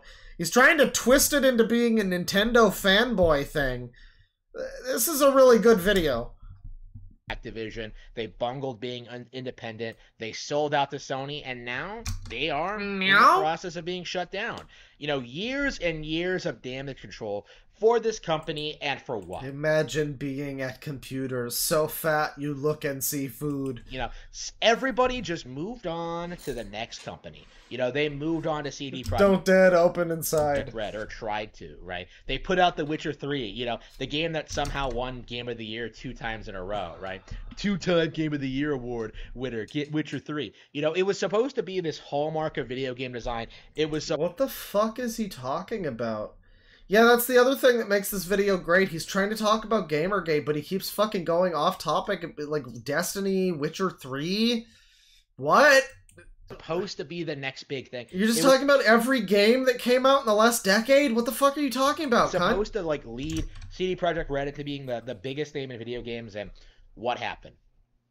They put out Cyberpunk 2077, a complete disaster that completely failed in every way, shape, and form. And it had nothing to do with the glitches, right? Everybody always says, like, oh, if you play on a powerful enough gaming PC... What the fuck does the 2020 release of Cyberpunk 2077, maybe 2019, I don't remember, have to do with the 2014 occurrence of a lady banging a bunch of people for good press on her shitty game where you have depression? Another good pause frame here. He's like in the middle of a really tense struggle of a shit. It's gonna come out. God damn it. The game is perfectly... Might be next week he gets the rest of it, but it's coming out. Alright, but in reality, the game was completely broken at launch. It has nothing to do with the game itself, like with the glitches and the bugs. Like, the game is just not very fun to play, right? Because it's Nobody not on wants the to acknowledge Nintendo. that, right? You know, over the past several years, we've just seen people bend over backwards, like refusing to acknowledge all the very real problems with the Western video game space, while aggressively downplaying the Well, that's not okay. Superior Nintendo developers. The superior Nintendo developers. Well, that's fucking stupid, dog. I mean, like, not even just the fact that your obvious weirdo bias is... You must be trolling, right? I mean, like, I think he is. I think to an extent he might be. But, like, no, I mean, I was gonna say, like... I don't know, he's talking about, like, Sony, and then he mentions shit like Last of Us and Cyberpunk and Destiny, all these Western games. And then he's complaining about how, yeah, you know, blah, blah, blah, the superior Nintendo develop... As if Nintendo's the only Japanese game company, I guess? As if Sony doesn't have any people. Sony, the Japanese media conglomerate, doesn't have any companies involved with them who are Japanese, like, you know, Square Enix or Capcom or anything like that. There were a lot of games that were coming out at that point in time that were Japanese, that were getting shit on by American publications because they were not feminist enough. They were too revealing clothing on the women, yada yada yada. That whole fucking 2010s feminism tango. A lot of games were coming out back then that were Japanese that had that sort of thing going on, as I recall, and they weren't by Nintendo, obviously. So, like, what the fuck? What do you mean? What do you mean? Right. Whereas, like, every other Japanese developer, like, doubled down on becoming more and more westernized, like becoming terrible. You know, Square Enix, Capcom. Ah, I see. So everybody but Nintendo is bad. Is just what I'm getting out of this. It's amazing that we clicked on this video that's about Gamergate, and it's somehow still just about how everybody but Nintendo is bad. Your brain is not working, sir. You are not... Nintendo does not love you. You need to understand that. That this is not a mutual relationship. Nintendo does not love you and will never love you. Nintendo absolutely loathes you. And hates you, and Jesus Christ, this is depressing. There's people like this. This is sad. This is sad. I hope you're trolling. I really hope you're trolling. Like, for your benefit, for your sake, I really hope I hope this guy's trolling. Sega, you know, all these companies, like, just making all their IPs, ruining them. You know, like, with it had nothing to do with political issues, right? It had everything to do with companies not understanding what made their games fun, refusing to evolve, and just trying to chase that elusive Call of Duty audience. No, what? This is a video about Gamergate. He's somehow taken what Gamergate was and turned it into get Nintendo good. Every other company bad and Western and bad. Nintendo good. How did you do that? How did you do that? That elusive modern audience. And, yeah. Brain rot! Gamers, quote unquote, the Gamergaters, like, they couldn't bring themselves to admit that their precious PlayStation, their precious Xbox, their precious gaming PCs, that they were all heavily entwined with this situation, right? The narrative has always been... So this is like the cope of a Nintendo guy whose consoles are never powerful enough to play the big new game. So it's like, while the other companies are doing things that are PS5 level, you know, the Nintendo Switch with the console with the graphics from like 2014 or whatever. What is it? It's like a mobile graphics chip from, it's like 2015 or some shit like that. It's pretty old. You know, not really able to fucking compete with the more modern thing. Nintendo's never really been able to compete. The Wii U, weirdly enough, was their best attempt at that, and it did not go over so well. I mean, I don't know. He's talking a lot about games that came out after Gamergate as if that's a reason why Gamergate happened. The Nintendo products that were out at that time were the Wii U and the early days of the 3DS. Not good. Neither of those were good outings. Neither of those were really good, very good showings for Nintendo. Both of those were pretty bad. At that point, anyway, the 3DS got better, but not early on. I mean, even by 2013 or whatever. No, okay, by that point, it was like a little better. Okay, the 3DS was fine. But like the Wii U, not so fine. Not so much fine. Not so fun. Not so much with the fine. So, you know, I guess instead of... I don't know what that even had to do with that, though. I mean, she's just turned... This is incomprehensible. How he managed to turn Gamergate into something about Nintendo and... What? That, like, Valve is based. They would never do anything wrong. This is fucking insane. You know, Xbox is based. PlayStation is based. They just want to make money. It's only a handful of woke infiltrators that are ruining everything for anyone. Oh, the ethics board. Hey, genius. The ethics board wasn't responsible for the release of the original version of Final Fantasy XIV. Right? You know, What are you talking about, you insane psychopath? I've been watching the channel Harmful Opinions lately, and he frequently uses the word demented. And I have to say, this is demented. This is absolute brainworms. This is insane. Like, you're either trolling... If you're trolling, it's really good work, because this is some real mental gymnastics to make the connection between Gamergate and a bunch of video games that came out after Gamergate. And like even just Nintendo, even at that point in time, trying to make a comparison as if that was relevant. It really wasn't. Nintendo... Shit, what did Nintendo have anything to do with Gamergate? Like, anything? Not really. I mean... Not really. The gaming journalists really didn't talk badly that much about Nintendo. I mean, not really. I mean, other than when they deserved it because the Wii U was bad. I'm trying to think of in any way that Nintendo was relevant during that era. Like, I remember Iwata died, and then there was a fake tweet that I thought was real. That was Anita Sarkeesian saying some fucking inciting shit, you know, some stupid dumb shit, but it was a fake tweet. And that's like the closest thing I can think of, but that wasn't even during it. That was like during the aftermath of Gamergate, like late 2015 or something. So no, I don't even think Nintendo was related to that at all. This is absolutely demented. Ethics board wasn't or responsible trolling. for Final Fantasy VII R. It wasn't responsible for Kingdom Hearts 3. It wasn't responsible. Final Fantasy VII R? You mean Remake Part 1? Okay, this is the exact type of person that hates Remake Part 1. Really loving the face here on the shirt, by the way. Really loving the face on the one shirt we've seen him wear so far, mind you. From videos from several days apart also.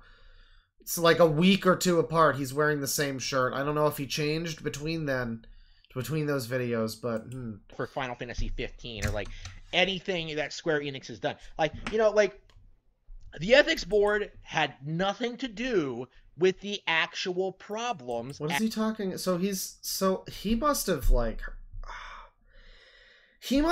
watched a video about Gamergate or something. I'm very confused because he's talking about the ethics board. What does that mean? Like the ethics, like a 4chan board or 8chan, or does he mean like the board, like an HR department that watches out for ethical violations at Square Enix or something? Is that what he's talking about? The ethic? That's not even what people meant when they were talking about like ethics in game journalism. Obviously, because that was not even game journalism. He's talking about just a bunch of shit, especially like FF7 Remake that came out, what, like 7 years after Gamergate? At Square Enix. And that is exactly my problem, is that this like woke controversy, you know, the complaining about feminists, like it was just a smokescreen to distract you from the real problems. You know, the reality that there is no reason for platforms other than Nintendo. Oh my god. Woke arguments are a distraction from the Nintendo goal that is the real goal. Focus loyalty to the brand, loyalty to Disney, to Nintendo, loyalty to Disney. Everything that is not blind loyalty to Nintendo is a distraction from the loyalty to Nintendo. I guess that's true. You're not wrong. I mean, that's not wrong. To ever exist, technically, right? It's always been a bad thing for the industry. They have been introducing toxic developers into the space. They've been introducing like bad business practices and throwing millions of dollars into things. This is such, you've got to be kidding me. I mean, like, but there's no way it's trolling. This guy, to imagine that this is trolling, right? We have to assume that this guy is, okay, so it's trolling. So he's got a room in his house that he's willing to dedicate to pretending to be a fake Nintendo shill and having, like, framed photos of Nintendo shit. I don't know, that's dedication, man. I mean, for me to assume that every fucking rando weirdo on the internet that I see is trolling, and when they have dedication like that, no, I think it's much easier to assume that this guy just has fucking terrible opinions. And that's what's happening here. I think it's reasonable to assume that this is just an insane corporate fucking drone. A bootlicker for Nintendo. Because he's talking about bad corporate practices, and I'm like, okay, you mean like how Nintendo started making microtransaction phone games? And fucking, you know, shit like that? You mean like every Pokemon game that comes out? You mean like that? You mean like all the bad, all those kinds of bad decisions? Things like that, right. But those are fine, because it's Nintendo. Right, gotcha. Absolutely. That don't sell, right? Rolling and trolling. Worse and worse over the past several decades. Like, you know, a decade ago, we had Gamergate, and, you know, 10 years later, you know, considering we fixed absolutely nothing with the gaming space, they went ahead and put out Suicide Squad, right? Now, to a lot of people, this seems like... Yeah, you know, Gamergate happened. And because the campaign to stop having fucking every Kotaku article about a new game be them complaining that there's too much tits in the main character or whatever, you know, 10 years later they made Sewer Squad. And that's why, ethically, it was Gamergate's fault, I guess. I don't even know what his point is. Like, he's jumped around so much, and he's rearranged what actually happened in Gamergate and what it was about so much that I don't even know what his fucking point is or what he's getting at. Oh, it's an out-of-nowhere thing. Oh, I'm going to blame the new leadership at Rocksteady. I'm going to blame Warner Brothers. I'm going to blame, like, woke culture. But in reality, Arkham was never good. You know, like, enough about the whole, like, oh, Gotham Knights was the end of 3. No, like, Arkham Knight was bad. You know, Arkham City was bad. You know? Oh my god, every game that isn't... Yeah, I mean, it's gotta be trolling, right? But it's not trolling, though, because it's not, because he's got all this framed shit. It is, I mean, it is at that point, like, I'm sorry, at that point you've dedicated your house to being a fake troll, man. You are a penis. I don't care that you think you're being... If you're trolling, I don't care that you think you're... I guess it's good trolling, but, like, you are the joke now. You are a strange man who's dedicated your life to being a weirdo with terrible opinions, in that case. So, like, it's not... it's a Phil Marillion type of situation if he is trolling. I mean, I guess it's impressive, but, man... We have to just assume, I mean, there's a lot of people that are just crazy and have terrible opinions, right? So why can't he be one of them? Why can't he be one of them, right? I mean, like, I guess he might just believe this stuff. I guess. Well, Arkham Asylum was just kind of okay, right? Like, it wasn't a great game by any stretch of the imagination. But people pretended it was. People pretended like it was... Shouldn't you like Arkham Asylum? Because, oh, now he's phasing between dimensions. Oh, man. In rage. Like, it's his butt mad has caused him to ass blast himself into another anal hemisphere. I'm surprised he's not more of a fan of Arkham Asylum, considering it's basically a Metroid game. That game's pretty cool. It's a shame about literally all of the boss fights. It's a shame about literally every boss fight. But other than that, it's a pretty cool game. But no, they're all bad. I will say, I mean, the first one was the best. Like, City is fine, but I don't know. It's hard for me to look at any open world game in a series and be like, yeah, that was the best one, if there's one that was, like, linear and maybe was better. Because it's like, I don't know, man. I like Arkham City, but, like, I guess I just prefer a game that's got some focus. I like a lot of open world games, but I prefer a game that's got a little more focus, you know. I mean, I guess. I still like open world games, but it's like for FF7 Rebirth is a really good example of an open world game because it's still got the focus. You're still moving through a linear narrative that progresses you through the world, but it's just also taking place in an open world. It's very nice. It's very nice. Anyways. Some masterpiece. Anyways, the rearranged jumble Gamergate remake version of events, where it's not quite the same as what happened in Gamergate, but the plot ghosts have rearranged events slightly so that I guess Sargon went insane before Ralph did. Wait, that is what happened. Never mind. Just because it had Batman in it. Just because it was you love shit just because it has Mario in it. A shovelware product wrapped in like a license that they recognize. Shovelware product. It's like, oh man, Batman is coming to the PS3. Like, we have to. Like, this is because like I've never seen degrees of cope like this. I mean, I guess I have. It's just like, it brings us back to the beginning of the stream, really. It brings us back to the beginning of the stream with those people that I was saying, like, this is a screen, this review of FF7 Rebirth reads like something I would have written 14 years ago on V. Just buzzword heavy, soulless, rehash, cash grab, shitty casualized product for modern Call of Duty waggling audiences. You know, shit like that.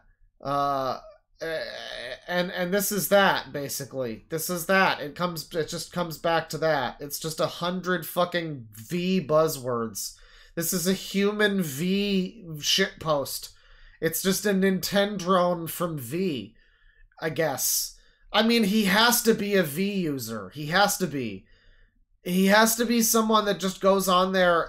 I guess this is the guy who just shits on every game that isn't from Nintendo on there, I guess. Yeah. All right, that makes a lot of sense. That would make a lot of sense. This is the reason why I don't use V anymore. Right. This is just the example of like an absolute fucking moron, I guess, who just is on there just shitting it up with nonsense just constantly and making it like unusable. Right. Have to defend this game. Let's ignore the fact that there are so many better beat 'em up games out there. It's Batman. You get to be Batman. You get to hear Kevin Conroy's voice. Ooh, Mark Hamill is playing the Joker. I bet that final boss is going to be the greatest of all time. Like, yeah, like the Mario Sunshine final boss, or I don't know, like the fucking Twilight Princess final boss. Why are we talking about the final boss? I like how he keeps talking about cool parts of the Batman games and just kind of waving his hands around in a mocking tone while he does it so that they don't sound good. Oh, you got established fucking award-winning actor Mark Hamill. Oh, it's got the entire voice cast of the old cartoon that everyone loves. Oh, it's a really faithful representation of Batman in a way that video games have never done before. Oh, la-di-da. You know, people were legit talking like that. You know, they had no regard for the fact that there were better games out there. They had no regard for, like, the competition. They had Wow, speaking of fucking buzzwords, somebody says, typical seething, anti-woke, alt-right Nintendo boy seething and malding. That's a good... These are all such good pause frames, by the way. This guy's the pause frame. This guy might be the pause frame king. Because I'm good at pausing him, but he's... Yeah, it's a two-way street. Every time I pause, there's like another really funny fucking pause frame from him. Regard for like just how dumb it all was to begin with. You know, real gamers were looking at Batman Arkham Asylum right from the get-go and telling you all that like that game looks like trash. You know, just complete nonsense, right? That game looks bad. Real gamers. You know, bad man. No true gamesman. Suppose we could call it now. Bad man. So, and, you know, you refuse to listen, right? You refuse to acknowledge that the combat was simplistic. I called it Batman because it's like the Batman, but with the bad, and you mix the bad with the Batman, and you get the thing with the hyphen and the glavin. The stealth wasn't on that great, and the boss fights were abominably bad. And the boss fights are bad, not even glavin. The writing was subpar, somehow falling below a 20-year-old children's cartoon, right? Like, that's how bad it was, right? But what do you mean below a children? What? Yeah, because the children's cartoon had better boss fights, I guess. Sure, okay, fine. Well, by that token, every Zelda game has worse plot than the 20-year-old children's cartoon also. I guess, because that one actually had a story instead of just a bunch of go save a princess and collect some things. Yeah, yabba da dooba da blah blah whatever. Fucking there's some forest fairies and go fuck yourself. Fish people. I don't know, whatever. The world's fucking like flooded, whatever. I don't know, man. Zelda's such a sad series for me. The guy loves Zelda, and I'm like, I like the games, but like, God. I just wish that one of them would stop being afraid to tell a real fucking story. I don't know what the fuck the deal is with this series. They're like so fucking terrified of like having a Zelda game that's like the dreaded M word. It's modern. Like, I don't know, they've got voice acting now, it's an open world, it's like, but it's still just terrified of being like a normal fucking game with a real narrative. Link can't speak. Just can't let Link have a fucking voice. That's not allowed. And oh my god, you'd fucking break the whole society if Link had a character and said words. That would just ruin... How would you be able to tell a story if your protagonist had a personality? That's unrealistic, unbelievable. Zelda could never recover from that. No. There's no way. There's no way. There's just no way Zelda could recover from a plot that has more things going on than, like, a MacGuffin hunt and go save the lady. There's just no way. I can't, like, how would... It wouldn't feel like a Zelda game. You couldn't do that. No, it's bad. That would be too modern. Too AAA. No, like, Awful. Arkham was the greatest thing ever because you know, the people who play Arkham don't play video games, right? And the issue has persisted, you know. Like the worst thing about somebody says Link is me. How insensitive! Here's the thing: you play like a Persona game, and you have the silent protagonist, and that already bothers me because okay, it's an RPG. Shouldn't my character have some personality? I don't know. I guess you self-insert, right? That's what it is. But even then, you have, dialogue boxes you can fucking pick. You can make your character a little more, a little more skibbity if you want to. You can make him a little more, sassy, whatever. Zelda doesn't even fucking have that. You just name him Link or whatever. Name him Twink, whatever you want to name him. And then he just doesn't have any personality. They try to give him some, but they can't because they refuse to let the fucking series do anything new. Except when they God, there's this just they will let Zelda do new things, but they're very, very careful. Very careful. They just do it. They'll do a whole new game to introduce one new fucking thing. Basically, that's the way Zelda feels sometimes. It's like, oh my god, we can move the camera now. It's a new Zelda game. I can't believe it. That's not accurate. That's not really the way it is. But still. I don't know. Zelda has a growth problem. Zelda needs to grow up to appeal to more audiences. I'm sorry, it needs to get woke. I'm seeing a lot of people coming out defending Suicide Squad the same way that they defended. They said it correctly this time. Did Arkham, you know, the only people complaining about this game are people who are woke, who hate woke stuff. You know, let's ignore the actual problem. Who's saying that? I mean, it's like everybody hates... What? Who? Wait, Arkham Knights? You mean No, that was Gotham Knights, right? It was called... Because there was a TV show called Gotham Knights, wasn't there? It was called Gotham Knights, so he's talking about the good Arkham games. He's putting that in the same breath as the Suicide Squad one, which is very bad, as if people needed to defend those ones. They didn't. Those are all beloved games, except by people with legitimate opinions that don't maybe like them, and weirdos like you, I guess, also. Let's ignore the reality of the situation. You know, then Suicide Squad is bad. Let's ignore all the problems that Suicide Squad has. What the fuck does this have to do with Gamergate? Let's just try to pretend that the people who are Let's ignore all the problems that this game that came out a decade later had to do with the hashtag Gamergate that happened in 2014. Really, where was Suicide Squad game from 2024 when the Twin Towers came down? Honestly, I want to know if they were on the flight. I want to know if Suicide Squad game 2024 and its sequel, potential sequel that might not get made now because the game was a flop. I want to know if they were on the manifest. Were they responsible for the Hindenburg? I don't know. That your game isn't great, are somehow toxic or out of touch, right? Let's pretend that these people don't know what they're talking about, right? That is Gamergate.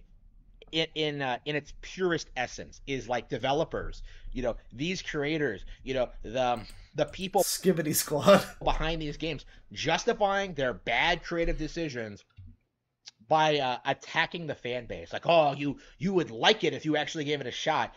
You know, even though you obviously... This is a glorious video. This is a glorious video. This is a video that has almost nothing to do with Gamergate. And then every time he brings up Gamergate, he got, every detail about it wrong, I guess. Even the date that it started. He says it was he must just mean the year. It's technically been 10 years, 10 calendar years since Gamergate. But, he said, the anniversary. As if some day in February was when it fucking started. When it kind of maybe did, if you want to be... That might have been... I think that was more March. I think that the Wizard Chan thing seems like it happened in March, I think. But, no, everything he says about Gamergate is wrong, or intentionally, or maybe unintentionally, but, you know, accidentally, misconstrued in order to fucking defend Nintendo, I guess. And then most of the video isn't even about Gamergate. It's just about games that happened in the last, like, 2 or 3 years. Or the last month. This is absurd what this video is. What the fuck? Why do you even title it with Gamergate? What the fuck are you talking about, cunt? Even though we have standards, right? And, Oh yeah, no, the Gamergate video just got at least 10 minutes longer. Like, at least 10 minutes longer. Because this factors in with, I guess, the segment about how people have gone on to remember Gamergate. I'm gonna have to spend some time, at least a little bit of time, talking. It won't be 10 minutes, but I have to at least bring up. Some people have turned Gamergate into whatever the fuck this guy did for his own personal gain. Like, even in 2024, 10 years later almost, fucking people are still trying to twist this fucking hashtag campaign into, like, a bizarre thing to advance their own weird fucking personal thing that they really, the chip on their shoulder has decided that Gamergate is the fucking key. If we can get Trump to tweet about Gamergate, then fucking people will start playing Zelda again. Oh my god. That's not what people tried to pretend it was about. You know, let it die to pretend it was about politics. And that in and of itself, like, destroyed the entire thing, right? Now, it destroyed... Oh, I know. I thank you, chat member. I saw the video from Tim earlier about Sweet Baby or whatever, her fucking GDC thing, where she basically just talks, the CEO of Sweet Baby basically just talks about, this is like a diversity company that, like, this is basically the company that's the reason why a bunch of scenes in Spider-Man 2 force me to stop looking at my phone and instead, like... Well, no, that's not fair. It's not even like an inconvenience. It's just a little strange whenever the deaf character shows up, and it's very clear that they hired a company like that to make... It doesn't feel natural, like there just happens to be a deaf character. It definitely feels like it's there for the purposes that it's there for. Let's just put it that way. And I guess they were involved in that. I didn't know that, but I guess they were also involved in Suicide Squad. I'm not aware of that, but the woman that, like, runs the company, I guess, she has this whole thing. Well, I guess there's people involved from the Gamergate era. I wasn't even aware of that, but she has this whole GDC talk where she's, like, essentially saying how she needs more games to have people that look like her, which is like, okay, right, as a person of color or whatever, you want that, sure, but there's just some really weird stuff that's like, I made a character in a game and he talked to a black character and my character was black and they both talked about stuff that wasn't about watermelon and, like, crime, and so I was like, I had to call all my friends and tell them about how great it was that there were black people that weren't talking about crime in a video game. I needed to call all of my friends and tell them that, and they all clapped and did the Neon Genesis Evangelion thing and went, congratulations, congratulations, that's so nifty and cool, congratulations. And a lot of it just kind of comes down to her just seeming to want to have herself be present in video games. Like, literally just, I want to see more characters that are me.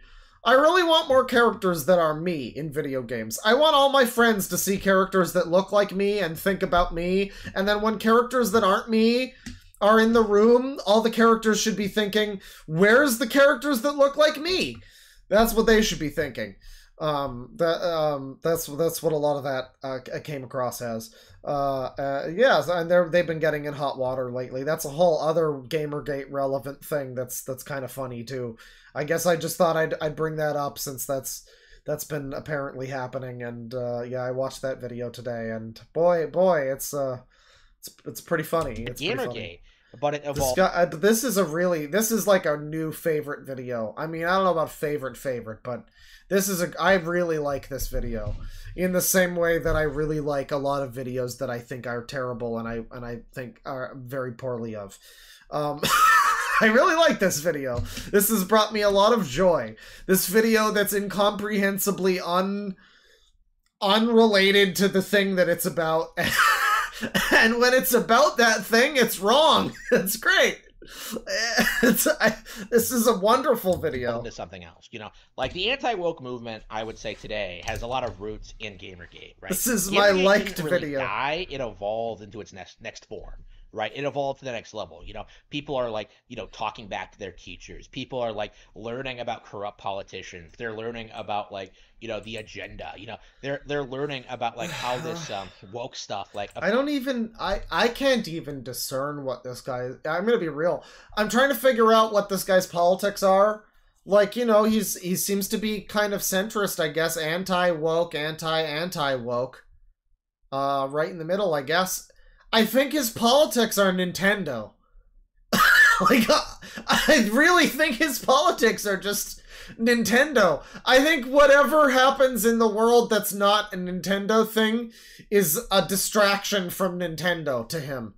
Israel-Palestine? Fuck it. Not Nintendo related. I don't care. Affects their everyday life and how it's a way bigger deal than just video games. You know, Gamergate was a major cultural milestone, but it absolutely was. We're going real late tonight, by the way. I mean, I'm still going. I want to watch more of this guy's videos. I think I might dedicate more of the stream, like maybe the rest of the stream, to this guy, because this guy's really great.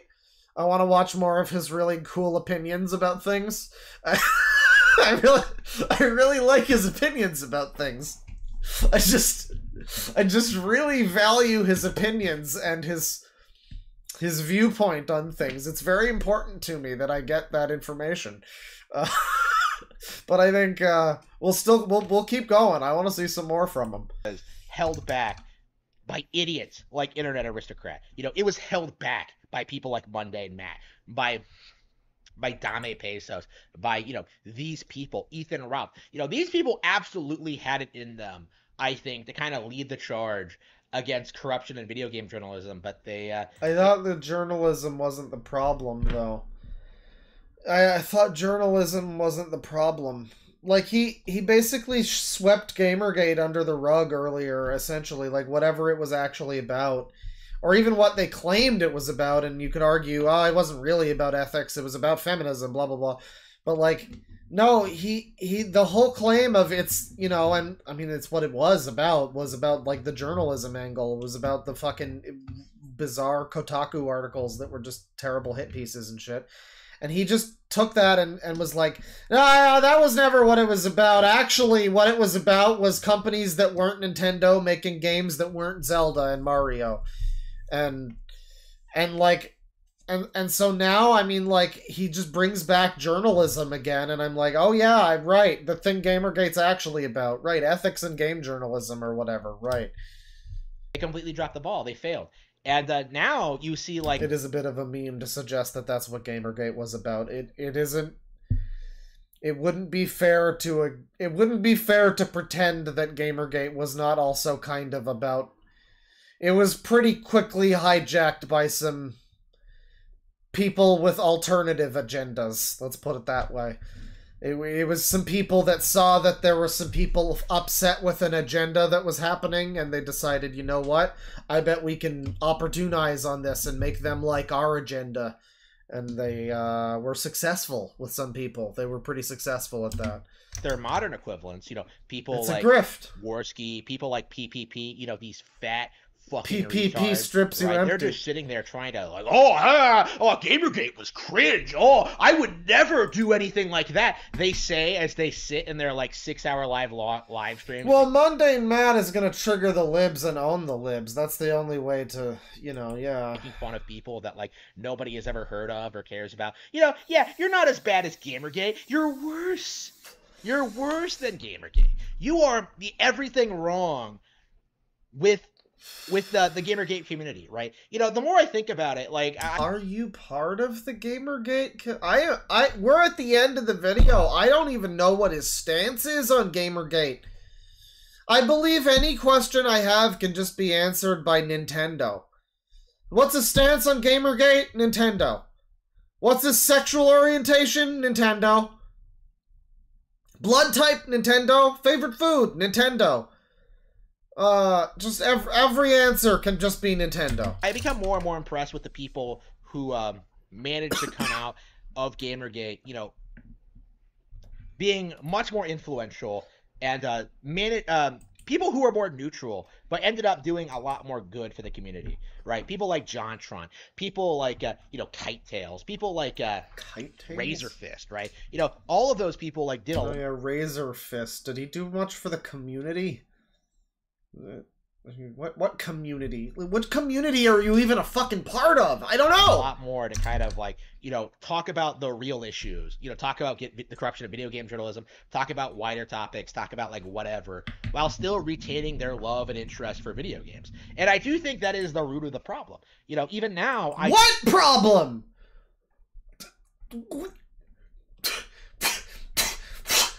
Which problem? Which problem that doesn't exist that you made up? Which problem is the root of the problem? Which problem? The which problem? Which problem are you talking about? Is it one of the ones that's real or one of the ones that you made up? Keeping in mind that a lot of the ones that are real are also not all that real. I mean, they're like real. They're real. They exist in a way that maybe some of the problems he's talking about aren't really existing. They aren't major problems. A lot of this. We're talking about Gamergate here. It's not exactly a fucking. Oh my god! It's the Gamergate Civil War, everybody! Batten down your women. The gamers are coming. That's not really. It's not all that high stakes. But like, what the fuck though? Don't believe that the major personalities behind Gamergate actually care about video games. Even now, I don't believe that, and that was a major issue regarding this controversy from the very beginning. From the very beginning in 2024 when Suicide Squad came out, and then Gamergate happened 10 years out before that, and right from the beginning, it's been a problem. So I can see what he's getting at. Definitely see what he's getting at here. So there's somebody named Shitposting Adjacent Stalker, who his response here on the video is 10 years of Nintendo being a garbage company, and so is the underpowered 30 FPS Switch, with 4 joy laughing emojis. And then there's one here, quote unquote Gamergate, because people aren't blindly simping for Nintendo. There are many good games not made by Nintendo, and there are many good games made by Nintendo. Why can't you just accept that people may like games outside of Nintendo, and this doesn't make them fake gamers? Okay, so it's just somebody trying to speak truth to power, I guess. Let me see here. We gotta watch his take on emulation. Remember, emulators are bad, people. Preserving games that Nintendo won't preserve themselves is bad. Upgrading games on day one to play them at a better resolution with mods in a way that you can't on the console is bad, even though it's possible and is better objectively, is an objectively better way to play these games. It's funny actually, like we're about to see him. We're about to see this guy defend fight against emulation, defend Nintendo for suing an emulator company or whatever. It's funny because the only way... There's a game that was announced recently. It was a Switch game. It's coming to other consoles soon. It's called Shin Megami Tensei 5. What's funny is the only way that game was playable before it got announced for other consoles, and now it's going to be coming to PC and PS5 and stuff.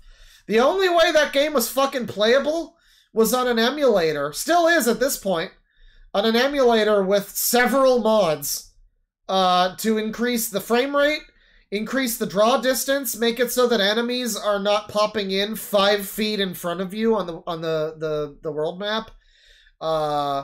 Basically make the game like a modern video game and not a Nintendo 64 game. And, a pretty cool game other than all of those technical problems. And now that it's not going to be on the Switch, it doesn't need mods anymore. It's funny how that works out. I want to point out, by the way, I don't dislike Nintendo. I mean, I like Nintendo some of the time. I liked Mario Wonder. It was pretty good. I'm looking forward to that Peach game. I'm probably going to emulate the fucking, probably going to emulate the Mario and Donkey Kong game. This guy must be getting a lot of money from his mommy. That's my guess, because like and it's not just because he's like a fat Nintendrone or whatever, but he's got the cool guy leather jacket in this video, by the way, too. But like, Nintendo games are really expensive, and like, for him to not emulate them, I mean, to be able to emulate a fucking newly released game because it came out on the Switch is beautiful. Like, oh, hey, there's a new game that just came out. It's also released day one on Switch, so you can just play it and you don't have to... It's great.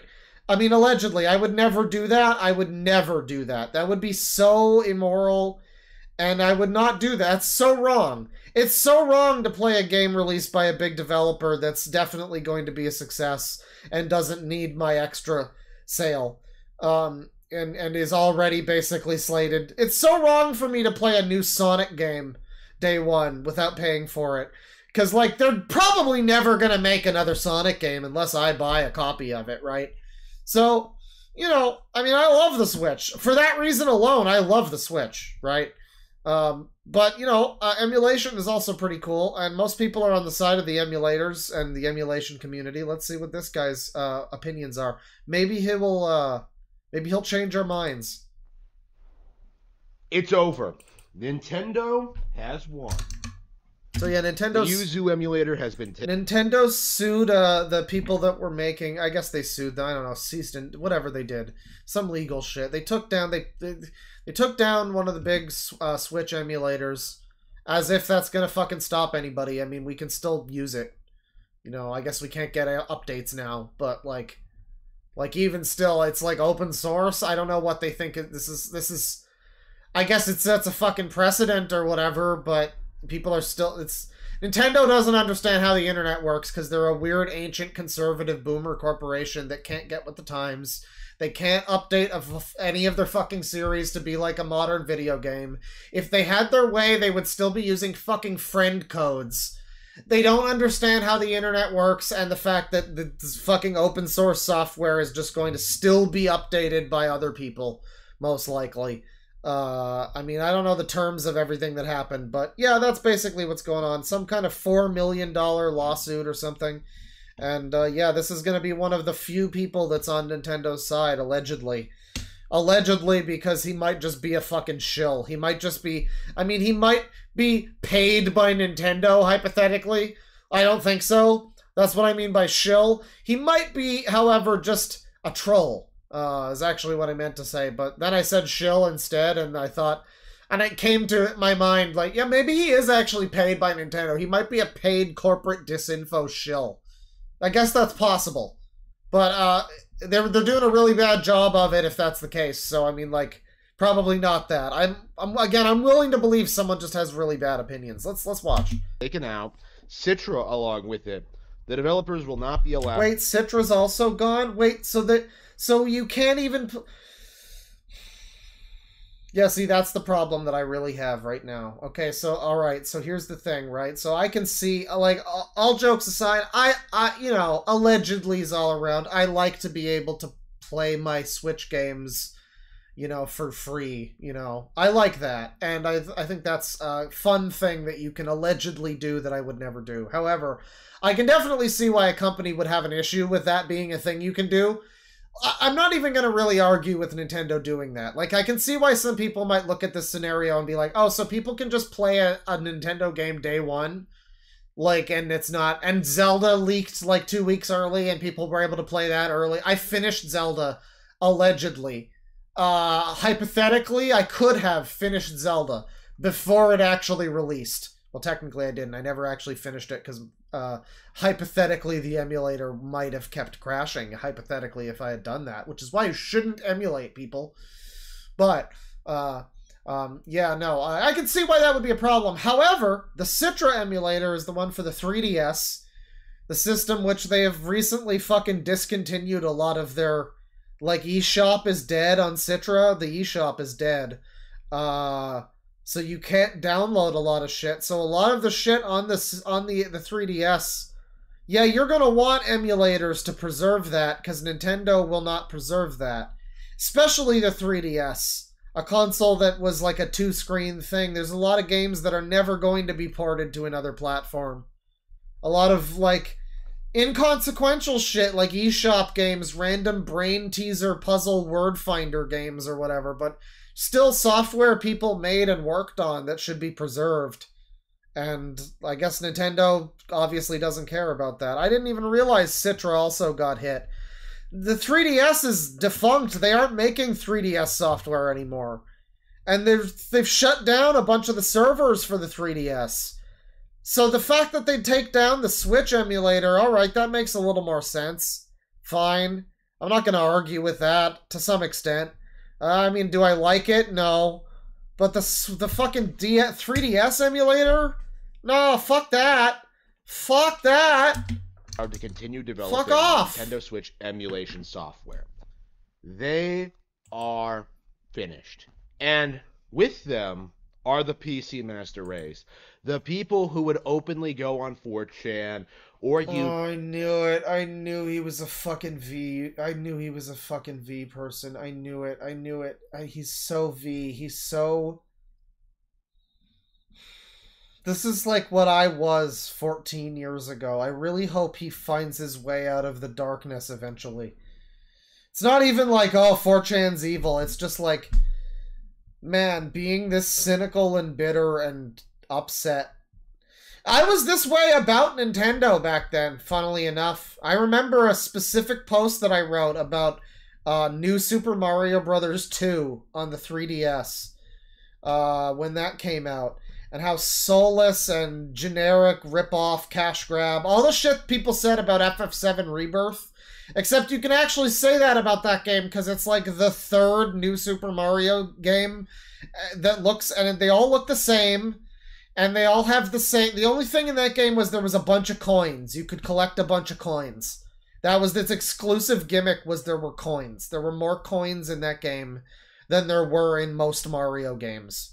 So that was its gimmick, was there were, rather than the other New Super Mario games that had a normal Mario number of coins, NSMB 2 had a whole bunch of coins. And I just remember making a post that was like the way he is here, but about Nintendo being like, this is fucking garbage, you people need to learn, you stupid fucking Nintendo baby Nintendrones need to wake up and learn this cash grab rehash garbage that they make. It's fucking trash. Just every buzzword in the book. Except the difference was I was right. YouTube or X or whatever and brag about playing games early. Right? We saw this. Yeah, well, that sounds like a fucking skill issue. Oh, that's a good pause frame. But that sounds like a skill issue on Nintendo's part. Shouldn't have let their game leak. Shouldn't have let me hypothetically play it early. You know? Shouldn't have had a console that requires people... that, like, really strongly makes a lot of people feel, boy, I wish I could play this game in a reasonable, good resolution and frame rate. You know, shouldn't have made a console like that, I guess. Skill issue. Shouldn't have made a console that made me... That literally made me not buy Shin Megami Tensei 5. Because I was like, boy, I really like this game. I want to play more of it. But I sure as hell don't want to play it on a Switch where I can't play it with a better frame rate and, like, draw distance and, you know, various enhancements like that, resolution and stuff. I didn't buy that game because it's on the Switch. I specifically did not buy it because it's on the Switch. So, like, yeah, skill issue on Nintendo's part. They should have made a better console. As recently as with Unicorn Overlord. The last time I went on 4chan ever, it was about... Oh yeah, he's a cum shroom, totally. About how they were playing Unicorn Overlord early. You know, I know people in the community, Joe from Seattle, who was openly taking sponsorships from Atlas while planning on emulating the game on PC. I'm gonna have to play this Unicorn Overlord game because it's not Fire Emblem and I have a weird resistance to playing Fire Emblem. Even though it's like similar, I guess. I don't know. It's Atlas and I like Atlas games recently, so I'm into that. I was really liking Awakening. Fire Emblem Awakening. I was really enjoying that, but for whatever fucking reason, I I just can't get into it. So this guy wants... that's an interesting thing, actually. Fire Emblem Awakening, that was the 3DS one that was really popular. Actually, speaking of Atlas, speaking of SMT5, another 3DS game. Oh my god. Oh god, we want to talk about fucking Citra? Oh, now I get to rant. Okay, I've talked before about Shin Megami Tensei 4 and how that game's fucking annoying. That game's combat is just poorly made. It's just poorly designed. In the beginning, it's way too difficult, and then by the end game, it's way too easy. The difficulty curve is inverted in that game. And in the beginning, it's so punishing, it's just fucking stupid. You will get into fights that you actually can't win because you just walked into them and the enemy got lucky and they party wipe your whole fucking team and there's nothing you can do. Like, actually, before you can do any moves or act at all, the enemy just gets, like, super lucky moves and party wipes you completely. It's full of shit. And so the way that they combat that in SMT4 is by letting you save literally just everywhere. Every step of the way, at every moment in the game, you can save. So they want you to just save scum everywhere, basically. And so eventually I got to a point where I was like, fuck this, and I just transferred my save file to Citra, where I could actually save scum with a save states feature. Because it's like the game already has save states. I didn't use them mid-battle, I just like save stated where I would have done a normal save in-game anyway. But it saved me like a fucking 30-40 second process of like thumbing over to the save menu and like, you know, waiting for that to happen. It just made it like super easy. So that's one example. But fucking, he's talking about the 3DS. I mentioned Fire Emblem Awakening. That's an example of a game, and so's SMT4. Games that you probably don't really want to play on a 3DS. I mean, like, yeah, they're designed for the handheld, and they've got some 3D functionality, and that's kind of cool. And I like the 3D on that system, but like, those are really big, storied, extensive games with a lot of content. I really don't want to spend all my time fucking playing them on this tiny little handheld. At least with the Switch, you can play it on a, you know, docked, like a normal console. That's fine. But, like, on a tiny, stupid fucking handheld, yeah, I would prefer to emulate them. How are you gonna argue against Citra? How are you gonna argue against letting me play a game like Fire Emblem Awakening not hunched over a stupid fucking 3DS? I don't want that. That's a terrible experience. That's a terrible experience. If you can play it in a better way, I don't understand why you wouldn't. Unicorn Overlord, of course, it did not get an official release on PC. So he would have to emulate the Switch version. And most likely, he was intending on pirating it. A game that he took money to ship. Someone in chat is in here defending the smirking thing. No, you're just wrong. I'm sorry. I know you're super cool and your dick is really big because you didn't die more than like twice to the Minotaur or whatever. Maybe you got him on the first try. I don't care. It's a bad mechanic. It's just stupid. It's just a stupid fucking... Oh, oops, sorry, bad luck. You fucking walked into a battle with enemies you should easily be able to fucking defeat, but they got lucky. The quote-unquote lucky, aka the game just decided you lose. Like, no. The NPCs in the digital video game where the computer makes the rules got lucky. Okay. Like, no, fuck that. That's bullshit. It's one thing if the player gets lucky and it's actually in your advantage. But when it's literally just like the computer decided to make the game unfair. I remember playing it and getting to points where I'm like, oh, okay, so the game just decided I should turn it off. That was what the smirking thing was you get into a fight and the game just turns itself off for you. That's what it was. You can't win the fight, you just get bodied in one turn. The game just turns itself off for you. Fuck off, that's such a terrible fucking mechanic. It's awful. Awful.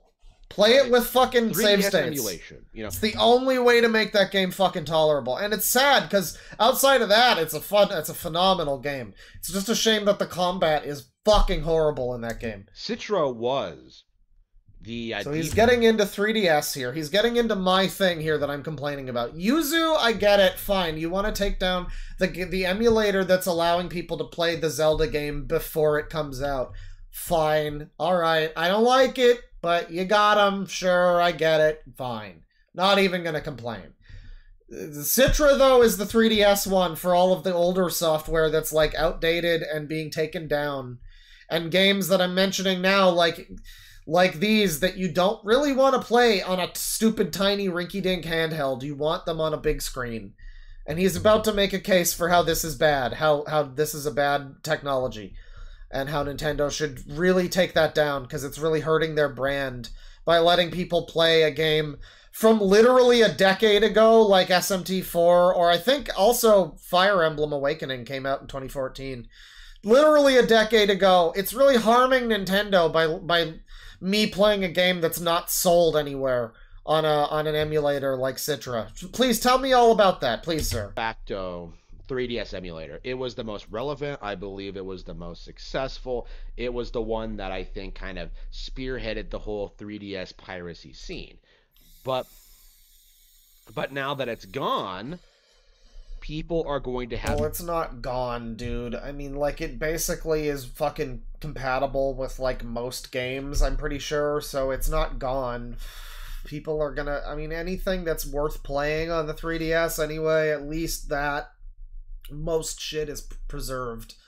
Like, there might be some obscure Japanese fucking golf game that's not, you know, been localized, that doesn't play properly, but most of it's been preserved, you know?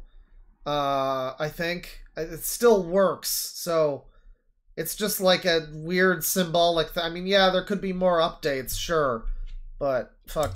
Trouble finding another emulator that runs as well, right?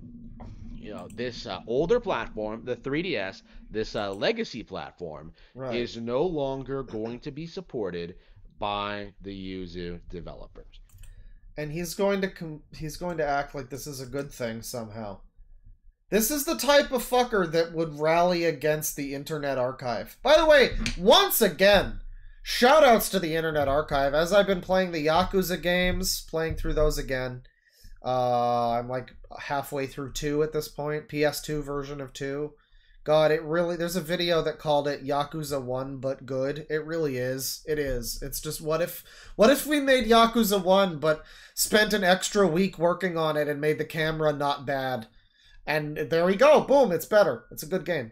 So I've been interested in watching Yakuza films. You know, like Dead or Alive by Takashi Miike, that trilogy, with Awano, his actor from... Was it Riki Takeuchi, I think, from Zero? I've been wanting to watch that. Once again, Internet Archive with the fucking clutch. They just have a whole category of fucking Yakuza movies you can download. It's got all the Zatoichi films. It's got, like, a bunch of, like Boiling Point and Outrage. It's got all this shit. Last month, I was super into Windows XP shit, and archive.org was helping me out there. And this month, now it's Yakuza movies. Hypothetically, I haven't watched any yet, but so they're all on the list. I bookmarked it, goddammit. It's there. Shoutouts to the archive. But this is the type of fucking person that would be, like, rallying against the archive because it's got a Nintendo game on there, and you can't do that. Right. What happened? You know? Like, I thought that Nintendo didn't have a case. I was assured by YouTube lawyers, right? The Twitter legal team, that nothing Yuzu did was wrong. Twitter understands the legal system. That Nintendo was filing a frivolous lawsuit, that emulation was completely legal. This is what, in the dictionary, when you look up the term useful idiot, which wouldn't be in the dictionary because it's a term and not a word, but this is what would show up next to that term. Useful idiot. Or also, bootlicker. Because it's like, yeah, what Yuzu's doing is not illegal. Really. It isn't. They're making an emulator for a software that's not illegal. There's been a lot of precedent to prove that it's not illegal. This is actually a really harmful fucking thing that Nintendo's doing. Overall. This is restricting fucking freedoms that people have, for one thing, but I mean, also, it isn't illegal and shouldn't be, and so the fact that they've found some kind of weird loophole to get around that is something that everybody should be concerned about. Except for this fucking guy, because he loves Nintendo, and Nintendo loves him, and Nintendo's gonna sleep with him, and Nintendo's gonna jerk him off and make him cum, and Rosalina and Peach are gonna share the cum, and they're gonna say that it tastes really good, and then they're gonna compliment his Mario hat and say that he looks really good in leather, and yeah, that's how it's gonna go down. That's why he loves Nintendo so much, and I can see why. Like, that's an understandable reason, honestly. Right? And yet, somehow, in less than Nintendo is his Discord kitten, yes. Nintendo has completely taken out the company. They've taken out their business. They've taken out their Patreon. Like, you can't even download Yuzu and Citra anymore off of their website. It's all been taken down. It's over, right? It's over, except for all the people that already have it downloaded, and the fact that they're both open source, and a lot of people still have support for it, and probably most of the people that worked on it are still going to probably work on it in secret to some extent. I mean, I would assume, if not, other people will. It's not over by a long shot. I don't know why, like, oh yeah, the emulation community is just gonna stop now. You're right, dude. No, you're right. It's definitely over. Everybody learned their lesson. They're done. They're just done now. You're right. It's done. It's Jover. The reality of the situation is so far different over than the emulation shills want you to believe, right? Yuzu, we're getting games up and running early, right? By breaking into Nintendo servers, right? Breaking encryption, I don't think getting that's true. past like the DRM, right? The anti-piracy measures. I mean, I don't know. I mean, I would assume something has to give if Nintendo was able to, like, successfully sue them. This is going back on, like, you know, Bleem, the whole Sega, Sony fucking, there was an emulator for the Dreamcast that would just let you play, like, PlayStation games also on PC, on the Dreamcast and PC. And I think Sony tried to take them to court, and they, like, failed, but they also bankrupted the company in the process. And there's been a bunch of other attempts at the same sort of thing. So I would assume that something different had to have happened here. Maybe he's right about this, but I don't really take his word for it for obvious reasons. Doing all of this stuff to ensure that emulation was successful, right? To appeal to a certain demographic of people, to appeal to pirates, right? Because if you take away the early... Yeah, somebody says this is a settlement, not a one case. I guess it might not even, it might just be the thing where they pressure you and then you have to comply, basically. Woo! Yay, Nintendo! Wahoo! Bing, bing, wahoo! Yeah. It might be the thing where they legally don't actually have a case, but they just threaten you until you're ruined and you have to give in. And you're still ruined. Remember that time they stole that guy, half of that guy's income for the rest of his life? Sorry, 30%. It was just a modest 30% for the rest of his life. Yeah. Because he decided to, like, what was it? He ran a website that had some stuff on it or something. I don't know. Something immoral and criminal and wrong. Access. If you take away the whole getting games for free thing, if you take away, like, all of that, the reality is emulation is not superior to... Yeah, did he claim that there was emulation shills? Is that true? There's people... Who's paying for emulation to be shilled? Is it Richard Stallman? God damn it. The original. Hang on, say that again. Say that again, sir, please. The reality is emulation is not superior to the original hardware. You're gonna have to qualify that one, because I think that's truly and very, very, very provably wrong. But the best argument you can maybe make is that the games might crash or something. There might be some incompatibilities. Not on every game, though. I mean, like, yeah, I had problems, hypothetically, allegedly, with Breath of the Wild, too. Like, in the final boss part, it kept crashing. Yakuza Dead Souls keeps fucking crashing on the PS3 emulator. This guy must hate Yakuza, by the way, because the Yakuza devs hate Nintendo, apparently. They've like decided that Yakuza is too mature for Nintendo baby consoles. They almost literally said that. So I guess this guy consequently must absolutely fucking... It's very silly that they said that about the Switch or whatever, but it's also... Because Yakuza would be great on the Switch. But it's all, it would also not surprise me if this guy has the exact opposite opinion, you know. Mirror reflection of that opinion. But, yeah, I mean... Shit. I don't know. Yeah, no, I mean... Emulation definitely is better for literally the game I just mentioned. Several games I just mentioned. The handheld ones that you can only play on a tiny little fucking handheld device that are a strain to play. Just holding onto this device and, like, it's miserable. Like, I wanted to play more of Strange Journey, too, but I don't want to play more of it on that fucking handheld, that's for damn sure. That thing is a fun gimmick to hold on to and play a little of a Mario game or something for a bit, and then I'm like, okay, I'm not 7 anymore. I can't do this. It's not comfortable, and I don't want to, and I have better options. So why wouldn't I? Yes, it's better. It's better. It's just better. There are massive RPGs that span a fucking tens of hours, hundreds of hours on the 3DS, on the DS, on all these handheld consoles. You want me to sit there playing it on this tiny little fucking 240p fucking resolution screen? You really? When I could just play it, not even upscaled, just at the regular resolution, but in a regular size window on my PC screen, with like another thing along the side of it, you know, like you know, I already have the 3DS second screen below it, right? So just have like a picture-in-picture with fucking... You know, a YouTube video as well. Triple picture-in-picture, you know? 2 screens and a YouTube. It's perfect. You know? It's perfect. No, it's definitely better. Let alone for the Switch, where you have a game like, again, SMT5. Unplayable on the Switch. Not playable. Not fucking playable. It is trash. It is a horrible game on the Switch. Terrible frame rate. Fucking draw distance of like 5 feet in front of you. Resolution is terrible. It's awful. It's awful. It's unplayable on the Switch. It is like a PS2 game on the Switch. Dude, you can play it on the fucking upscale on Yuzu, and it looks great.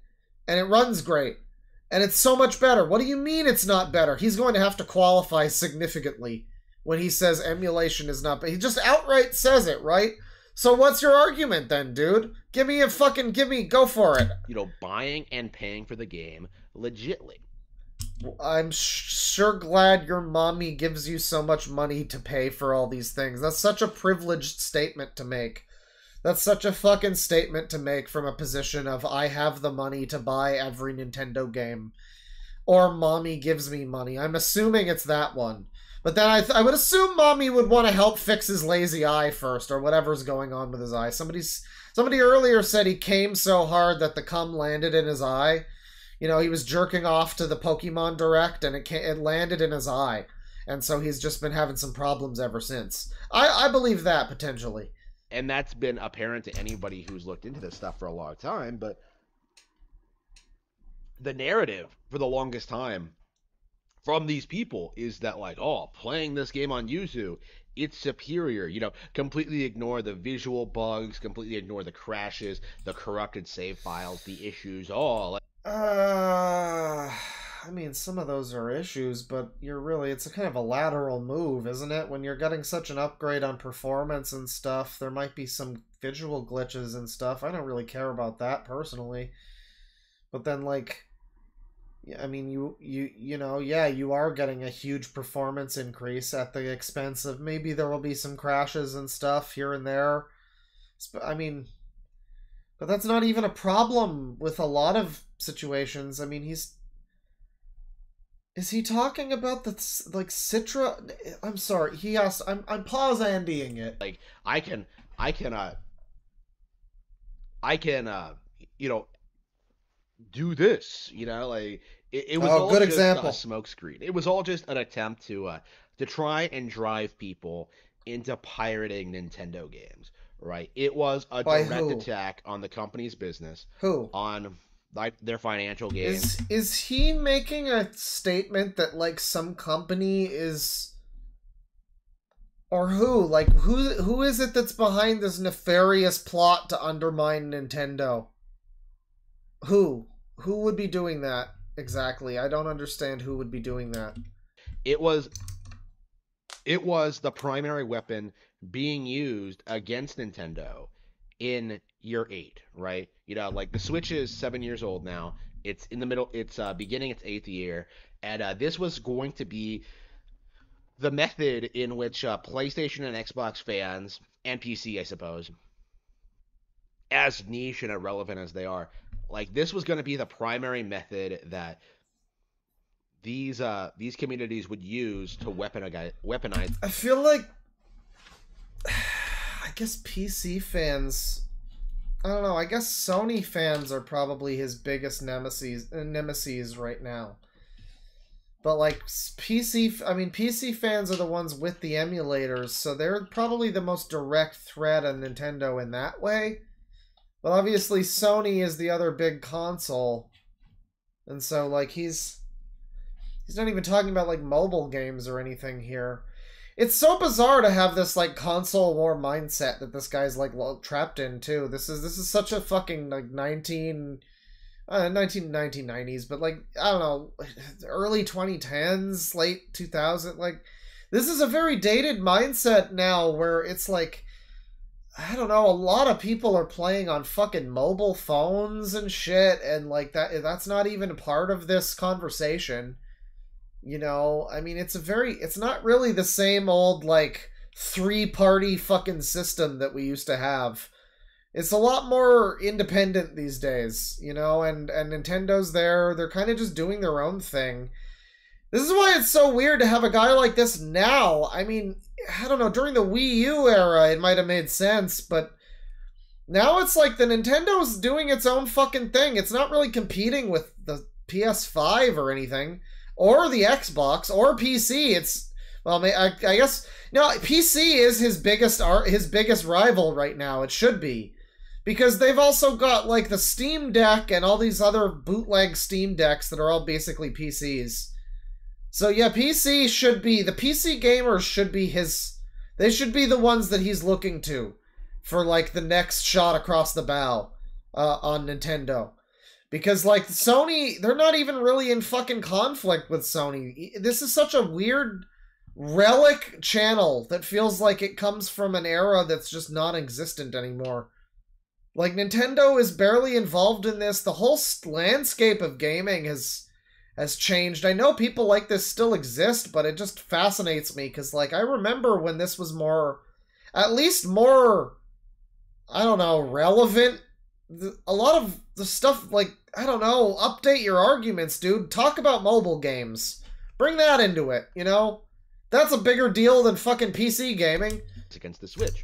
How many times have we heard over the past couple of years, when it comes to Switch exclusives, how they did not matter? I can't believe this stream went on as long as it has. That, right? Like, how many times have we been told that? How many times have we been told that Well, that's not an argument against Citra, dude. everything would come to PC eventually? How long have we been told that there's nothing wrong with emulation and that there was no reason to use a gaming PC as your primary platform? Now, the reality is quite different. I like the way Mario, when he wears the Mario hat, it fits him in a certain way where he, you know, it's Mario, whatever. Whenever this guy is wearing the Mario hat, and it makes him look like Doug Walker in Kick-Assia. It makes him look like he's wearing the M. Bison dictator uniform. Like he's delivering a speech to the Nintendo faithful. He's telling them all to drink the Kool-Aid so they'll kill themselves. Sorry, Flavor Aid. Right. You know, plenty of high-profile games don't get PC releases. Just look at the aforementioned Unicorn Overlord. But when you see just how desperately the community has been to legitimize emulation, how much they've been trying to defend it, how much they've been promoting it when it comes to Nintendo consoles. Like, curiously, you don't see people like trying to preserve games on PlayStation or Xbox, probably because nobody wants to play them. But well, that's a funny joke, and I don't want to play God of War much either, or Horizon, or Last of Us, or God. Are they making a sequel to Days Gone? That would be really funny. I want them to make a sequel to Days Gone. That would be great. Not because it's good, but just because we need more games with white men protagonists. White men protagonists who want revenge because their girl got killed or something. I don't remember what that game was about, but I remember everybody was upset because people said it looked like super generic, and I guess that was like anti-white or something. I don't know. It seemed like a valid critique in more ways than one. But a lot of those games, including Days Gone, are on PC. Like God of War, Spider-Man, they're all on PC. They usually take a while, but they're gonna come to PC. Nintendo games never do. The reason Nintendo games, matter in terms of preserving them, is because Nintendo doesn't re-release a lot of them. Or if they do, it's 10 years from now. Or if they do, it's like that shitty Mario collection that had no effort put into it and was just like a garbage cash grab. Like that, that kind of thing. I don't know. Preservation's important, especially when it was a 2-screen console with a touchscreen and a 3D gimmick. And a lot of the games, in fact, almost every game on that console is specifically exclusive to that console. So, if you don't have a console that can run it or an emulator, you're probably never going to be able to play some of those and some of those versions. So yeah, that does matter. More so than, like, I don't know, PSP emulation, which, like, yeah, those games are all preserved. PS5 games aren't, but again, most of those are on PC or coming to PC. And the ones that aren't, well, that's a shame, but I don't know, you can't crack a PS5. People are probably working on it. They will once you can. What does he say? What does he mean? People don't care about emulation. God, he really looks like Chris Chan in this pause frame too. Like, there's a certain Chris Chan-ness. It's this eye being so languid and sleepy, and this mouth being kind of like, kind of pensive. He looks like he's high. And then there's the glasses and everything. Yeah, I mean, people would fucking... I was just talking about PS3 emulation. They're doing what they fucking can. Nintendo just sucks, so they've made all their shit really easy to emulate, though. But when it comes to Nintendo software, like, yeah, there is, like, a legit arms race to get this stuff up and running as soon as 2 days, 2 gone. It doesn't matter whether it takes 1, 2, 5, 10 years. Like, these guys are always going to be claiming that their PC versions of these Nintendo games are better than the Nintendo ones, right? But now that's no longer a factor. Now we have a legit example of a high... Well, it is still a factor. It's like, neener, my company stepped in, so your argument is irrelevant. That doesn't change the argument, dude. That doesn't change the fact that it's still better to play these games in an emulator. Most of the time. I mean, yeah, hypothetically, if you're playing one before release, it might have some visual bugs and shit. That's kind of to be expected, I guess. Also, hot take, Ryujinx is better. I've never really liked Yuzu all that much. It's kind of always been shit. I'm really more down with Ryujinx anyway. So, like, I mean, F for Citra, but I don't think I care that much super hard about Yuzu, honestly. But, yeah, no, I mean, it's definitely no longer an option. There's not 1 or 2 other popular Switch emulators out there, for sure. Yuzu's not still perfectly usable for a lot of games that have already come out. File emulator, the biggest in the scene, the one behind 3DS and Switch emulation being taken out in a matter of weeks, right? We have a bit more precedent for Nintendo going after emulation, for going after piracy. Now, for anyone who isn't a complete God, someone points out, oh, these are all good pause frames. I love it. Give him the suck. Someone points out how in 2007, the super cool Sony fanboys claimed that the PS3 could never be pirated and hacked because of the power of the cell. Because the PS3 had a stupid fucking architecture that was built around this dumbass fucking processor thing that was called the cell. It was basically that decade's Sega Saturn, but it had a better fate ultimately than the Sega Saturn. Where it was like everybody that ever made a game with it didn't know how to make a fucking game with it, and didn't know how to utilize the cell properly. And yet there were all these fucking people that wouldn't shut up about how the cell technology has infinite power. You don't understand. The infinite power of the cell technology will make every game possible. You know, it's funny, I've actually been thinking about that a lot recently. When they announced the PS3, when they were, like, gearing that up, I don't know if it was when they announced it, but, like, around that time, they had this technical demo thing for the PS3 that showed off the power of the cell and everything. And it was a recreation of the intro of FF7, down to the part where it, like, zooms in on Cloud when he jumps off the train. So it's the whole city pan around Aerith with the flower, Loveless, the street, and everything. And it looked pretty cool, you know, for the time. And everybody was like, where's the full game, Square? And now I've just been thinking about that a lot as I've been playing Rebirth. For some reason, I've just been like, man, imagine if this fucking came out in, like, 2007. Imagine if the FF7 remake came out around the same time that, like, 13 was coming out. And it was just a series of hallways, and it was all Advent Children style all the time. Everybody would be edgy as hell. They would have completely missed the point. I would have super been one of those people who would have said they missed the point and it was a soulless cash grab remake. It's really a good thing they waited. A complete retard, right? Oh yeah, blast processing, yeah. This outcome was obvious, right?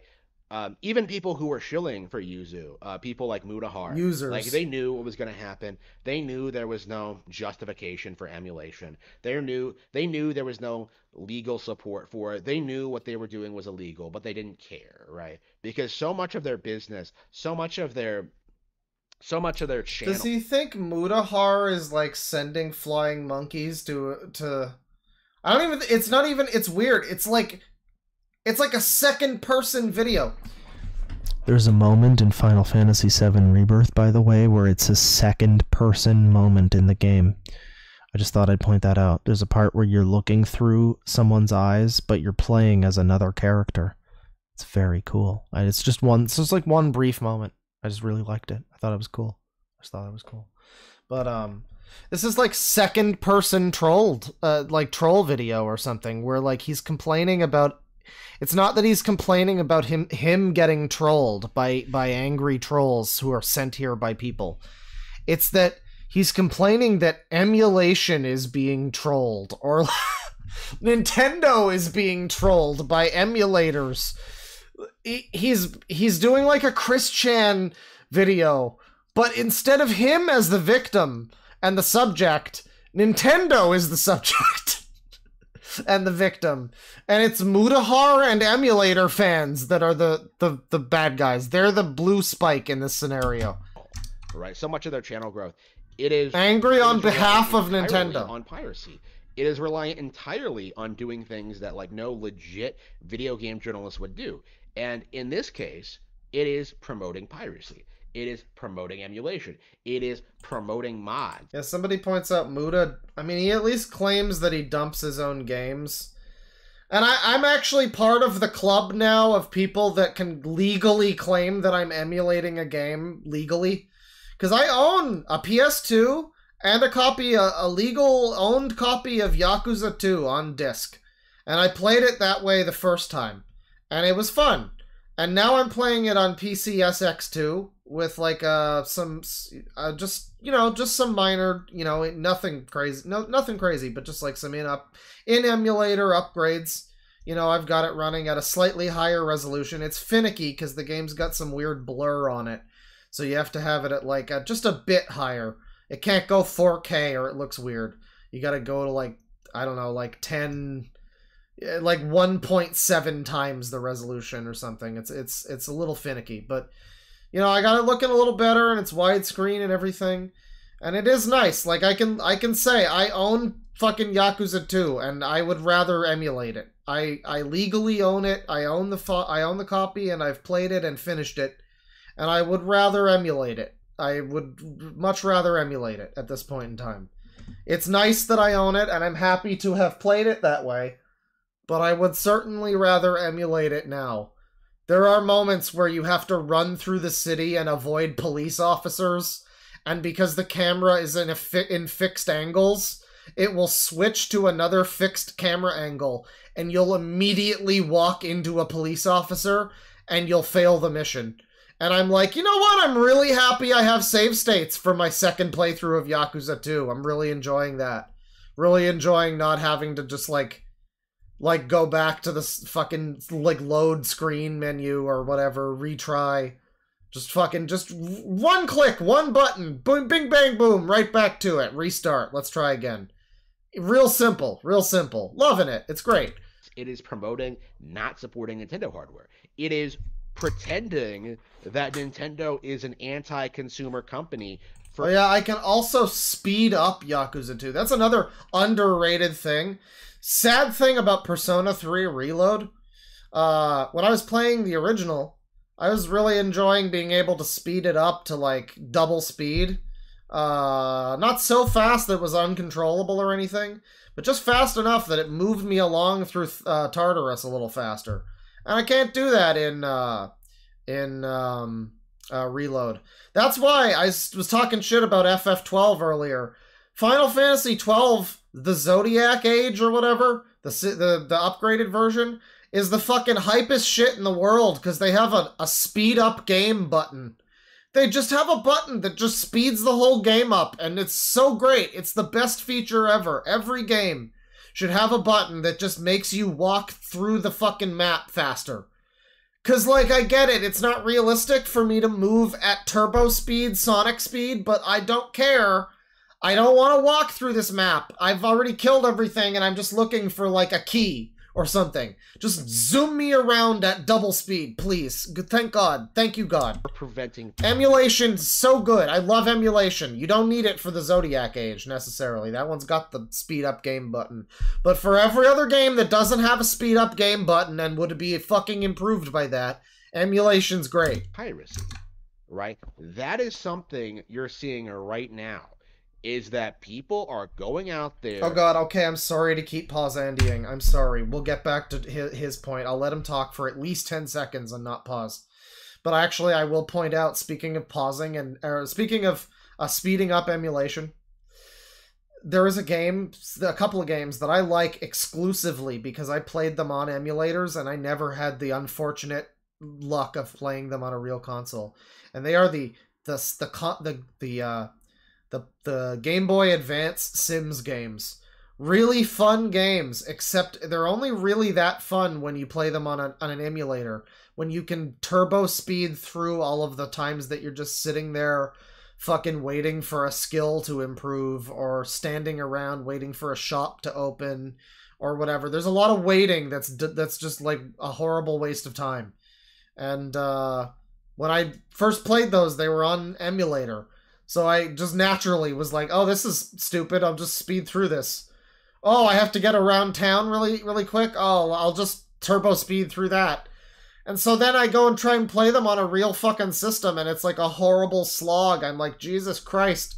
This is only playable on an emulator. You can only play it on an emulator. That's the only way. Something you're seeing right now is that people are going out there trying to convince you that somehow taking down the Yuzu emulator is anti-consumer. This user. I'm sorry, I pause Andy again.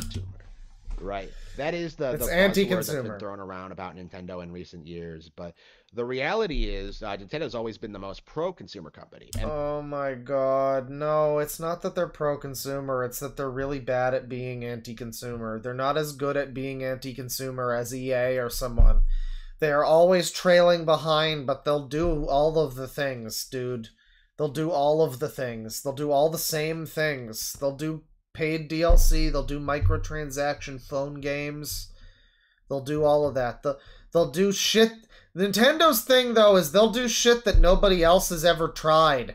They'll do weird shit, like timed games that are, like, not timed for any good reason.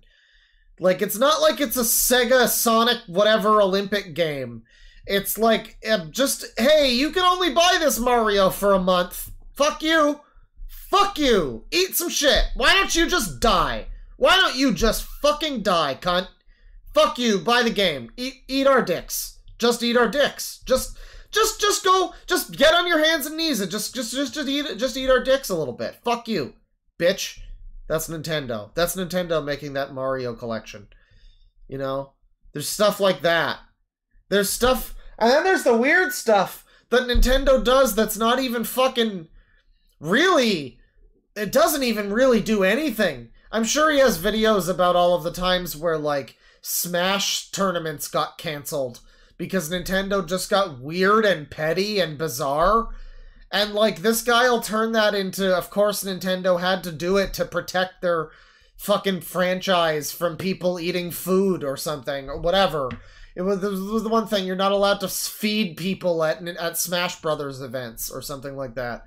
Like, oh god, how dare people eat a hot dog around Mario? Oh my god. No, Mario might be offended. You might piss off the ice climbers if you eat chili. You know, the weird shit that's just petty, that has, like, that's not even really, like, at least in this case, it's like, okay, yeah, again, people are, like, playing Zelda games before they're released. Alright, fine. Fine, if they can find a reason to make the fun party, make this gravy train come to an end, I guess I can fucking see why. Right? I'm not gonna complain too hard. Yeah, it should be legal, but, like, let's be real, that's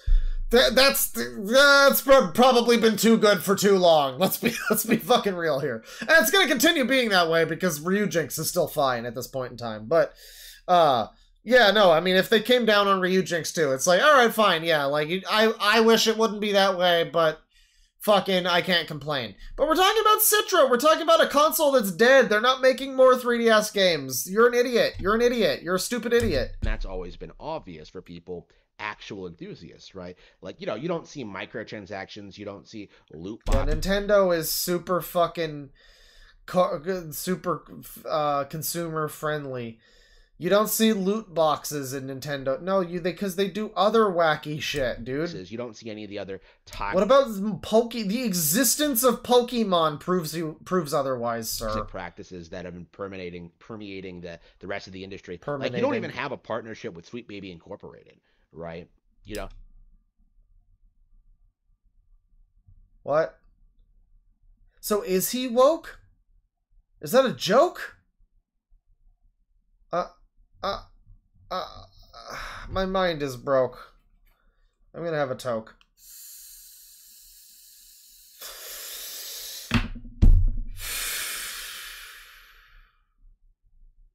This guy's blowing smoke. They're not Valve, okay? Meanwhile, you have people, like, bending over backwards to worship, like, essentially every other company in existence.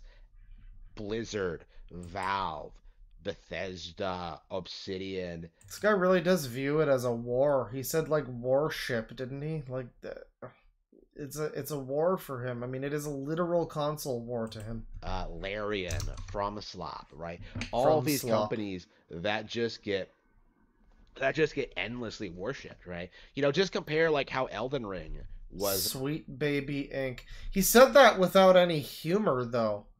Like, he wasn't saying that as a joke. I've never heard of Sweet Baby Inc. before they entered the mainstream recently, or mainstream, whatever. Before there'd been some controversy with them recently, I guess. They're, like, trying to take away some guy's Steam account because he said a bad word, or so. I don't know what he did. I don't know what he did, but apparently he can't own Steam games anymore. That's how bad it is. Got another great pause frame. Jesus Christ. They're effortless with this guy. I mean, like, this is nothing special in terms of pause frames, but they're all special. That's the point. They're all fantastic. But Jesus Christ, man. I mean, that just get endlessly worshipped, right? You know, just compare like how Elden Ring. The Elden Ring. We're talking about Elden Ring. Did FromSlop have Sweet Baby? He must be trolling, I guess, but it is a situation where I hope he knows that if he's trolling, it's still, I hope he still wakes up in the morning and feels sad about himself. The same way that he would if he wasn't trolling, you know? Like, he definitely does that. He wakes up in the morning and he's like, why should I get out of bed today? Oh, I guess I have some more coins to collect in Mario. You know? But, like, if this is all just a jape, it's still pretty pathetic. I guess he's trolling people, but I don't know, you're just who are you really trolling? I mean, you're just acting like a moron. It's like really low-hanging fucking fruit, like low bar to troll people now. I don't know. You know what I mean? Like, yeah, I mean, I guess if this guy turns out to be a troll, tomorrow he comes out, he's like, haha, I got you all. But he's been doing this for years, so it won't happen. He's got framed shit on his wall, so it won't happen. But if he did, like, I guess I would feel like, I guess he got me. But I would also just be like, I don't know, man. There's a lot of people who are just like this. I guess it's not wacky enough to be a parody. He's mentioning Sweet Baby, though. Like, it feels like he's just trying to get attention. He must be trolling. Was treated compared to Tears of the Kingdom, right? Definitely a V troll. They did not openly advocate. He talks like how V posts read, but okay, another great, but like a lot of people are just like that though. Like you're so quick to assume it's a troll. Those people are real people. Those people have real lives. And who's to say one of them doesn't have a YouTube channel? Right? I mean, like, who's to say? He's not like, I don't think he's like he's not like a name friend on V or a trip friend or anything. I don't think. So, like, he's probably not just trying to get attention in that way. He's probably just an anon. So, I mean, I don't know if he's like a V troll in that sense. Maybe, but it's so tame. I mean, we see these people, like, remember the guy we looked at? It was an interesting channel.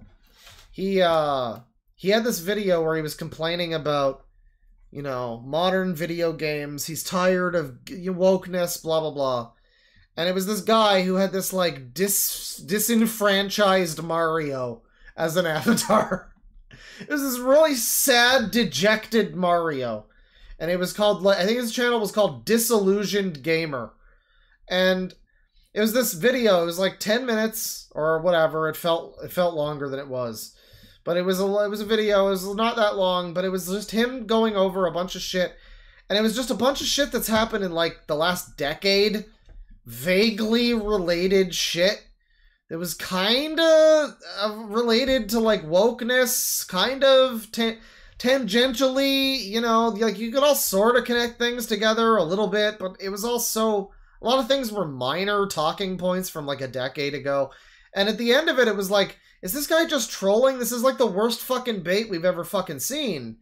But if it is, I don't know. It's like a low-hanging fruit. It's like, yeah, you can just say dumb things, and I guess that's trolling. I guess. It's kind of. I mean, I guess. But, I don't know. It feels like it should. It feels like this is just something that somebody could just believe. You know, I don't know. Pirating. So, anyways, the way that like can't pirate Elden Ring. Enthusiasts were shilling for Tears of the Kingdom to be emulated, right? Like it was not that prominent, and a big reason for that. Too mundane. Is, like, that's what I'm saying. Not as popular as Zelda, it never will be. But at the same time. There was so by the way, it's worth pointing out that we said before that it looked like it was a Mario hat and a trench coat. As far as I can tell, it is not. It is in fact a Mario hat and like a Tunnel Snakes Rule leather jacket. Shit, that's not a reference this guy would get. It's a potential Mario alternate outfit where he wears a leather jacket. I don't fucking know, cunt. Not a trench coat, sadly. I really thought he was going for, you know, Dylan and Eric with a Mario hat, but unlucky. It was a coordinated attempt. Angry Joe jacket, Dark Wario, right? And mitigate the success of this game, right? You know, it's midnight. Hey. Last year, with people saying it was the same thing all over again, that it wasn't that popular, that it wasn't talked about, that it wasn't going to sell that well, that it hasn't sold all that well, that 20 million units somehow is a bomb in the eyes of the community, right? We saw these people like come out and just try their hardest to downplay Tears of the Kingdom. Wait, 20 million units for... Oh, there's another good one. He's about to say the N-word. 20 million units for Tears of the Kingdom. I mean... Yeah, that's pretty good. I don't know if people... I mean, I don't know what the numbers are. People tried to bitch about the... Apparently the numbers for FF16 were bad, but they were like... I don't know, fucking billion people bought it or something. Like, it's some ridiculous number, but apparently it wasn't enough. So, I mean, I don't know. I guess maybe it might have sold under expectations, potentially. And emulation absolutely was a part of that. Right? Like, that was a major cornerstone of their argument. It was that, like, oh, you can just emulate this on PC and have a better experience. Like, this, Nintendo needs to put out new hardware now. Right? Like, it was just an attempt. What's your point? Yeah, their hardware is really bad. You can play better versions of their games on your PC. What's your point? They should make another console, probably, that's got better hardware. Yeah, why, what?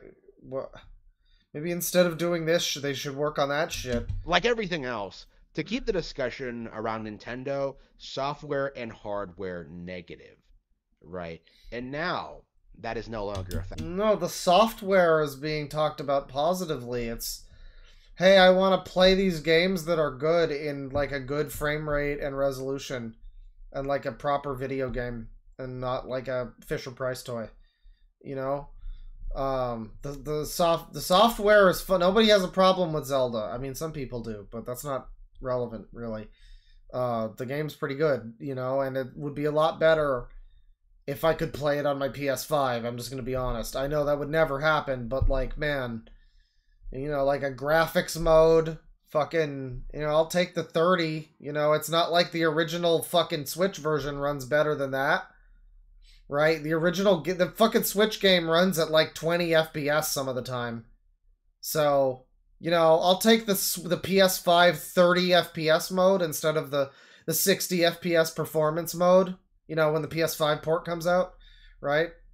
Like, and it'll be great. It would be phenomenal. But no, we have to play it on the fucking, yeah, you have to play it on the God, what are they called? You gotta play it on the Etch-a-Sketch. I was gonna say Scratch and Sniff. That's not the same thing. That's a different thing. Factor. Now, Nintendo has taken an epic W. Tears of the Findom. And is well on their way to establishing a Nintendo monopoly in this industry, right? They were already going. Do you really believe he really does? I think he might. I mean, I think some of this might be real. Like, I think that this might be, like, slightly played up. Maybe even not slightly. But I think a good chunk of, a good amount of this is real. And I don't know, like, Nintendo monopoly on the industry. In what way? The Switch is not really selling fucking hot anymore. Nobody really cares. There was just a Zelda game that didn't push units. Everything that people are talking about is on other consoles. What are you even talking about, dude? Come on. What are you fucking talking about, dude? Gonna do that? I would argue they already have done that. But right now we're seeing a lot of coping and seething from people who are vehemently anti-Nintendo. Like, oh, the mobile gacha games make more money. Oh, PC gaming is becoming more and more popular. Emulation. Like, you have all these people. Hang on, let me make this video the way that he makes the video. Just imagine I'm waving my arms around and kind of cringing a little between my hands while I do it. Hands, I say. Hook counts as a hand. It's a hook hand. Oh, I can play SMT5 with the proper resolution. Oh, look at me. I can play fucking Fire Emblem Awakening without having to get eye strain and fucking carpal tunnel. Oh, la-di-da. There you go. I just made, there you go. I helped out your video, bro. I gave you some extra arguments. There you go. I'm really making your case better for you. Shilling all these weird proprietary products, you know, Steam Deck. You know, remember when Review Tech US... Hey there, emulators! I can play games better than the other version of the games. Derp-a-der. I'm objectively superior in most ways. Derp-a-der. They released that video. It really do be like that. Stupid emulator people. You're right. You're right. Like, claiming that the Steam Deck would be bigger than the iPhone, right? It's the most important product since the iPhone, right?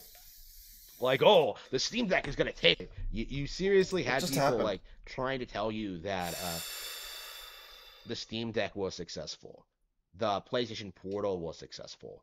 That like, I don't think anybody's gonna fucking argue about the PlayStation Portal. The Steam Deck. Well, that's one of them luxury products that people don't buy unless they have two houses.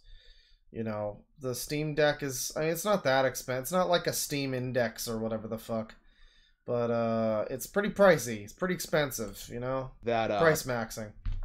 That emulation is successful, right? That it's legal, really. Like, you have all these people like just shilling any and all alternative products simply to ignore the reality that Nintendo's are the most viable, right? They're the most affordable, they're the ones that are most fun to play, they're the ones with the best software, and that's not going to change anytime soon, right? Again, like the whole emulation thing, like the reason for it was because it was being commonly accepted by the community that Nintendo put out the best software. And the emulation narrative, that was simply an attempt at mitigating it. Commonly accepted by the community? Why are you so... I mean... I will say, it's still pathetic if he's trolling, but I really do hope he's trolling. That is the superior outcome. Like, there is no question. Because it is just... I've seen a lot of people who are pathetic, dude, like, on my streams, but... This is, like, up there in a weird way. I mean, it's so strange to say that. If, like, this is real. Like, this is so pathetic in a way. And, like, I've seen people with, like, diaper fetishes, baby molesters, and fucking Mama Max. And all sorts of crazy fucking people. There's pet rapists. There's fucking people who, you know... I don't know. There's people who really like insert political candidate here.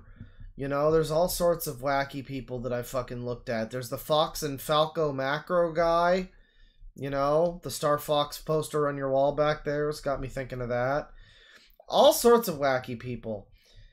And I've looked at a lot, but this is pathetic. Maybe not more so than others, but in a very special way, I think it's specially pathetic.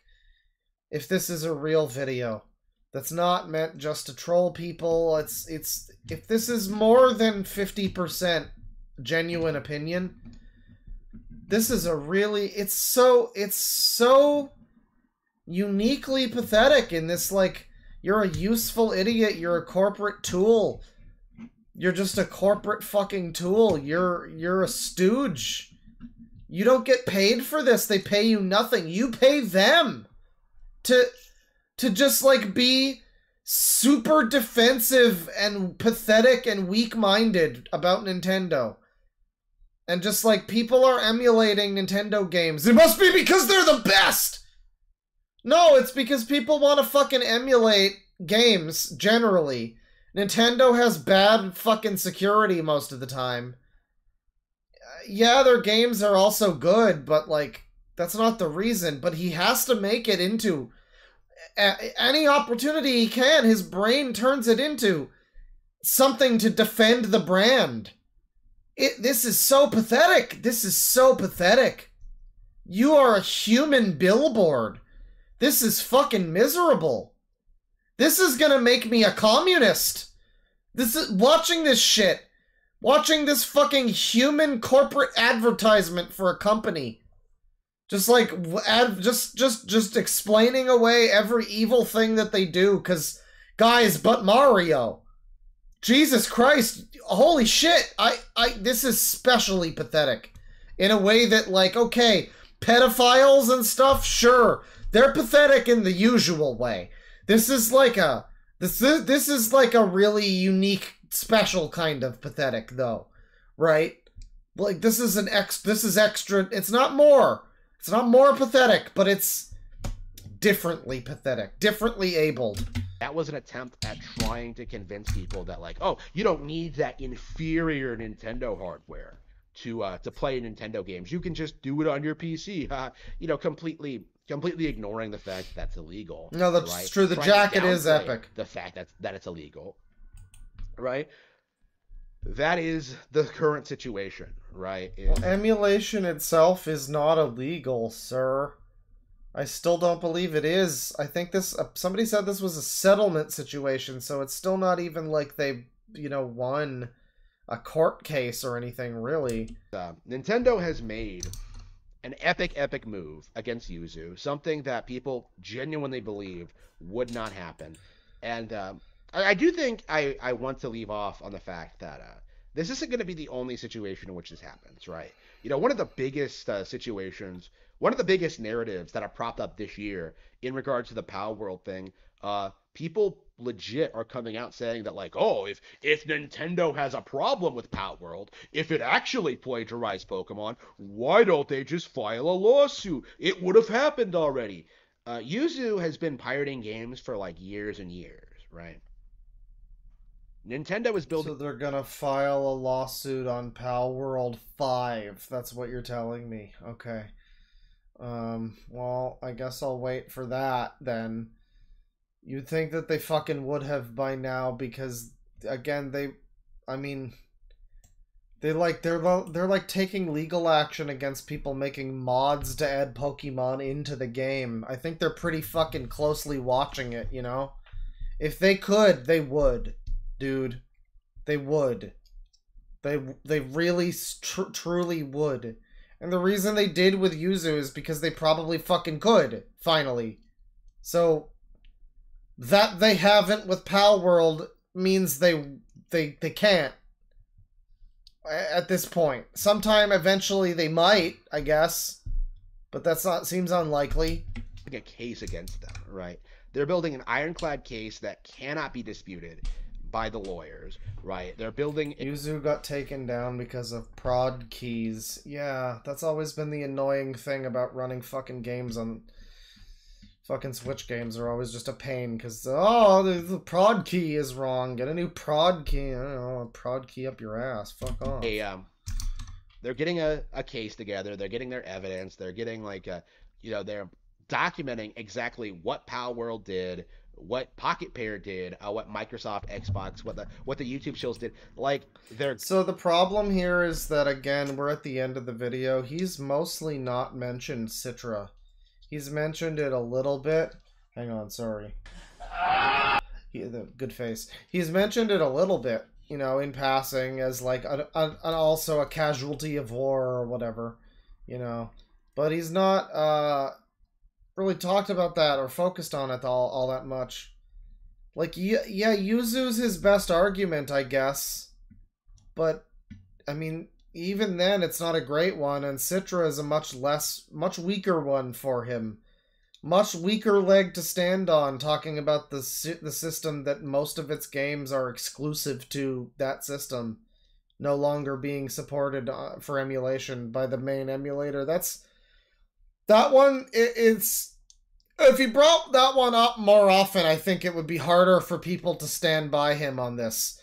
When you start asking questions about, like, cause yeah, if you just bring up Yuzu and like, oh yeah, you could play Zelda before it came out, it's crazy. Okay, sure, you might get, if people don't know, they might be convinced. You bring up the 3DS and then people start going like, oh, and they don't even sell 3DS games anymore? Oh, weird.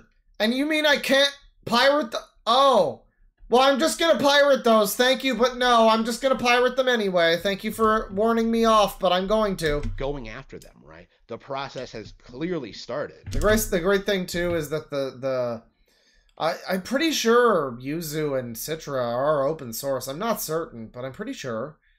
So, like, people could reasonably just take the fucking, like, source code and just make a new one, right? Like, just make it, like, Bitra. And now now it's the new Citra. Totally legally distinct. It has slightly different code. There's, like, comments all throughout it that say this user. And so it's legally distinct Citra. It's not the same. Not at all. Not at all. It's called Bitra now. You know, because it's open source. You could do that, right? I think you could. Right. But Pazuzu, that's right. Much like Yuzu. The lawsuit is going to be swift. It's going to be effective. It's going to be taken out in very short order once it's actually served, right? That is my belief, right? And I'm sure there are... If somebody in chat is like an emulation fucking programmer or something, it is within your power. I want you to know. It's within the people in chat right now's power to name the new branch of Yuzu that it gets created, you know, after all of this, the open source. I think it's open source. I might be wrong, but like if it is, you could hypothetically call it this Yuzu and make it, you know, real special. Make it special for us. Make it tasty, Seymour. You could. I'm sure nobody in chat has that ability, but man, if you know a guy who knows a guy, just be like, hey, if they need a title for it, I'm just saying, or even just this user, it could still be YUZER, you know? Perfect. It's perfect. Other examples of other people that are like trying to mess with Nintendo and their properties, you know, Tuzu. I never even heard of Gary Bowser when he was arrested, you know, like I never even heard of that, but it's becoming more and more common that these people that the emulation community is reliant on to shield their products, to keep themselves relevant, to keep the narrative going, to keep Nintendo games off of Nintendo hardware, like these guys are slowly but surely getting taken out. And more, it's becoming apparent that it's happening more often, right? There is simply nothing the community can do And he hasn't had any real, like, arguments in favor of the Switch, you know? There's been nothing here that's felt like it's been... Well, here's why you should play it on the Switch. Not just, you know, legally, yada yada, whatever. I don't give a shit about, oh, morally, you gotta buy Mario 59. They're not gonna make another one. If you don't buy it, fuck you. Shut up. Morally, no, fuck off. But, like, in terms of practical reasoning or whatever, because that's what the fucking emulation has, is it's practically better and it's objectively better in most ways. Sure, yeah, there's some crashes and stuff. Okay, that can happen. Not every time, not every game, and, you know, a lot of times it can be fixed. But, like, he hasn't given any practical reasoning why the fucking Switch is, like, a better way to play this stuff. I guess it's portable? Well, play it on a fucking Steam Deck, then, you know? It's portable, though. I guess that's fine. Sure, I like being able to play my Switch in my bed. You know, that's nice. That's a nice feature it has. Except I also have a laptop in my bed. So, you know, there is that. But I do like being able to play it in my bed. I like the portability. That's fine. That's fine. That's fair. But, I mean, like, other than the portability angle of the Switch, I don't know, man. other than that, it's like, if I don't want to play it portable, and specifically in the case of some games I do not, like, again, a fucking 100-hour RPG, like a Shin Megami Tensei game or a Fire Emblem game, I don't really want to play on a 3DS, which is less ergonomic than the Switch, even. So, like, I would rather play, like, you know, the 3DS, the Switch is the better case in that scenario, but if that's the only thing that it has is portability, I mean, other than that, what other fucking, maybe like an online mode or something. He has no argument. I mean, there just isn't one. There literally just isn't one against emulation, other than, but it's wrong, which is like, just fucking stupid single brain cell cope, really? I mean, the guy's a V user, I would assume.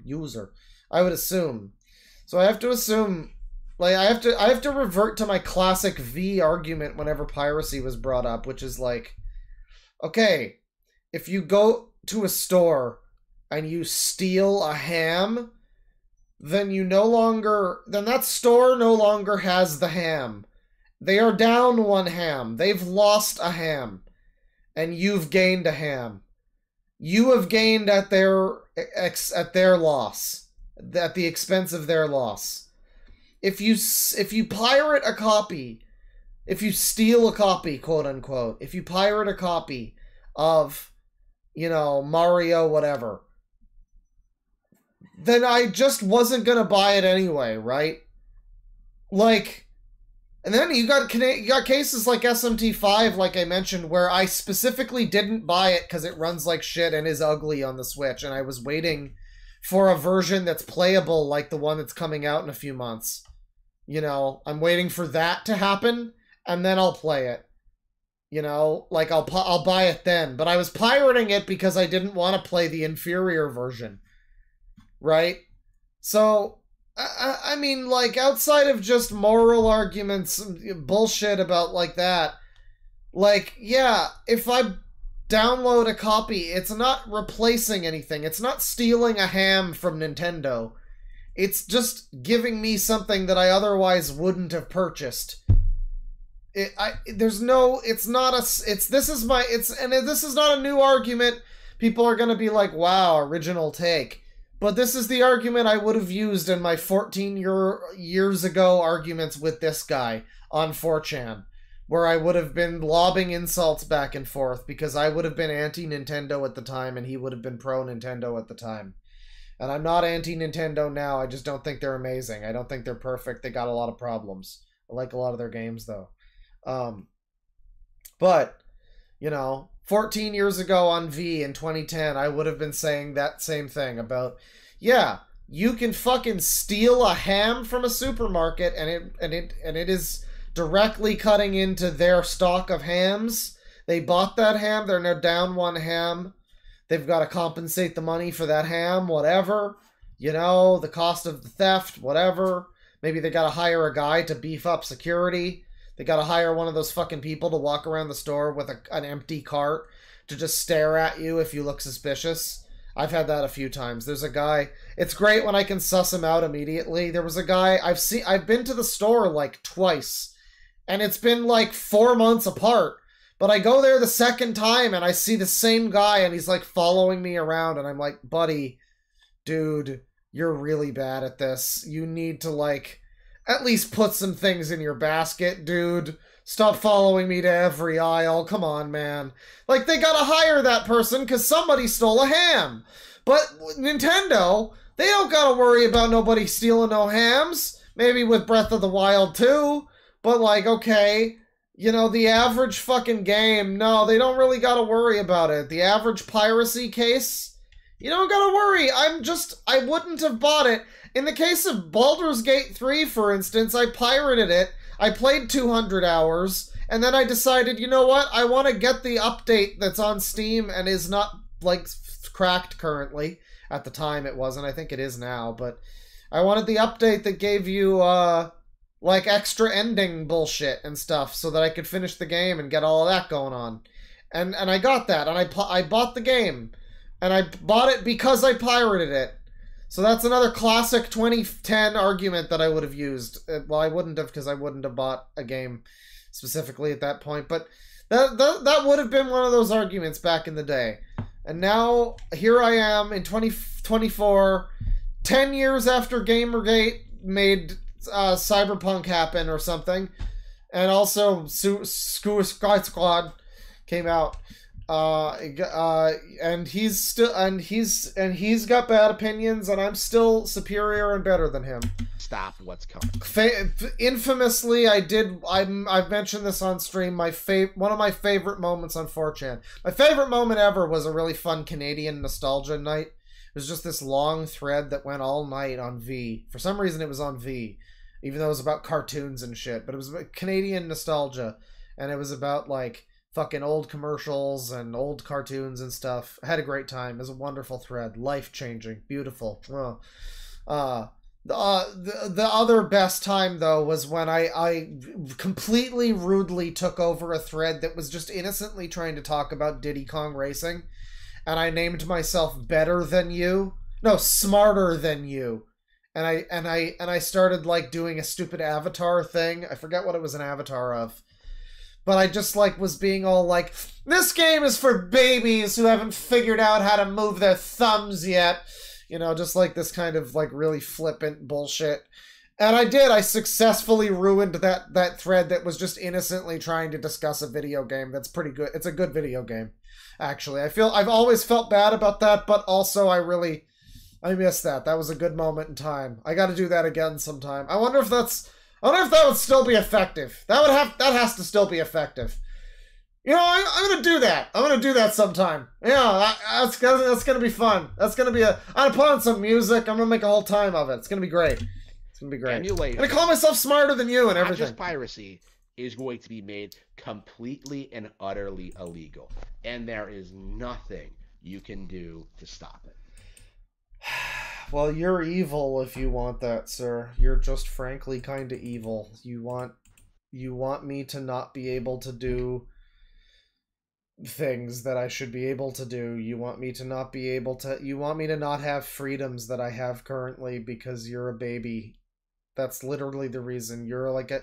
And the thing is, too, I know with someone like this, I know that he knows that, too. He knows. He wakes up every day and he thinks about what a man baby he is and how sad he is. I know. I can tell. I can tell.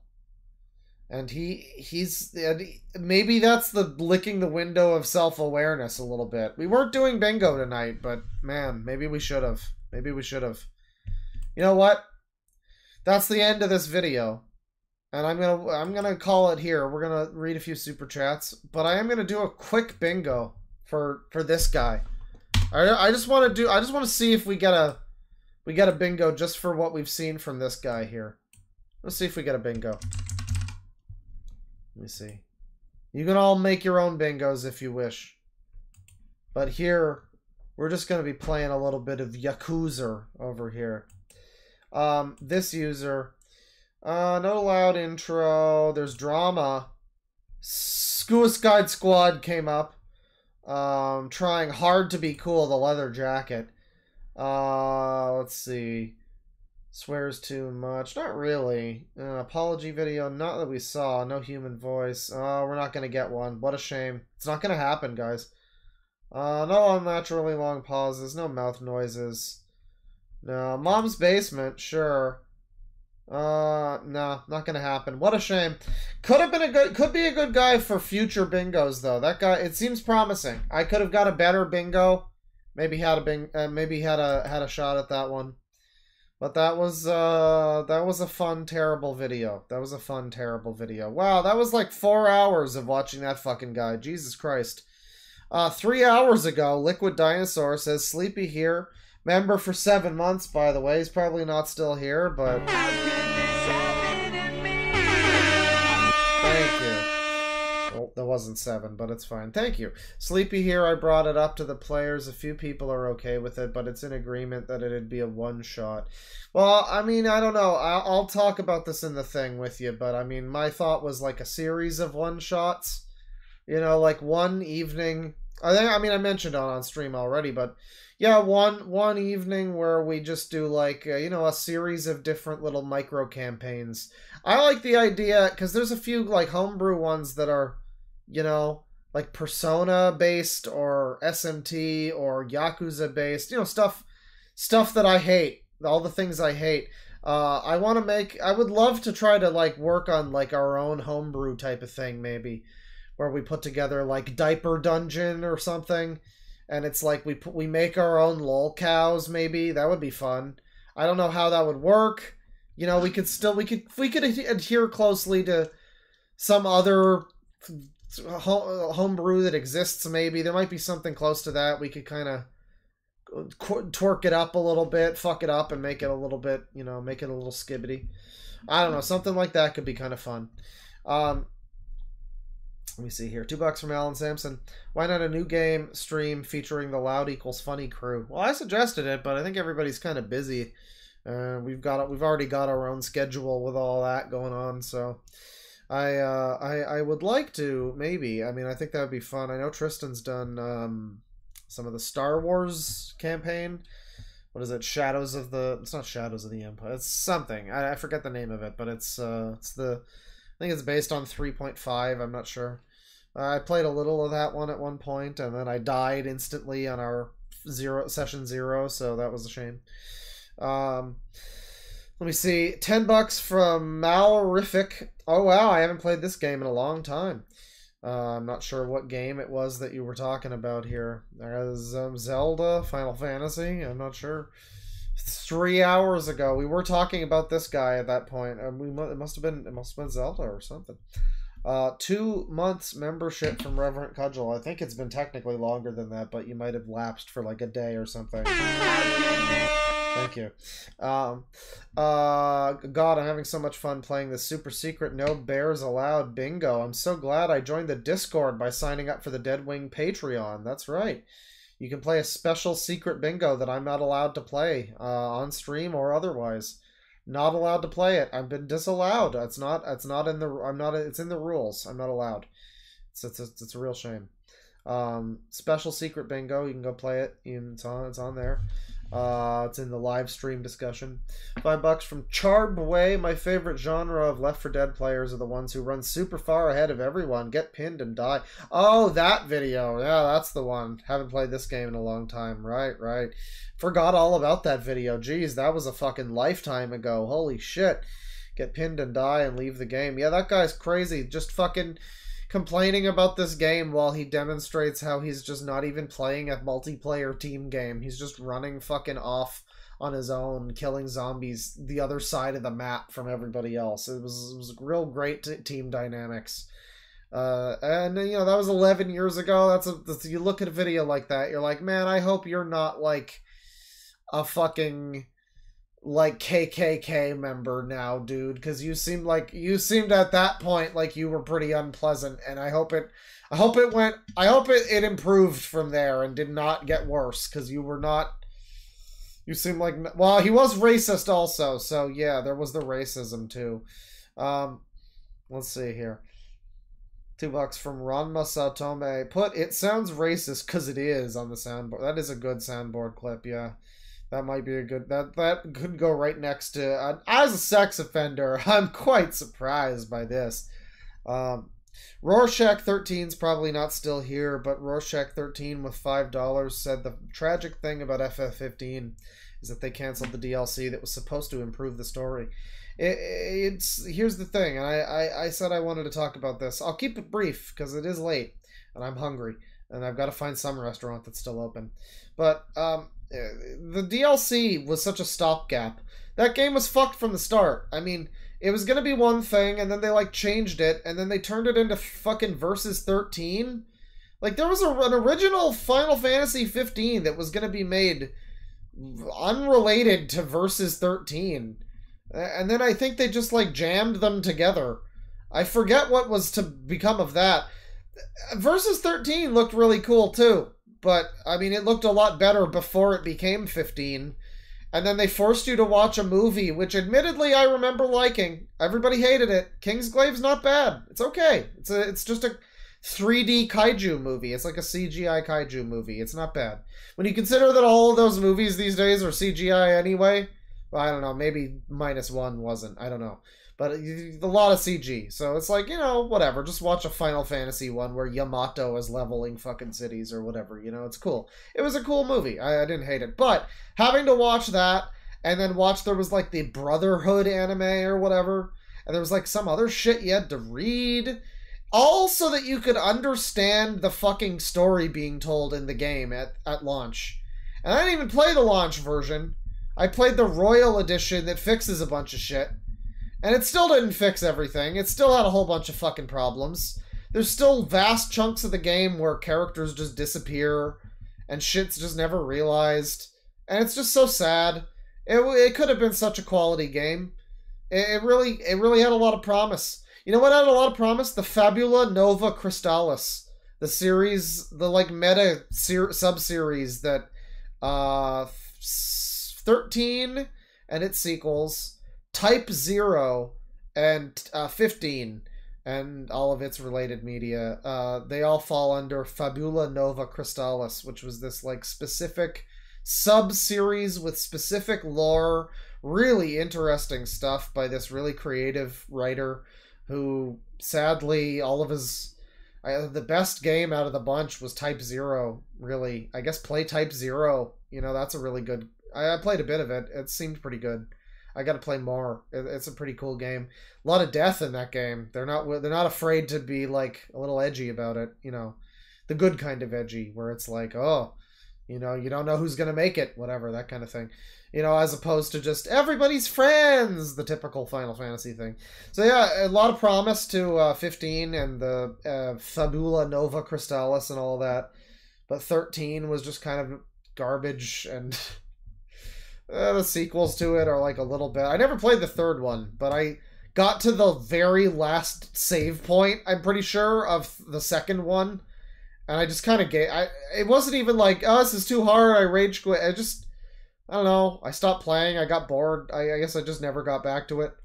It was fine. It was okay. It was better than the original 13, but yeah.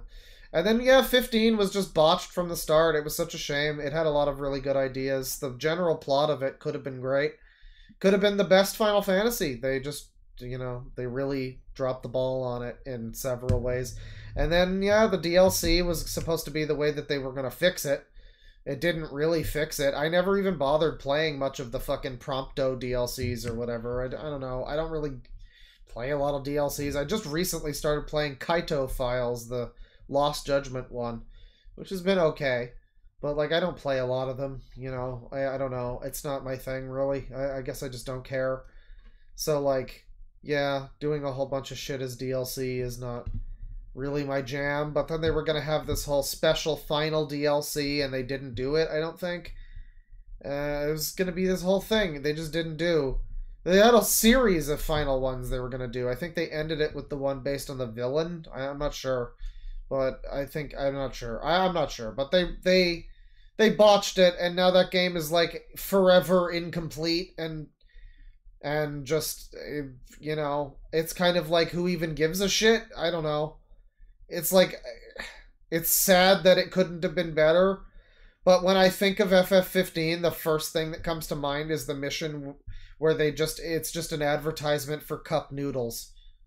Like, that's the first thing. Oh, and Beats by Dre also. So, you know, not my favorite. Sad game. Sad, unfortunate. Should have been better. Not my favorite. $5 from Reverend Cudgel. The man is struggling to keep on topic as much as his eyes are trying to stay open. Well, that one eye, specifically, yeah. But yeah, he just could not fucking stay on course with Gamergate. $5 from the wonderful Wizard of Games. Harman legit hates all non-Nintendo games and unironically wants to start Gamergate 2 over the Mario movie / Zelda not winning at the Game Awards. We're gonna have to watch more of them. I mean, this was a wonderful experience. I only went so long because this guy was like he was eye-opening for me. $5 from Dark63. I bet he hated Bayonetta until the sequel came to the Nintendo. Yeah, it's a good example of one. I mean, like, I don't know how he was back in the day, obviously, but like, definitely could see that of some, you know, a game that's by all accounts not a very Nintendo-y game, being on the PS3 and the Xbox, and it's very sexy and action violent and whatever, and not Nintendo-y. And then Bayonetta 2 comes to the Wii U, and all of a sudden Nintendo fans have to like Bayonetta because it's the one game that came out that year on the Wii U. You know? So, like, yeah, I can imagine there's a lot of people who had really quickly had to change their opinions about Bayonetta. People like him, at the time anyway. Maybe not him exclusively, but people like him who would have just been like, this is garbage, this is casual, this whatever. And now, you know, Bayonetta's on the fucking Wii U. Oh god. Oh god. It's great, actually. It's always been good. It's actually always been good, but it's better now and always belonged on the Switch. I mean the Wii U. And would have been better on the Swii U. The Switchy U. Yeah. $2 from Tyler the Melon Dragon. Shroom Yum Yum. Yum Yum. Boom Shroom Yum Yum. Shroom Yum. Coom Shroom. Oh, that's a bracket. That's an open bracket. Okay. So it's Coom Shroom Yum Yum. Right, because we were talking, because he does seem like the type who would have a cum fungus towel. People say Coom Shroom, but I prefer cum fungus towel. It has a nice rolls off the tongue really good. I believe it. I believe it. You know, he's got a cum fungus towel. It's yay tall. The fungus comes up to here, and he's jerking off. He's jerking that dick off over Zelda and Peach and Rosalina and Daisy and Isabelle from Animal Crossing also, and Samus is there, and let's be real, probably all the Pokemon trainers and some of the Pokemon too. I mean, let's call a spade here. We're lucky he's not jerking it to the fucking Excite bike, frankly. That'll do it for the stream. Obviously, it's nearly 1 a.m. It's a very late stream. I started late. We're ending late. I'm going to try to find some place that's still open to deliver some fucking food. Very late stream. Good night, everybody. Take it easy. Or good day, wherever the fuck you are. Take it easy. I'll see you sometime, probably. We see some more users eventually. Shout outs to the fucking unlisted gang that watches this tomorrow morning or whenever, and they're like, wow, he did a whole big long stream, and then the whole stream basically is just me talking about video games, and it's been fun. It's been a good time. So yeah, take it easy, everybody. Penis.